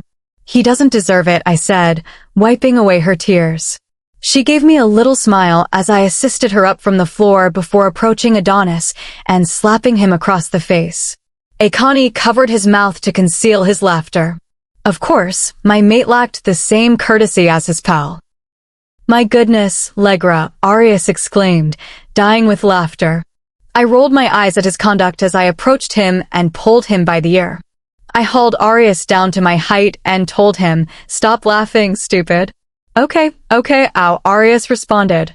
I released go of him and added, without turning around, you too, Akani. Akani coughed before responding, yes, ma'am. Join us for dinner, and you can tell us why you're here, I told Adonis. He nodded before joining us in the dining room. I watched him glance around as he walked, admiring the majestic castle of the underworld and its beauty. Allegra and Arius trailed behind us as my friend asked her, one word and he's gone. Allegra, your choice. Thanks, Ari, she said before giving him a quick kiss on the cheek and walking over to her companion. As we entered the dining hall, our meal was already on the table as we took our seats. Arius took mine out and shoved it back in after I was seated in the chair. After taking his seat, he took my dish and began carving up my meat. When I looked up at Adonis, he was staring at Arius like he was an alien. Baby dash, Arius spoke.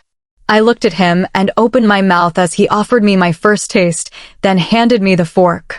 Thank you, I replied to Arius. He nodded at me before turning his focus to Adonis. So tell us, why are you here? Arius questioned him. Arius, you know that sin has always loathed you, but it wasn't simply hatred. Sinclair became obsessed with you and your power during the last few decades.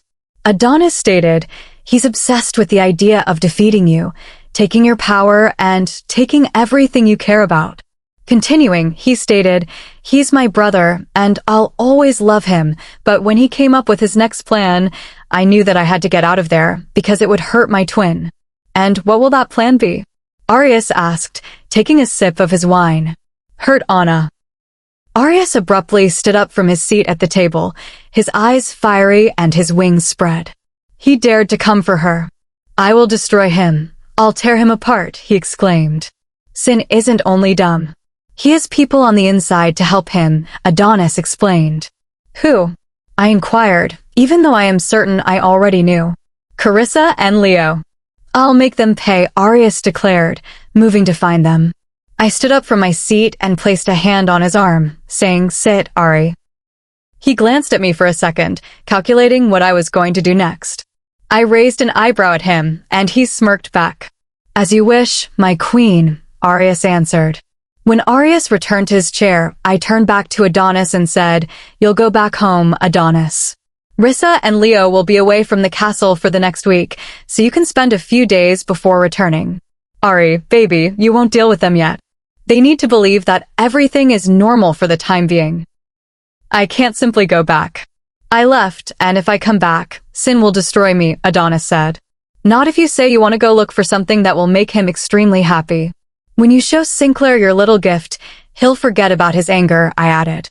What are you planning, little mate? Arius asked. Looking at him, I said, something he won't see coming. What exactly am I bringing back to sin, Anna? Adonis asked. I gave him a sneer and added, me. Chapter 40. Arius began chuckling, oh my love, you're so funny. He continues to laugh as he says, you're so cute. I have got an idea. Why don't I go to the Lycan kingdom and put an end to him? You can't, Ari, I murmured softly. I can do anything I want. I believe you have forgotten that I am a god, and one of the benefits of being a deity is that I am not required to follow mortal legal systems. Death is too easy for him, I sneered. Arius arched an eyebrow and inquired, and what do you think would be a suitable punishment for our dear Sinclair, beautiful mate? With a chuckle, I answered, thank you for asking, my darling. I want him to believe he has won, and then I want to see the look in his eyes when we take everything from him. Sin feeds on power, and once he understands it's all gone, you can do whatever you want with him, Ari. Why do you want to hurt him, Amare? Arius asked. You aren't the only one who wants to defend their partner. It is now my turn to defend you and exact revenge. I also have a personal vendetta against him, and he believes I will die at his hands. In an instant, Arius grabbed me up and placed me in his lap, kissing all over my face. I disregarded our audience, giggling and enjoying Arius' touch. Why do you always put me on your lap? I requested an explanation. I want my perfect girl on me at all times, he explained. Do we have to sit here and watch this? Allegra said, rolling her eyes. I spun around in Arius' lap and responded by sticking my tongue out, just as she had done. Adonis, on the side, looked out of place during the entire encounter. Let's get back on track, ladies and Arius. Settle down, Akani told Arius, who was still kissing the side of my neck. What is your plan, Anna? Adonis asked, breaking the stillness. Present me to sin when you return me, Adonis. We can tell a lie that Arius is a terrible friend and that I wanted to get back together with him. Meanwhile, Arius can go see Abia to get a spell that will drain Sin's power and transform him into a mortal human, I explained. That could work, Adonis responded. No, Arius replied. Why not? I asked. Baby, no, he's going to want to touch you. I won't let him, I whispered, brushing my palm across his cheek. Arius lifted me from the chair and led us to our room, bidding a hasty goodbye to our friends. We traveled softly through the palace, and I cuddled into my mate's warm embrace. When we arrived at our room, Arius set me down and grabbed my chin, lifting it so I was staring directly at him. Without saying anything, Arius turned me around and untied my hair. He brushed my hair, braided it, and then tied a hair tie around it when he was done. Turning me back around, he made me stare right at him before grabbing his crown and my own and putting them in his safe. Coming back to me, Arius, with no warning, remarked, "You know you're my heart, right? It's yours to do with as you wish." "And I you," he replied to him. My entire life I have been with absolutely no one other than Abia, Akani, and Allegra. I've adored only them for the past eon. Even when I was near to losing my humanity, the only thing keeping me anchored was the hope that I might one day meet my partner. In all honesty, throughout the last 2 or 3 millennia, I was losing all hope until I encountered a certain dark-haired beauty. You came into my life unexpectedly, and I had no idea what to do but love you. I whispered, "What did you just say?" He grabbed my face, pushed us near enough to brush lips, and said, "I love you, Analise Kade, the woman of my dreams, the queen of my kingdom, my soul, my mate, and my entire world. I love you, Amare." I was sobbing by the end of his sentence as I reconnected with Arius. Snuggling into his neck, I continued to cry as he caressed my hair to calm me. When I eventually calmed down, I added, "I thought my search for a soulmate had ended when I met Axel. Then I met Sin, and the majority of our time together was spent ignoring me, always angry about something. Finally, I met you, Athanasios Mortem, the man I'd been expecting for all my life. There's a saying that your first love comes at a young age, the second is harsh love, and the third is blind love. Arius, you literally appeared out of nowhere and have taken my life by storm. I've never regretted spending time with you since you taught me what true love is. I adore you, Ari, more than anything in the known universe." Arius laughed as tears flowed down his cheeks and continued, "You mentioned my name. Do not laugh at my mispronunciation. It took me a long time to learn it," I explained. He laughed as he picked me up and spun me around in a circle. "I love you," Arius said as he kissed my face and neck. "I love you, I love you, I love you," I answered. We laughed and giggled until it wasn't amusing anymore, staring deeply into one another's eyes. His eyes darkened as the intensity shone clearly in them. Looking into Arius' eyes, I witnessed the dark side of his love for the first time. Instead of scaring me, it intrigued me. He pushed me against the wall, then pressed his lips against mine. I could feel that his kiss was more desperate and intense than our usual ones. Arius broke our kiss and said, "Mine." "Yours," I responded. He looked at me, his gaze unwavering, a silent question in his eyes. "You go on and on about how much you want me," I said softly, testing him. "When are you going to finally show me?" "You want me to show you, little girl?" Arius murmured, his voice low. "Uh-huh," I responded. A hint of a smile touched his lips. "As you wish." He lifted me effortlessly into his arms and carried me toward the bed, his lips finding mine once more as the world faded away. Chapter 41. Arius held me, his gaze intense as he deepened our kiss, pouring all his pent-up emotion into it. His hands moved from my face, down my back, pulling me impossibly closer. He was showing me, without words, how much I belonged to him. His touch was both possessive and tender, a promise of his devotion. He was focused entirely on me, his expression one of deep affection and desire. "My queen," he said, his voice thick with emotion. I looked up at him, and his expression was one of love. Arius lifted me effortlessly, carrying me to the bed and sitting with me on his lap. "Ari," I whispered against his lips, overwhelmed by the intensity. "Yes, you are my sweet little queen," Arius replied, rubbing a thumb gently across my lips. I clung to him, moving with him as a wave of sensation and emotion washed over me. The feeling was electric, a deep ache building between us. "Please," I begged, wanting to be closer. "What's wrong, Anna? Use your words." I said, I need you." He lay me gently on the bed and leaned over me, asking, "Where do you need me, baby?" "Everywhere," I whispered. Our clothes seemed to melt away, his touch gentle as he removed each piece, his eyes full of adoration. "You look all pretty for me." "You are so beautiful, Amare."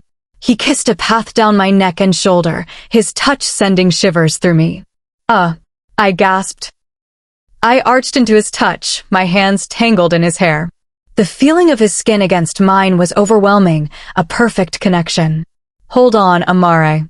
I have plans for you." A mysterious, gentle force seemed to hold me in place as his darkness wrapped around us, cocooning us from the world. "Arius," I called out, lost in the delight of his touch. "Remember the first time I met you," he murmured. "I swore I would show you what it means to be truly cherished. To be mine. Today is that day." He kept me on the edge of a breathtaking precipice, his focus absolute, until he finally stopped. After releasing his gentle grip, he climbed on top of me, and I groaned from the sensation of being so close together. "I want to feel all of you right now," I instructed. "Now, don't be so impatient, little mate. I adore making you feel cherished by me." He moved, brushing his lips against mine, and I could feel the intensity of our bond. "Taste the love I have for you, my queen," Arius said. I met his kiss, pouring all my own feelings into it. Arius smirked and pressed closer. "Wait," I instructed, keeping him from moving. Arius looked at me concerned. "Amare, what is wrong? Just a few minutes ago, you urged me to be closer." "I want to feel all of you," I said. "And you will." "No, I mean both mind, body, and soul." "Sorry, Anna, I'm not following," he remarked, bewildered. "I want you to mark me." Chapter 42. "Are you sure, little one?" Arius questioned, moving some of my hair away from my face. "More than anything, Ari," I replied, smiling. Arius pressed his lips on my neck, nuzzling it before kissing it to discover my vulnerable spot. When I moaned aloud after he nipped a certain area of my neck, he stopped moving. "You are forever mine, Analise Kade," he said softly, biting down on my neck and marking it. Crying out, I arched my back as Arius kissed my lips. The feeling of his marking me quickly turned to pleasure as I felt impelled to grasp what was rightfully mine. After pulling my lips from his, I stretched my fangs to find his sweet spot. "You are forever mine, Athanasios Mortem." Biting down on his neck, I marked him as Arius cried out. The entire mating bond clicked into place, causing me to experience what Arius was feeling. I could feel his own feelings turn to pleasure as his urgent need to complete our bond rose. "I can feel you everywhere, Ari," I said. "I know, mate, I know." Looking into his blue eyes, I screamed, "Be with me now, my king." Arius said, "As you wish, queen," before he finally joined our bodies as one. "Ari," I cried out as our bodies became one. "Amare," Arius breathed as he moved within me. My eyes welled up with the intensity of the feeling, a mix of overwhelming emotions as I held him close. "My woman," he lamented. He kissed my skin, and I cried out, lost in the sensation, sure that everyone in the palace heard what we were doing. Ari's hair was in his face as we moved together. Being with Arius felt more right than anything I'd ever experienced. I groaned and murmured, "Closer." Arius spread his wings and flew us across the room, pressing me against the wall. He held me tightly, our movements becoming more desperate as I strained to hold on. "Who do you belong to?" Arius growled. You, I belong to you," I muttered, lost in him. Our new position intensified the feeling, and as we both approached our peak, I held him tighter, and Arius exclaimed in joy. "So close," I muttered. "One day, I will see you with my children. You'll be a beautiful mother as we start our family," he said. Now, my sweet girl, Arius said. Finally, we let go together. The world shattered into 1,000 points of light.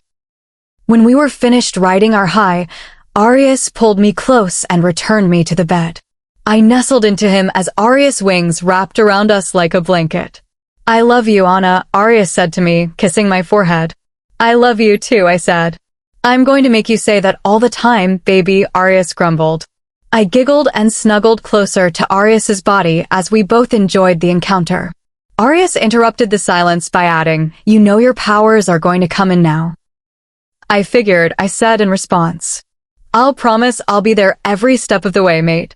I rolled on top of him and said I never had any doubt. Arius gave me his $1 million smile and brought me down, locking our lips. We exchanged a passionate kiss that revealed our deep affection for one another.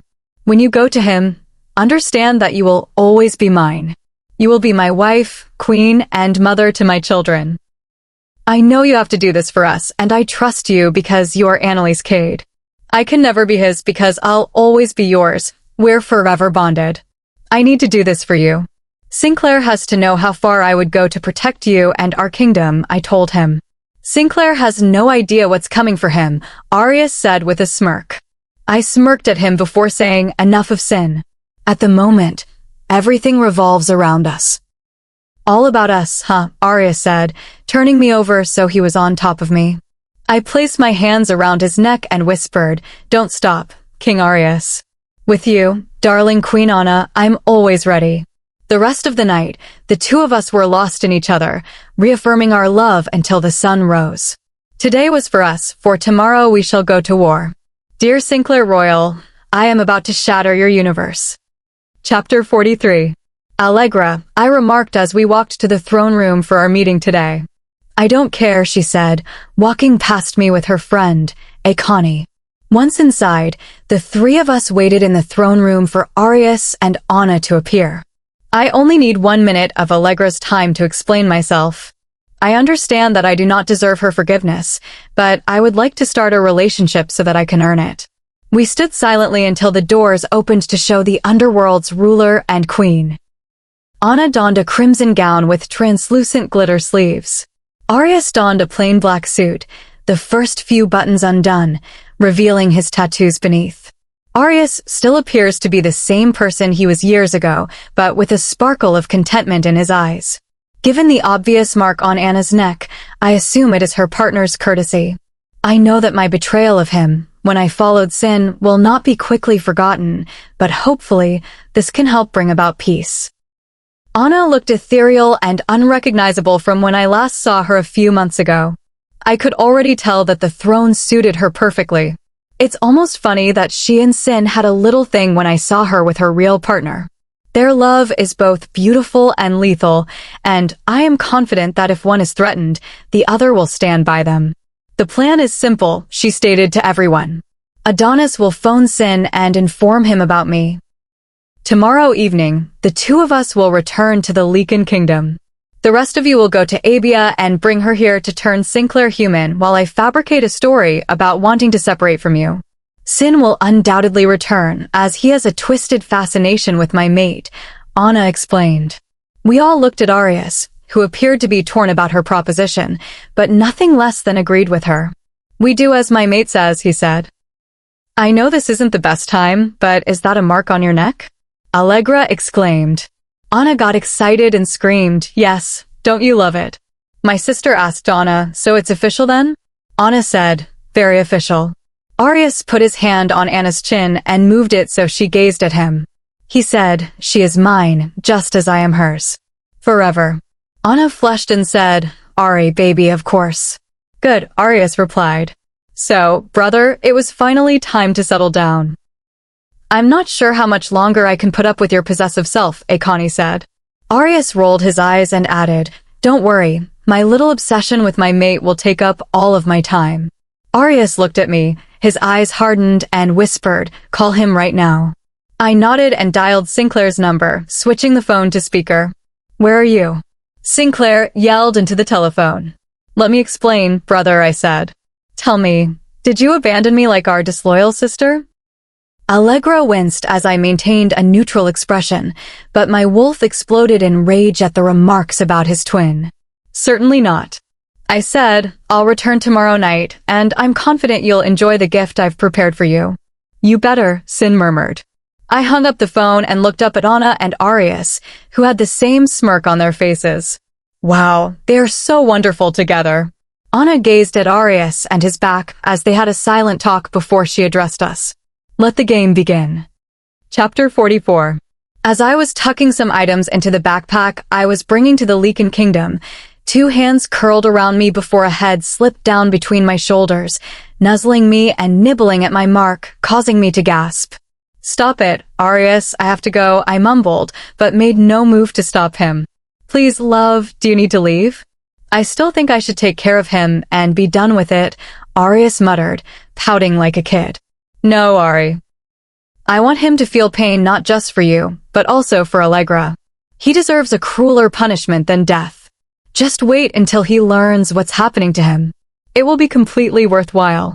Turning in his arms, I observed Arius considering the proposal I made, and he merely shrugged. I guess, but I hate that you have to be so far away. In response, I replied, don't worry, I'll be back in your arms soon enough, and we can both revel in Sin's demise. His eyes gleamed with malice, and he said, it will be wonderful. When I finished, I smiled and zipped up my backpack. Arius helped me put on the backpack before heading to the dresser to retrieve a beanie. When he returned, he placed it on my head and zipped up my jacket before kissing my nose. Wear your jacket at all times while traveling. I do not want you to get sick, Amare. I rolled my eyes and said, I'm a wolf, Ari, and our bodies were designed for the cold. I don't care. I want you to stay well and safe. And if that guy even touches one of your hairs, I'll unleash my fury on Earth. I love you, Mr. Protective, I confessed. I love you too, my pretty girl. I tried to kiss Ari while tiptoeing, but he was too tall to get near. Come down here, I begged. Arius giggled and said, look at you, you're so small. I pouted and said, fine, no love for you. Arius kissed me and said nothing else. He muttered to my lips, but who else will love my darkened heart? Only me, I replied, submitting to the kiss. Arius moved his hand down my back and onto my waist, squeezing me. Hey, I said. Arius smirked at me and said, you better get going if you want to make it there before nightfall. When I learned I wouldn't be seeing Arius for a few weeks, I clung to him. Until now, I hadn't realized how devoted I was to him, doing everything with him, and the only time we were apart was when he had to leave for work for 2 weeks. I snuggled up to his chest and said, I'm going to miss you, mate. Arius bent down to kiss the top of my head. Me too, little one. We stood there in one another's comfort before it was time for me to depart, and instead of walking, Arius shadowed us to the palace's entrance, where Adonis was already waiting. Arius grabbed my face from his chest, approached me, and said, destroy him, my queen. With pleasure, king. Arius teleported Adonis with one last kiss, bringing me as close to the Lycan Kingdom as he could. As the shadows encircled us before I vanished, I mouthed the words, I love you. He mouthed back, I love you too. When the smoke cleared, I saw we were in a white forest, not a green one. Where are we?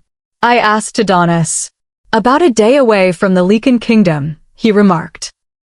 Let's get going then, I said. He nodded, and we began our tower walk through the freezing woodland in quiet, savoring the wonderful landscape and the small snowflakes falling from the sky. Adonis turned to me and asked, why don't we run with our wolves? I know you haven't run for a long time. Adonis was accurate. Even though I had only been in the underworld twice, I missed running in the forest around the midnight pack. It had been about 4 months since my last journey to the underworld, and it was as close as I could get to the experience of rushing in those trees. I removed my garments and put them in my backpack before transforming, and I grabbed the bag with my snout as I met Adonis in front of the tree.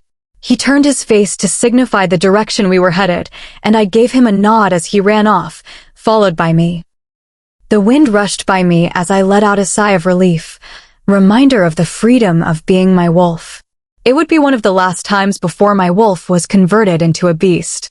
However, there must be another kind of freedom flying in the skies, almost like jogging. I would miss being a wolf, but it was time to put that era behind me. We walked without pause until twilight, then rested for the night and lit a fire. I emerged from behind the tree after readjusting my clothes. As I approached the fire, I extended my hands to get warm, and Adonis did the same. "How can I get her to talk with me?" he asked. "Allegra," I questioned. "Yes. After what you did to her, if it were me, I would never speak to you again, I told you." In defeat, Adonis lowered his head and dropped to his knees. I looked out into the trees and remarked, "But that's not me. Allegra merely needs time to cool off. She is kinder than I am, and I know she misses her brother. You are twins, and your other half will join you when the time comes. Until then, just show her that you're on her side, not his." "I regret it all," Adonis confessed. "I know, I admit it, honestly. You can't go back into the past, only fix the mistake you made. Can I correct those mistakes?" "Probably not, but you'll repent for your future, I told you. I met Arius many decades ago. He's changed now," Adonis explained. Hearing my friend's name made me pleased right away. "How so?" I asked him. "He's much happier." Arius, I knew, was cold and unfeeling, as if he lacked a piece of his soul. I believe that component has finally bonded with him. "He, too, is my other half," I explained. "Have you met your mate?" I questioned after a moment of calm. "No, but she is all I have ever wished for other than my sister's forgiveness." "I am sure your day will come, Adonis."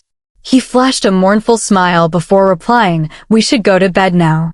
We have a hard day tomorrow." As I lay down to sleep, I wondered what my mate was doing right now, probably pouting and whining like a child since I wasn't there to hold him. I giggled quietly at the thought of that. Before falling asleep, I sent a whisper into the sky, hoping Arius might hear. "I love you." The next morning, we got up early to run the last hour. When we arrived at the Hidden Kingdom's border, Adonis laid his palm on the tree, revealing the shield that protected the Lycans. When we got to the palace, we swiftly transformed back before entering to see Sin. "I have mind-linked him to meet us," Adonis warned. Outside his office, Adonis raised his hand to knock. "Come in," a voice said from within after he knocked. We walked in and noticed Sin perusing some documents with a glass of scotch in his hand. "You've finally arrived. What is this gift you're talking about?" Sin inquired, pausing as he noticed me. His lips parted in surprise as I prepared to showcase my Oscar-worthy acting abilities. Sinclair stood from his seat to stand next to his desk. Without thinking, I ran across the room into Sin's arms, shouting, "Sin, baby, I've missed you." He placed his arms around me and held me close to his body. I smirked behind his shoulder. "Sinclair Royal, you're going to fall." Chapter 45. Sinclair held me for a few more seconds in disbelief before regaining consciousness. He leans back from me, looking me fully in the eyes before placing his hands on my shoulders, gripping them tightly. "Why are you back, Anna?" Sin growled at me. "Please stop," I pleaded as if I couldn't break away from his grip in a second. "And tell me why should I?" I only said, "Because I love you, Sinclair." Gag. "Then why did you leave?" he said. "I'll tell you everything once you let go of me." Sin looked at me for a good second before letting go of his grip. "Tell me everything," he said, returning to his seat behind the desk. "Arius, as you already know, is my mate. I abandoned you because I was so enamored with the idea of having another mate. It was the biggest mistake of my life," I whispered, forcing fake tears to stream down my face. He was horrible to me," I wept. "Wow, I should receive an Oscar for this." In the open, he made me act like we were a perfect couple, but behind closed doors, he hurt me. Moving my hair to show Sinclair the mark on my neck, I continued, "One day, he wanted me to do something, but I finally stood up to him, and then he forced his mark on me. When I saw Adonis come, I knew he was going to be my saving grace and take me back to you," I told him. "Don't worry, sweetheart. I'm here, and with my help, you'll finally get your revenge." I offered him a small smile and said, "I missed you calling me sweetheart." Arius gave me this strange term, amare, and I despised it. "I love it.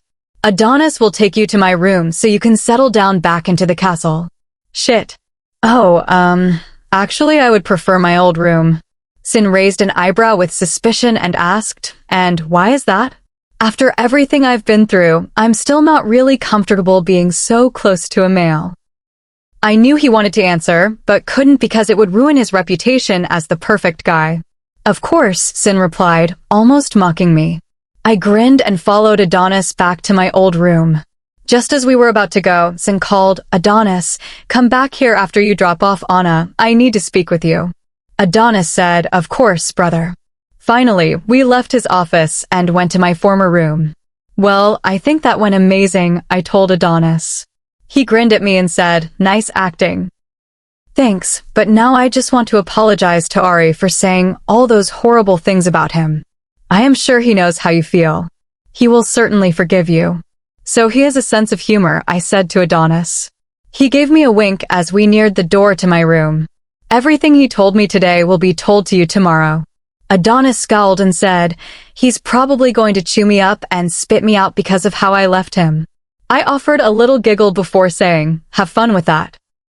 When Adonis left, I closed the door to my room before locking it and turned to find that all of my clothes and stuff had remained the same as the previous time I was here. I opened one of my suitcases and discovered a photo of Xavier, Aiden, and me inside. I laughed when Lucas took a photo of the three of us arguing about something. I placed the picture on my nightstand and dressed to take a shower.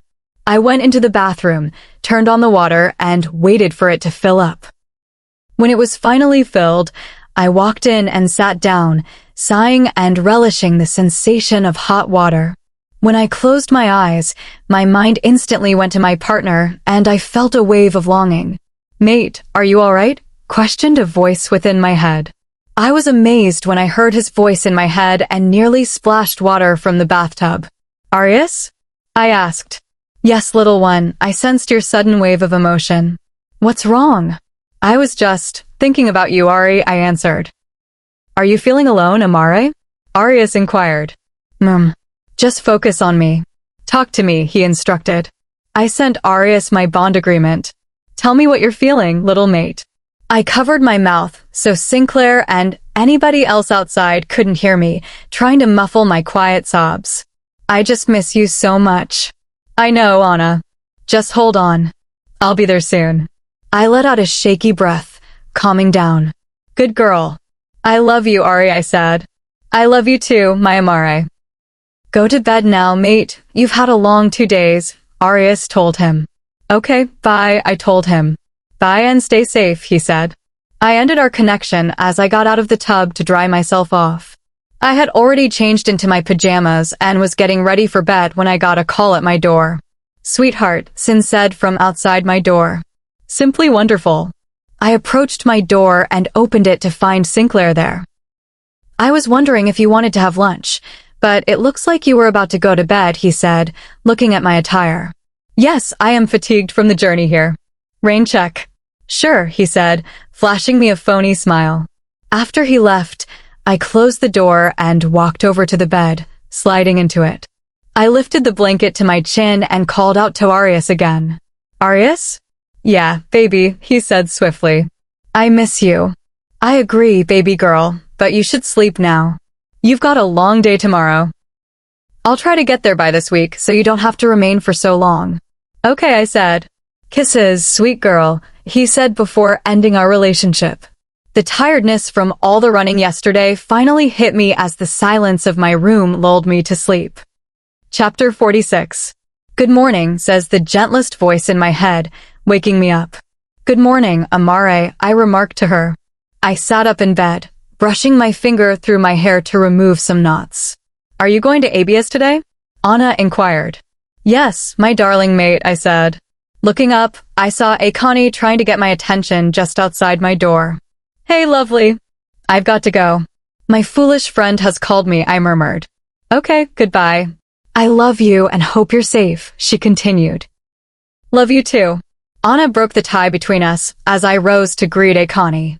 Are you done moping around? He asked. I'm not moping, I replied in defense. Yeah, sure, he answered mockingly. I rolled my eyes at him and explained, if you must know, I was greeting my mate. Oh yeah, she and Sin are all alone together. Don't you wonder what he's planning? You know how sin is, Akani said, smirking. Even thinking about them together makes my skin crawl, and my jealousy flares up. My shadows reached Akani and grabbed him with both feet and hands. What the heck, Arius? Let me go. I trust Anna more than anybody else, but that vile serpent will do anything to get to me. Come on, Ari, I was joking. Anna would put him in his place if he tried anything. My shadows let him go, and Akani fell to the ground, moaning with frustration. You're correct. Isn't my girl just perfect? I remarked, coming into the restroom and beaming like an idiot. I should apologize to Anna for having an idiot, mate, Akani yelled from outside. I'll tell Allegra about the cabin last December, I said. You're terrible. You were supposed to take that to your grave. After brushing my teeth and changing into new clothes, I went outside to find Akani and Allegra. Finally. What are you doing in there, preparing for a fashion show? Allegra inquired, agitated. Might as well be, I said, looking down at my clothes. Allegra rolled her eyes and muttered, We need to leave now before Abia throws a fit. She's such a drama queen, Akani remarked as I teleported us to her house. Am I now? Said a voice behind me. Arius said it, Akani exclaimed, running behind me. Coward, Allegra murmured. Big sister, I said quietly, leaning down and kissing her cheek in greeting. Why have you not come to visit me with your cute mate? Abia asks. She is with Sin, I said. What did you do? Why do you think I did something? I replied, angry. Because you're a knucklehead, she answered. Says you, I said gently. What was that? Nothing, I promptly said. I thought so. Akani, why are you cowering in the back? Come out and make some tea, Abia instructed. Yes, ma'am, Akani said, walking to the kitchen. Allegra greeted Abia and hugged her before we sat at her circular table. So brother, tell me why your mate is at Sin's place, she instructed. Revenge, I answered simply. Of course, and that is why you have come here, because you need something, my sister said, lifting an eyebrow. I smile awkwardly at her and reply yes. Abia and I have a really rocky connection. Our mother, Gia, bore me into the earth when I was a newborn, so Abia has always taken care of me. I finally moved out of her house and took over the underworld, but I always came back to keep her company. Despite being much older than me, she has yet to find a partner, which has hurt her. I'll visit more, I promise, and this time with my mate with me, I warned Abia. She nodded as Akani appeared with a cup of tea. Abia took a drink of the tea after serving it to the group. So tell me, what is it you need? Can you make a Lycan human? I asked. Of course I can. Arius doesn't slouch, she remarked. I'm not even slouching, I clarified. Yes, you are. Don't slouch. Allegra eats more. You're getting skinnier by the day, she said, grabbing some cookies and placing them on Allegra's plate. Okay, can we get back on topic? I asked. Oh, right. Who do you believe I am? Of course, I can prepare a simple human potion. Great, can you make it? I inquired. Fine, I'm getting annoyed by Sin too. Although, I want something in exchange, replied Abia. What do you want? That charm bracelet I liked the last time I was at your place. I'll give it to you the next time I'm here, I told her. Abia clapped her hands and turned to face Akani. Akani, go get me my ingredients for the spell, Abia stated, using her magic to give Akani the list. Why are you bullying me, Abia? Akani commented, grumbling. Maybe because you mixed 2 potions together when I explicitly told you not to touch to blow my kitchen up, Abia replied in disagreement. You'll have your ingredients in 30 minutes, Akani announced, springing from his seat to grab the paper and hurry out. Arius, dear, go up to your room and nap. You look exhausted, Abia said, leading me into my bedroom. But I began speaking. Do as I say, boy. Fine, I whispered as I headed into my room. I left Allegra and Abia and returned to my old room to complete my sister's request. Baby, are you there? I asked Anna in my mind. Hi, Ari. Why are you calling? Anna asked and promptly responded. Just my sister babying me, I explained. I put my head on the pillow and looked up at my starry ceiling. I wish I was there. Me too, mate. I got to go, Ari. The psycho won't leave me alone. Be safe, I advised. Don't worry, Adonis is my new accessory to keep me from sin. Good. Kisses, love. Kisses. My sister was correct. I felt tired after a 4-hour nap. When I woke up, I went to see if the potion was finished. I strolled over to the living room and questioned, "Is it done?" Abia rolled her eyes and told me it was done 3 hours ago. Sleeping Beauty. Why didn't you call? You needed to rest. Now that you're rested, here's the potion, Abia said, handing it to me. Thank you, I responded, hugging her. You better come soon. I will, I said. Take care of all of you, Abia said. We returned to the castle for one final stretch. It was time for Sinclair Royal to fall. Chapter 47. I spent the next week with Sin and Adonis, hoping to persuade Sin that we were on his side. So far, the fool believes all we say about our animosity toward Ari. Sinclair has been pressuring me to move into his room, but I've kept making excuses about not being ready to be around a man like that. Sweetheart, are you ready? Sin inquired from outside my door. A few months ago, I would have appreciated that nickname, but now it disgusts me. Almost, I remarked as I finished my makeup. After repeatedly denying Sin's request to go on a date, I finally consented so he wouldn't suspect my hesitant behavior. I've been putting off telling Arius about my date because I don't want him to worry about me, but it's now time. Ari? I questioned. Little love, is something wrong? Well, I promise you will not be angry, I said. What did you do, Amare? Arius speaks. Nothing. I swore. Sin has been pestering me to go on a date for the past week, and I finally couldn't refuse him any longer since he was becoming suspicious, I told him. What? My baby is going on a date with another man, Arius explained. I could see he wasn't happy on the other end of the link. Yeah, so can you hurry up and save me? Don't worry, darling girl, I'll be there today and Sinclair Royal will regret ever getting his eyes on what's mine, he informed me. Love you, Ari, I said. I love you too. Remember to wear a jacket. The Lycan Kingdom can be cold. Angry, I said, stop babying me, Ari, I'm a wolf. We were born to withstand the cold. I don't care. Stubborn. I overheard that, mate. Don't worry, I'll remind you of that comment later, but I need to leave now. Be a good girl, and if Sin attempts to touch you, put him in his place. Bye, Ari. Remember to be firm, he started, but couldn't finish because I had severed our bond. I rolled my eyes at my friend's antics as I walked to the door. Before opening the door, I grabbed a jacket and slid a small knife inside the inside pocket. Sinclair stood outside wearing casual clothing and his golden hair in untamed curls. I love Arius' black dress shirts with the buttons undone so I can see his tattoos. Incredible. I offered Sin a phony smile and said, Hi. Hello, sweetheart, he said. Where are we going today? I said as we walked through the palace halls. Do you remember the place where we had our first date? Sin inquired. Yes. We just have one date. Of course I do, I answered. I was wondering if we could go back into that cafe for lunch. It sounds perfect, I said. Perfect because people surround it, and I am confident you will not try anything. We walked peacefully into town until Sinclair broke it. They still have those chocolate croissants you loved, Sin told me at the time. Wait, really, I love those, I said, smiling with joy over the chocolate heaven. Yeah, we can order them today, he answered. We continued our walk to the cafe and were eventually seated outside in the same spot as before. I browsed the menu and ordered seafood pasta, while Sin chose fish. After the server took our orders, I waited for my margarita to complete my lunch. Tell me about your time in the underworld, Sinclair asked after they'd served my drink. I took a quick sip and replied, if it's okay with you, I wouldn't want to remember that moment in my life. I just need some information to help you get your revenge. I quickly rolled my eyes and said, well, at first, he was incredibly nice and treated me like a queen. About 2 weeks later, everything changed for the worst, and you know the rest of the story. Sin looked at me suspiciously as I put on my best sad and sorry face.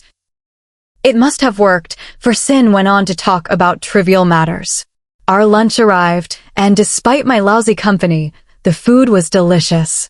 After we finished our dinner, our chocolate croissants arrived, and I bit into them and sighed with delight at the explosion of flavor on my tongue. You better not be sighing like that, Analise. It's from a chocolate croissant, Ari, I told him. Hey, don't eat his croissants, only mine. It's from a cafe, Ari. Now, shoo, or you'll give me away. Are you alright? You kind of blinked out, Sin inquired. In return, I responded, yeah, just enjoying my croissant. Sin glared behind me as I turned to see what he noticed. Adonis was approaching us and taking a seat at our table. Thank God. What are you doing here, brother? Sin asked. Can I spend time with my friend and brother? He spoke with mock innocence. Anna and I are on a date, Sin stated. No. That's okay. I don't mind, I replied. Sinclair groaned in his seat, and Adonis shot me a knowing look. As Sin dipped his head to text someone, I mouthed thank you to Adonis. He nodded and mouthed, no problem. When Sin was ready to say anything, the ground trembled, and lichens shrieked as the trees fell. People were running towards the middle of town, where we were, and I looked at Adonis, who gave me a puzzled look. I shrugged and rose from my seat to follow them. When we arrived, the whole Lycan population had gathered in the town center, and Sin was walking to the front. Do not worry, everyone. We have everything in control. Sin began, but was interrupted in the middle. As Sin returned to us, Adonis smirked as black smoke rose from the woods. What is happening? He exclaimed, hysterically. Oh, sweetheart, you're about to meet your maker. Instead of fleeing the smoke, I moved towards it as it engulfed me like a blanket. Hello, my lovelies, I've missed you, I replied, beaming at the lovely creatures. A winged being flew from the sky and landed directly in front of me, as everyone stared at him in fear. He was completely transformed, radiating power and revealing his horns and red eyes. Everyone except me was terrified of him. No. You deceiver. When I get my hands on you, I'm going to make you pay. Shin yelled at me. I turned to Sin as I heard Arius move up behind me, placing his hands around my waist. He lowered his head to the side of my neck and kissed me. You'll have to beat me to make me pay, and with your weak skills, I doubt you could do that, I chuckled. Arius let out a small laugh before staring up at Sin. He murmured a dark, hello, Sinclair. Chapter 48. Arius, Sinclair said, growling. My friend smiled as he glanced at Sinclair, saying, as usual, pup, I've outperformed you once more. Arius turned to look at me before turning back and saying, wait, I apologize. This time, it wasn't me, but my lovely pal. Isn't she a sneaky little thing? Arius booed my nose with his finger and kissed the tip, and I rolled my eyes at him. You lied to me, Sin stated. You said that as if it were a major surprise. Come on, you didn't trust what I said, right? I answered by lifting an eyebrow. So, he didn't actually hurt you? Sin asked. Wait, what? Arius queried, his expression charming and confused. I grinned sheepishly and said, I had to make it believable, baby. He pressed his lips on my ear and murmured, don't worry, beautiful girl, you'll pay for that later. Blushing bright scarlet, I snuggled closer to his body, hiding my blush against his chest. My needy queen, Arius sang in my mind. Save the flirting for later, Ari. Or we could ditch this party and let them seal his fate. I ignored Arius and turned to Sin, who was staring at him with contempt and disgust. His reaction infuriated me, and I yelled, get that dirty look on your face, Sinclair, before I silence you. He approached Adonis and said, how could you, little brother, after everything I've done for you? Everything you've done for me, everything you've done for me. Are you kidding, or do you really only have 2 brain cells, Sin? You disowned my twin after she met her mate. You've constantly looked down upon me for the past centuries. How dare you think that I would be on your side, brother? Adonis yelled at the Lycan King. Does our blood bond mean nothing to you? Of course, Sin. I love you, but I will no longer be an accomplice to all of your crimes because of your stupid jealousy of Arius, Adonis remarked. Sinclair snarled, I am not jealous. Arius burst out laughing, drawing everyone's attention to him. Oh, I'm sorry, continue, he urged, covering his lips to hide his laughing. You really have a habit of laughing in the wrong moments, I mumbled to Arius. He simply shrugged and gave me a wink. I backed away from him and approached Sinclair. When I was standing in front of him, I put my finger under his chin and drew his face close to mine. You are a little boy who acts like a fool because he just realized that there is someone who gets more attention than him, I told him. Sinclair growled as I continued, but do you want to know anything, Sinclair? No matter how hard you work or how much you desire it, Arius will always outperform you. A better man, a better mate, a better king, and most importantly, the most powerful being on the planet. And you, sweet Sinclair, you are a worthless creature that my Ari can squash like a bug, I added, flicking his nose before returning to my companion. You have the potion, right? I asked Arius in my thinking. In my pocket, Amare, he answered. Good, I said quietly before cutting the connection between us. I came to a stop, grinned at Arius, and turned around to dash towards Sin. I took out the knife I'd hidden earlier this morning and positioned it at his throat. Why should I let my friend have all the fun? Nobody challenges my mate and gets away with it, but I have a far better plan for you, I murmured into the ear of a fallen Sin. Sinclair tosses me off his body, and I fall to the ground on my back. I quickly stand up, raise my brow at Sin, and offer him a venomous smile. Let's play, Sinclair, I said, whirling around and dashing in the opposite direction as I changed into my wolf form in the middle of the run. I hurry across the woods, weaving in and out of the trees. I could hear Sinclair's Lycan close behind me, trying to catch up. Arius shrieked, A&A into my head. You cannot outrun him in your wolf shape. He's a Lycan, Amare. Don't worry, Ari, I won't be a wolf for long, I told him. What dash, but before he could finish, I broke our bond. I rushed through the woods before screeching to a halt and racing full speed in the opposite direction. Sin fell to the ground, unprepared for the rapid change in movement. We resumed our pursuit just next to a lake. I knew I couldn't keep this up for long since Sin's Lycan was closing in on me. Shit. Babe, I know you want to make a dramatic entrance into the world, but can you hurry up? I spoke to my subconscious. Sin howled behind me as I used the rest of my speed to create as much space between us as possible, but I knew he'd catch up with me soon.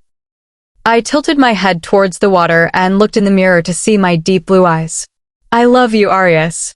You transformed my world from black and white to one full of colors.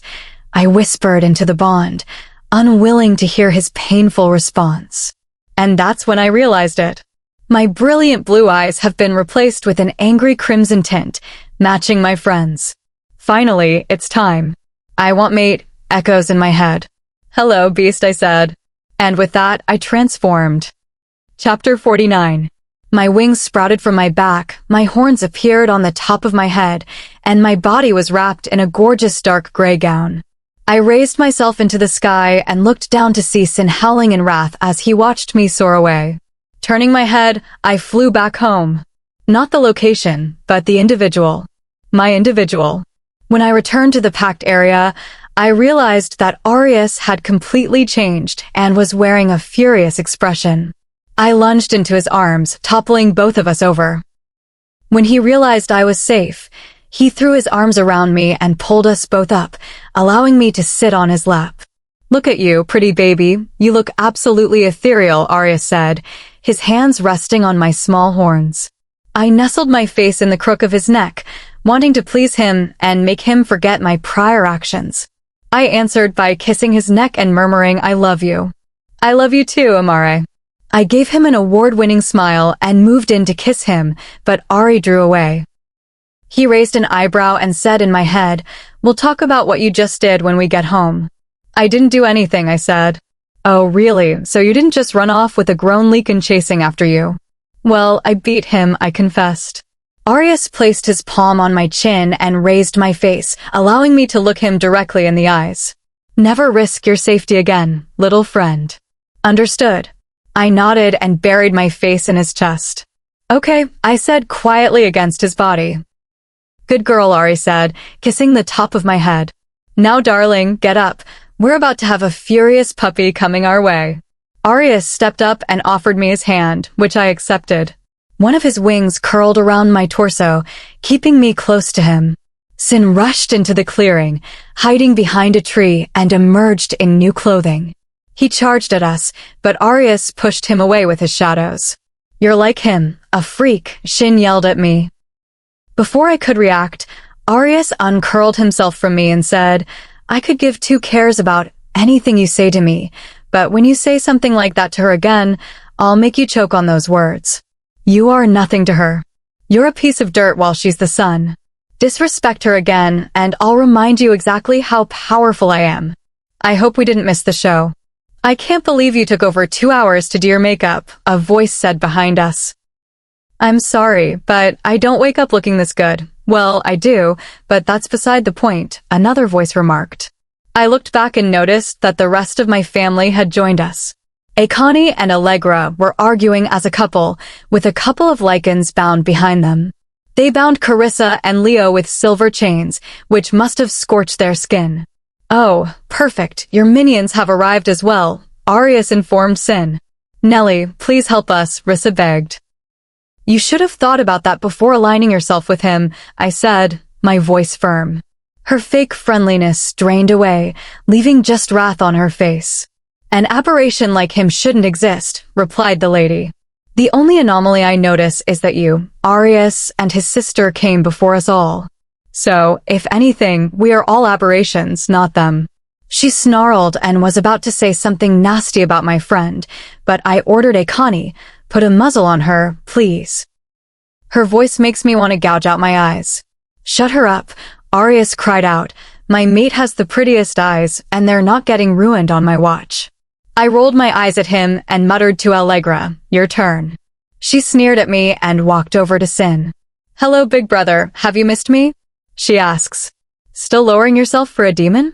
Arius and Akane intended to attack Sin, but I stopped them before they could.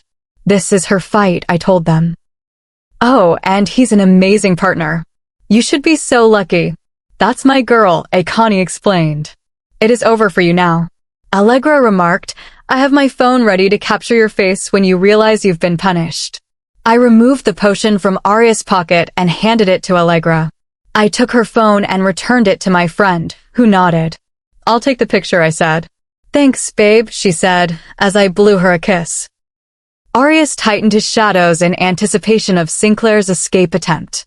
You've crossed the line before, but not like this. Arius was about to end you, but Anna stopped him, so you should thank her, Allegra stated. Wait.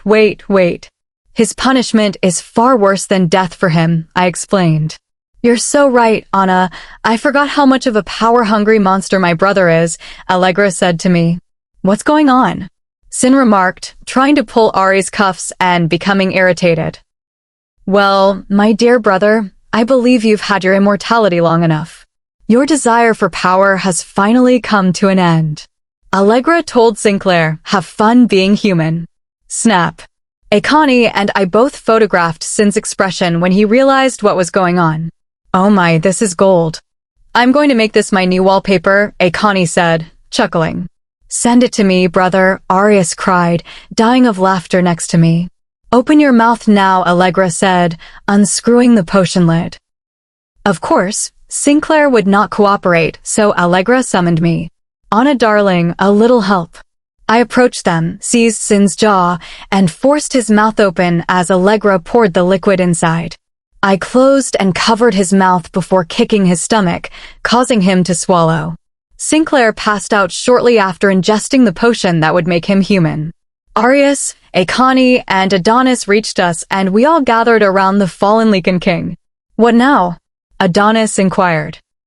You become king and take care of the two behind us, Arius said, pointing to Rissa and Leo. Adonis spluttered before saying what?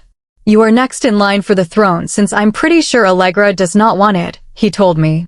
Yep, it's all yours, Allegra agreed, backing up my friend. What will you do with him? Adonis inquired about Sin. Oh, I have just the perfect place for him, I remarked, smirking. What is going on in your devious mind? Ari inquired, curious. You'll have to wait to find out, I said, winking. Arius told Adonis, we'll be in touch, before reaching down to take up Sin. Allegra approached to hug Adonis. I have not forgiven you yet, but we are on the right track. Keep in touch, she said. Before Ari turned to face me, the four of us had reached the edge of the Lycan Kingdom. Where are we heading, gorgeous? The Dark Moon Pack. Chapter 50. The shadows had dispersed by the time the five of us reached the edge of my previous pack. Arius carried Sinclair on his shoulders. After transferring Sin to Akani, Arius approached me and wrapped his arms around my waist. "Are you ready, darling queen?" he asked. "MHM," I responded, tiptoeing in to kiss him. Arius pressed his nose to mine before pulling away and gripping my hand. "Let's go," he responded. As we went with Akani and Allegra behind us, I let my wings sprout from my back, just like Arius did. We entered the pack's main quarters, where everyone was gathered for the weekly pack meeting. Everyone stood up, alert to the intrusion, but Arius's shadows lured them all back into their seats. "Who are you?" Axel queried from the podium in front of the crowd. Lilith stood next to him. The two of them couldn't see my face since I was standing behind Arius' huge body. "I'll ask again, who are you?" Axel stated when Arius did not answer. "Watch your tone, boy. If you speak to me like that again, I will make you pay and then make your life terrible in the underworld." I put my hand on Arius's forearm to calm him down, knowing that he was already worried about meeting my first partner. I stepped out from behind him and exclaimed enough. "Anna," Axel said in wonder.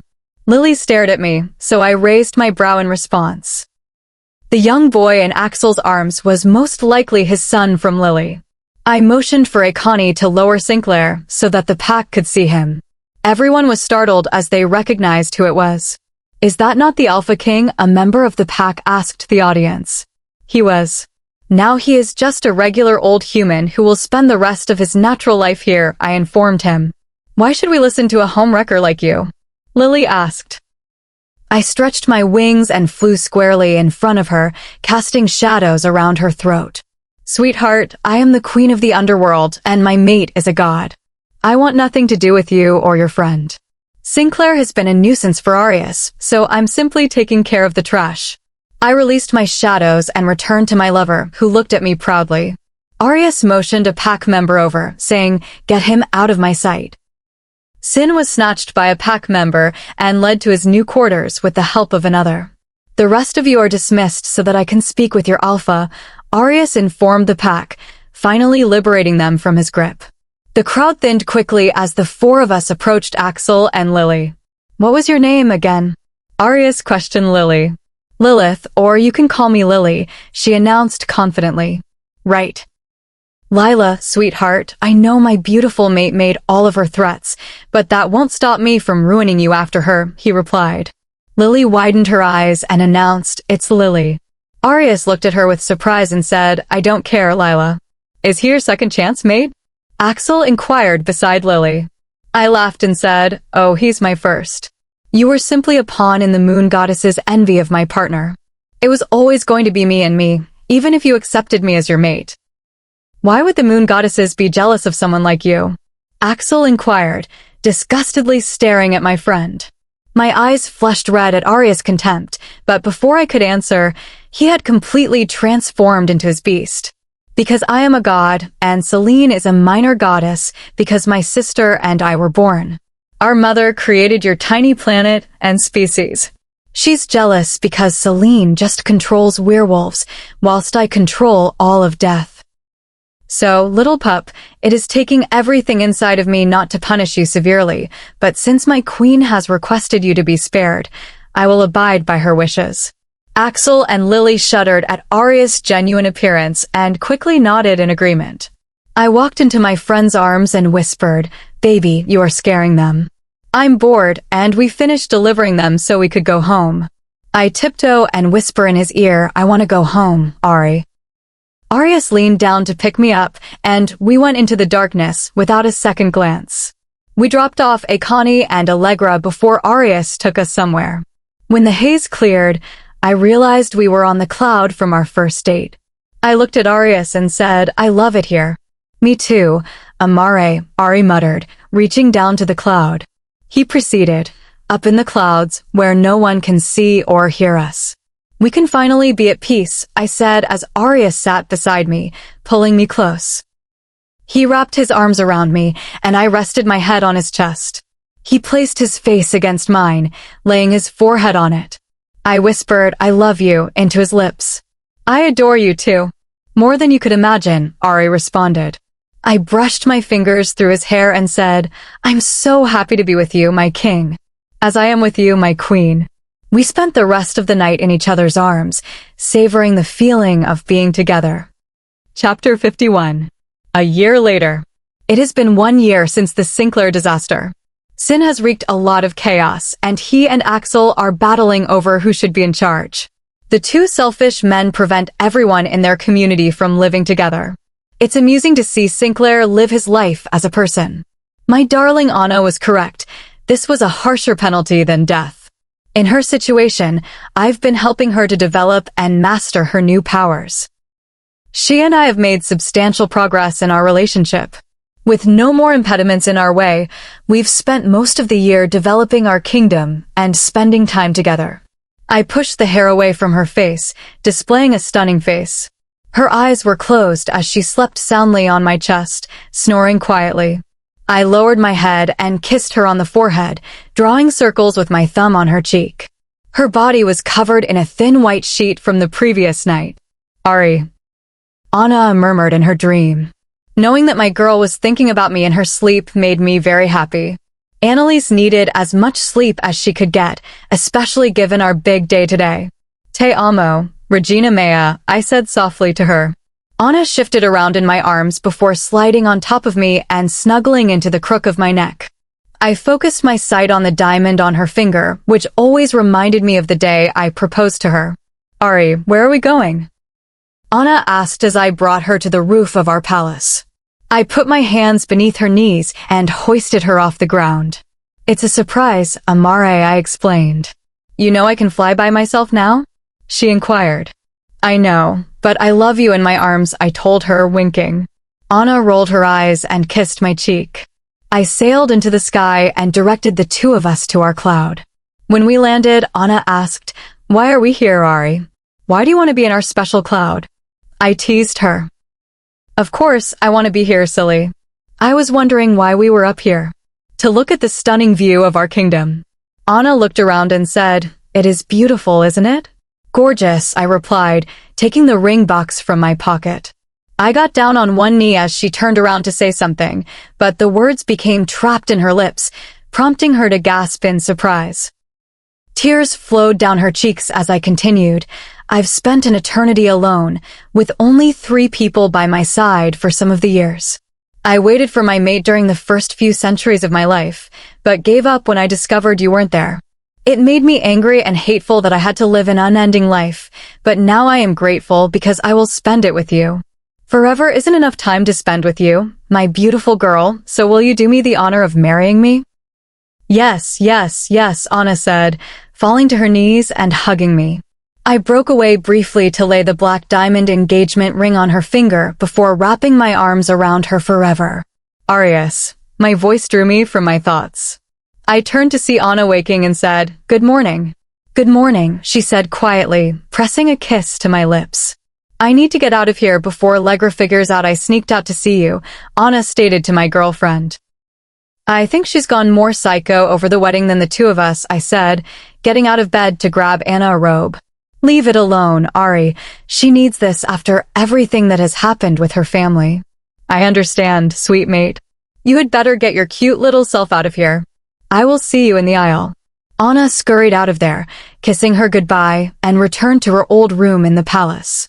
God, I can't wait to marry her. Anna's POV. I spent the day getting ready for my big day.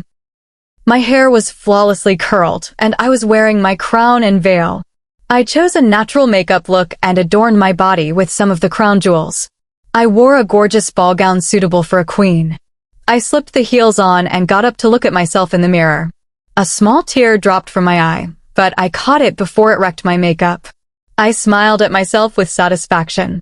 I was set to marry my sweetheart in just a few minutes. Allegra approached me from behind, commenting, You look ethereal, Anna. Arius will undoubtedly be heartbroken when he sees you. I looked at her and said, Thank you. She kissed my cheek before exiting the room and taking her post. I took one last glance at myself, knowing that the next time I saw myself, I would be a married lady. I followed the majestic entrance into the throne room. As the music started, Allegra and Zephyra, my two bridesmaids, entered first. Finally, it was my turn. I entered the room and fixed my sight on my future husband. As I approached Arius, tears streamed down his cheeks. I couldn't stop smiling as I strolled down the aisle. My parents, along with all of my old and new acquaintances, had taken their seats. I walked without my father to show that I was equal to Arius. Walking down the aisle, I could see both my past and future. Ari arrived when I needed him most and exceeded my expectations. Today is the day I'll become Analise Mortem. I fell in love with a man whose heart was dark and feared by many. But at the end of the day, aren't we all a little darker? Epilogue. Arius, stop it, I replied, laughing. No, I don't think I will, Arius replied, kissing the side of my neck. Ari lowered his head to my ear and whispered something sweet. Just as Arius was pulling me closer, there was a knock at the door. Who is it? Arius asked, agitated. Daddy, a tiny voice called from outside. Oh, dear, Arius sighed, rolling off the bed as I stood up to open the door. What are you doing out of bed, baby girl? I inquired, picking up my youngest. Can I sleep with you and Daddy, Mommy? Asteria asked me. How could I say no to my precious doll? Of course, darling, you know you're always welcome with us, I replied, kissing her adorable, plump cheeks. Arius emerged from the bathroom after calming himself down and quickly proceeded to pick Asteria from my arms. Arius cooed, multum magna princeps in Latin. My little princess. Our daughter, being the daddy's darling she is, cuddled herself into his arms. Ari tenderly kissed her on the head and guided her to our bed. Just as I was preparing to saunter to the bed, I heard 2 pairs of feet dash into our room. My 2 babies jumped into my arms and called Mama. I groaned and chuckled at their combined strength. My boys are getting so big, soon I won't be able to carry you. I led them to the bed and lay down beside Ari and Asteria, with Jupiter next to me and Orion in the center. Little devils, have you come to join us too? Arius questioned the youngsters.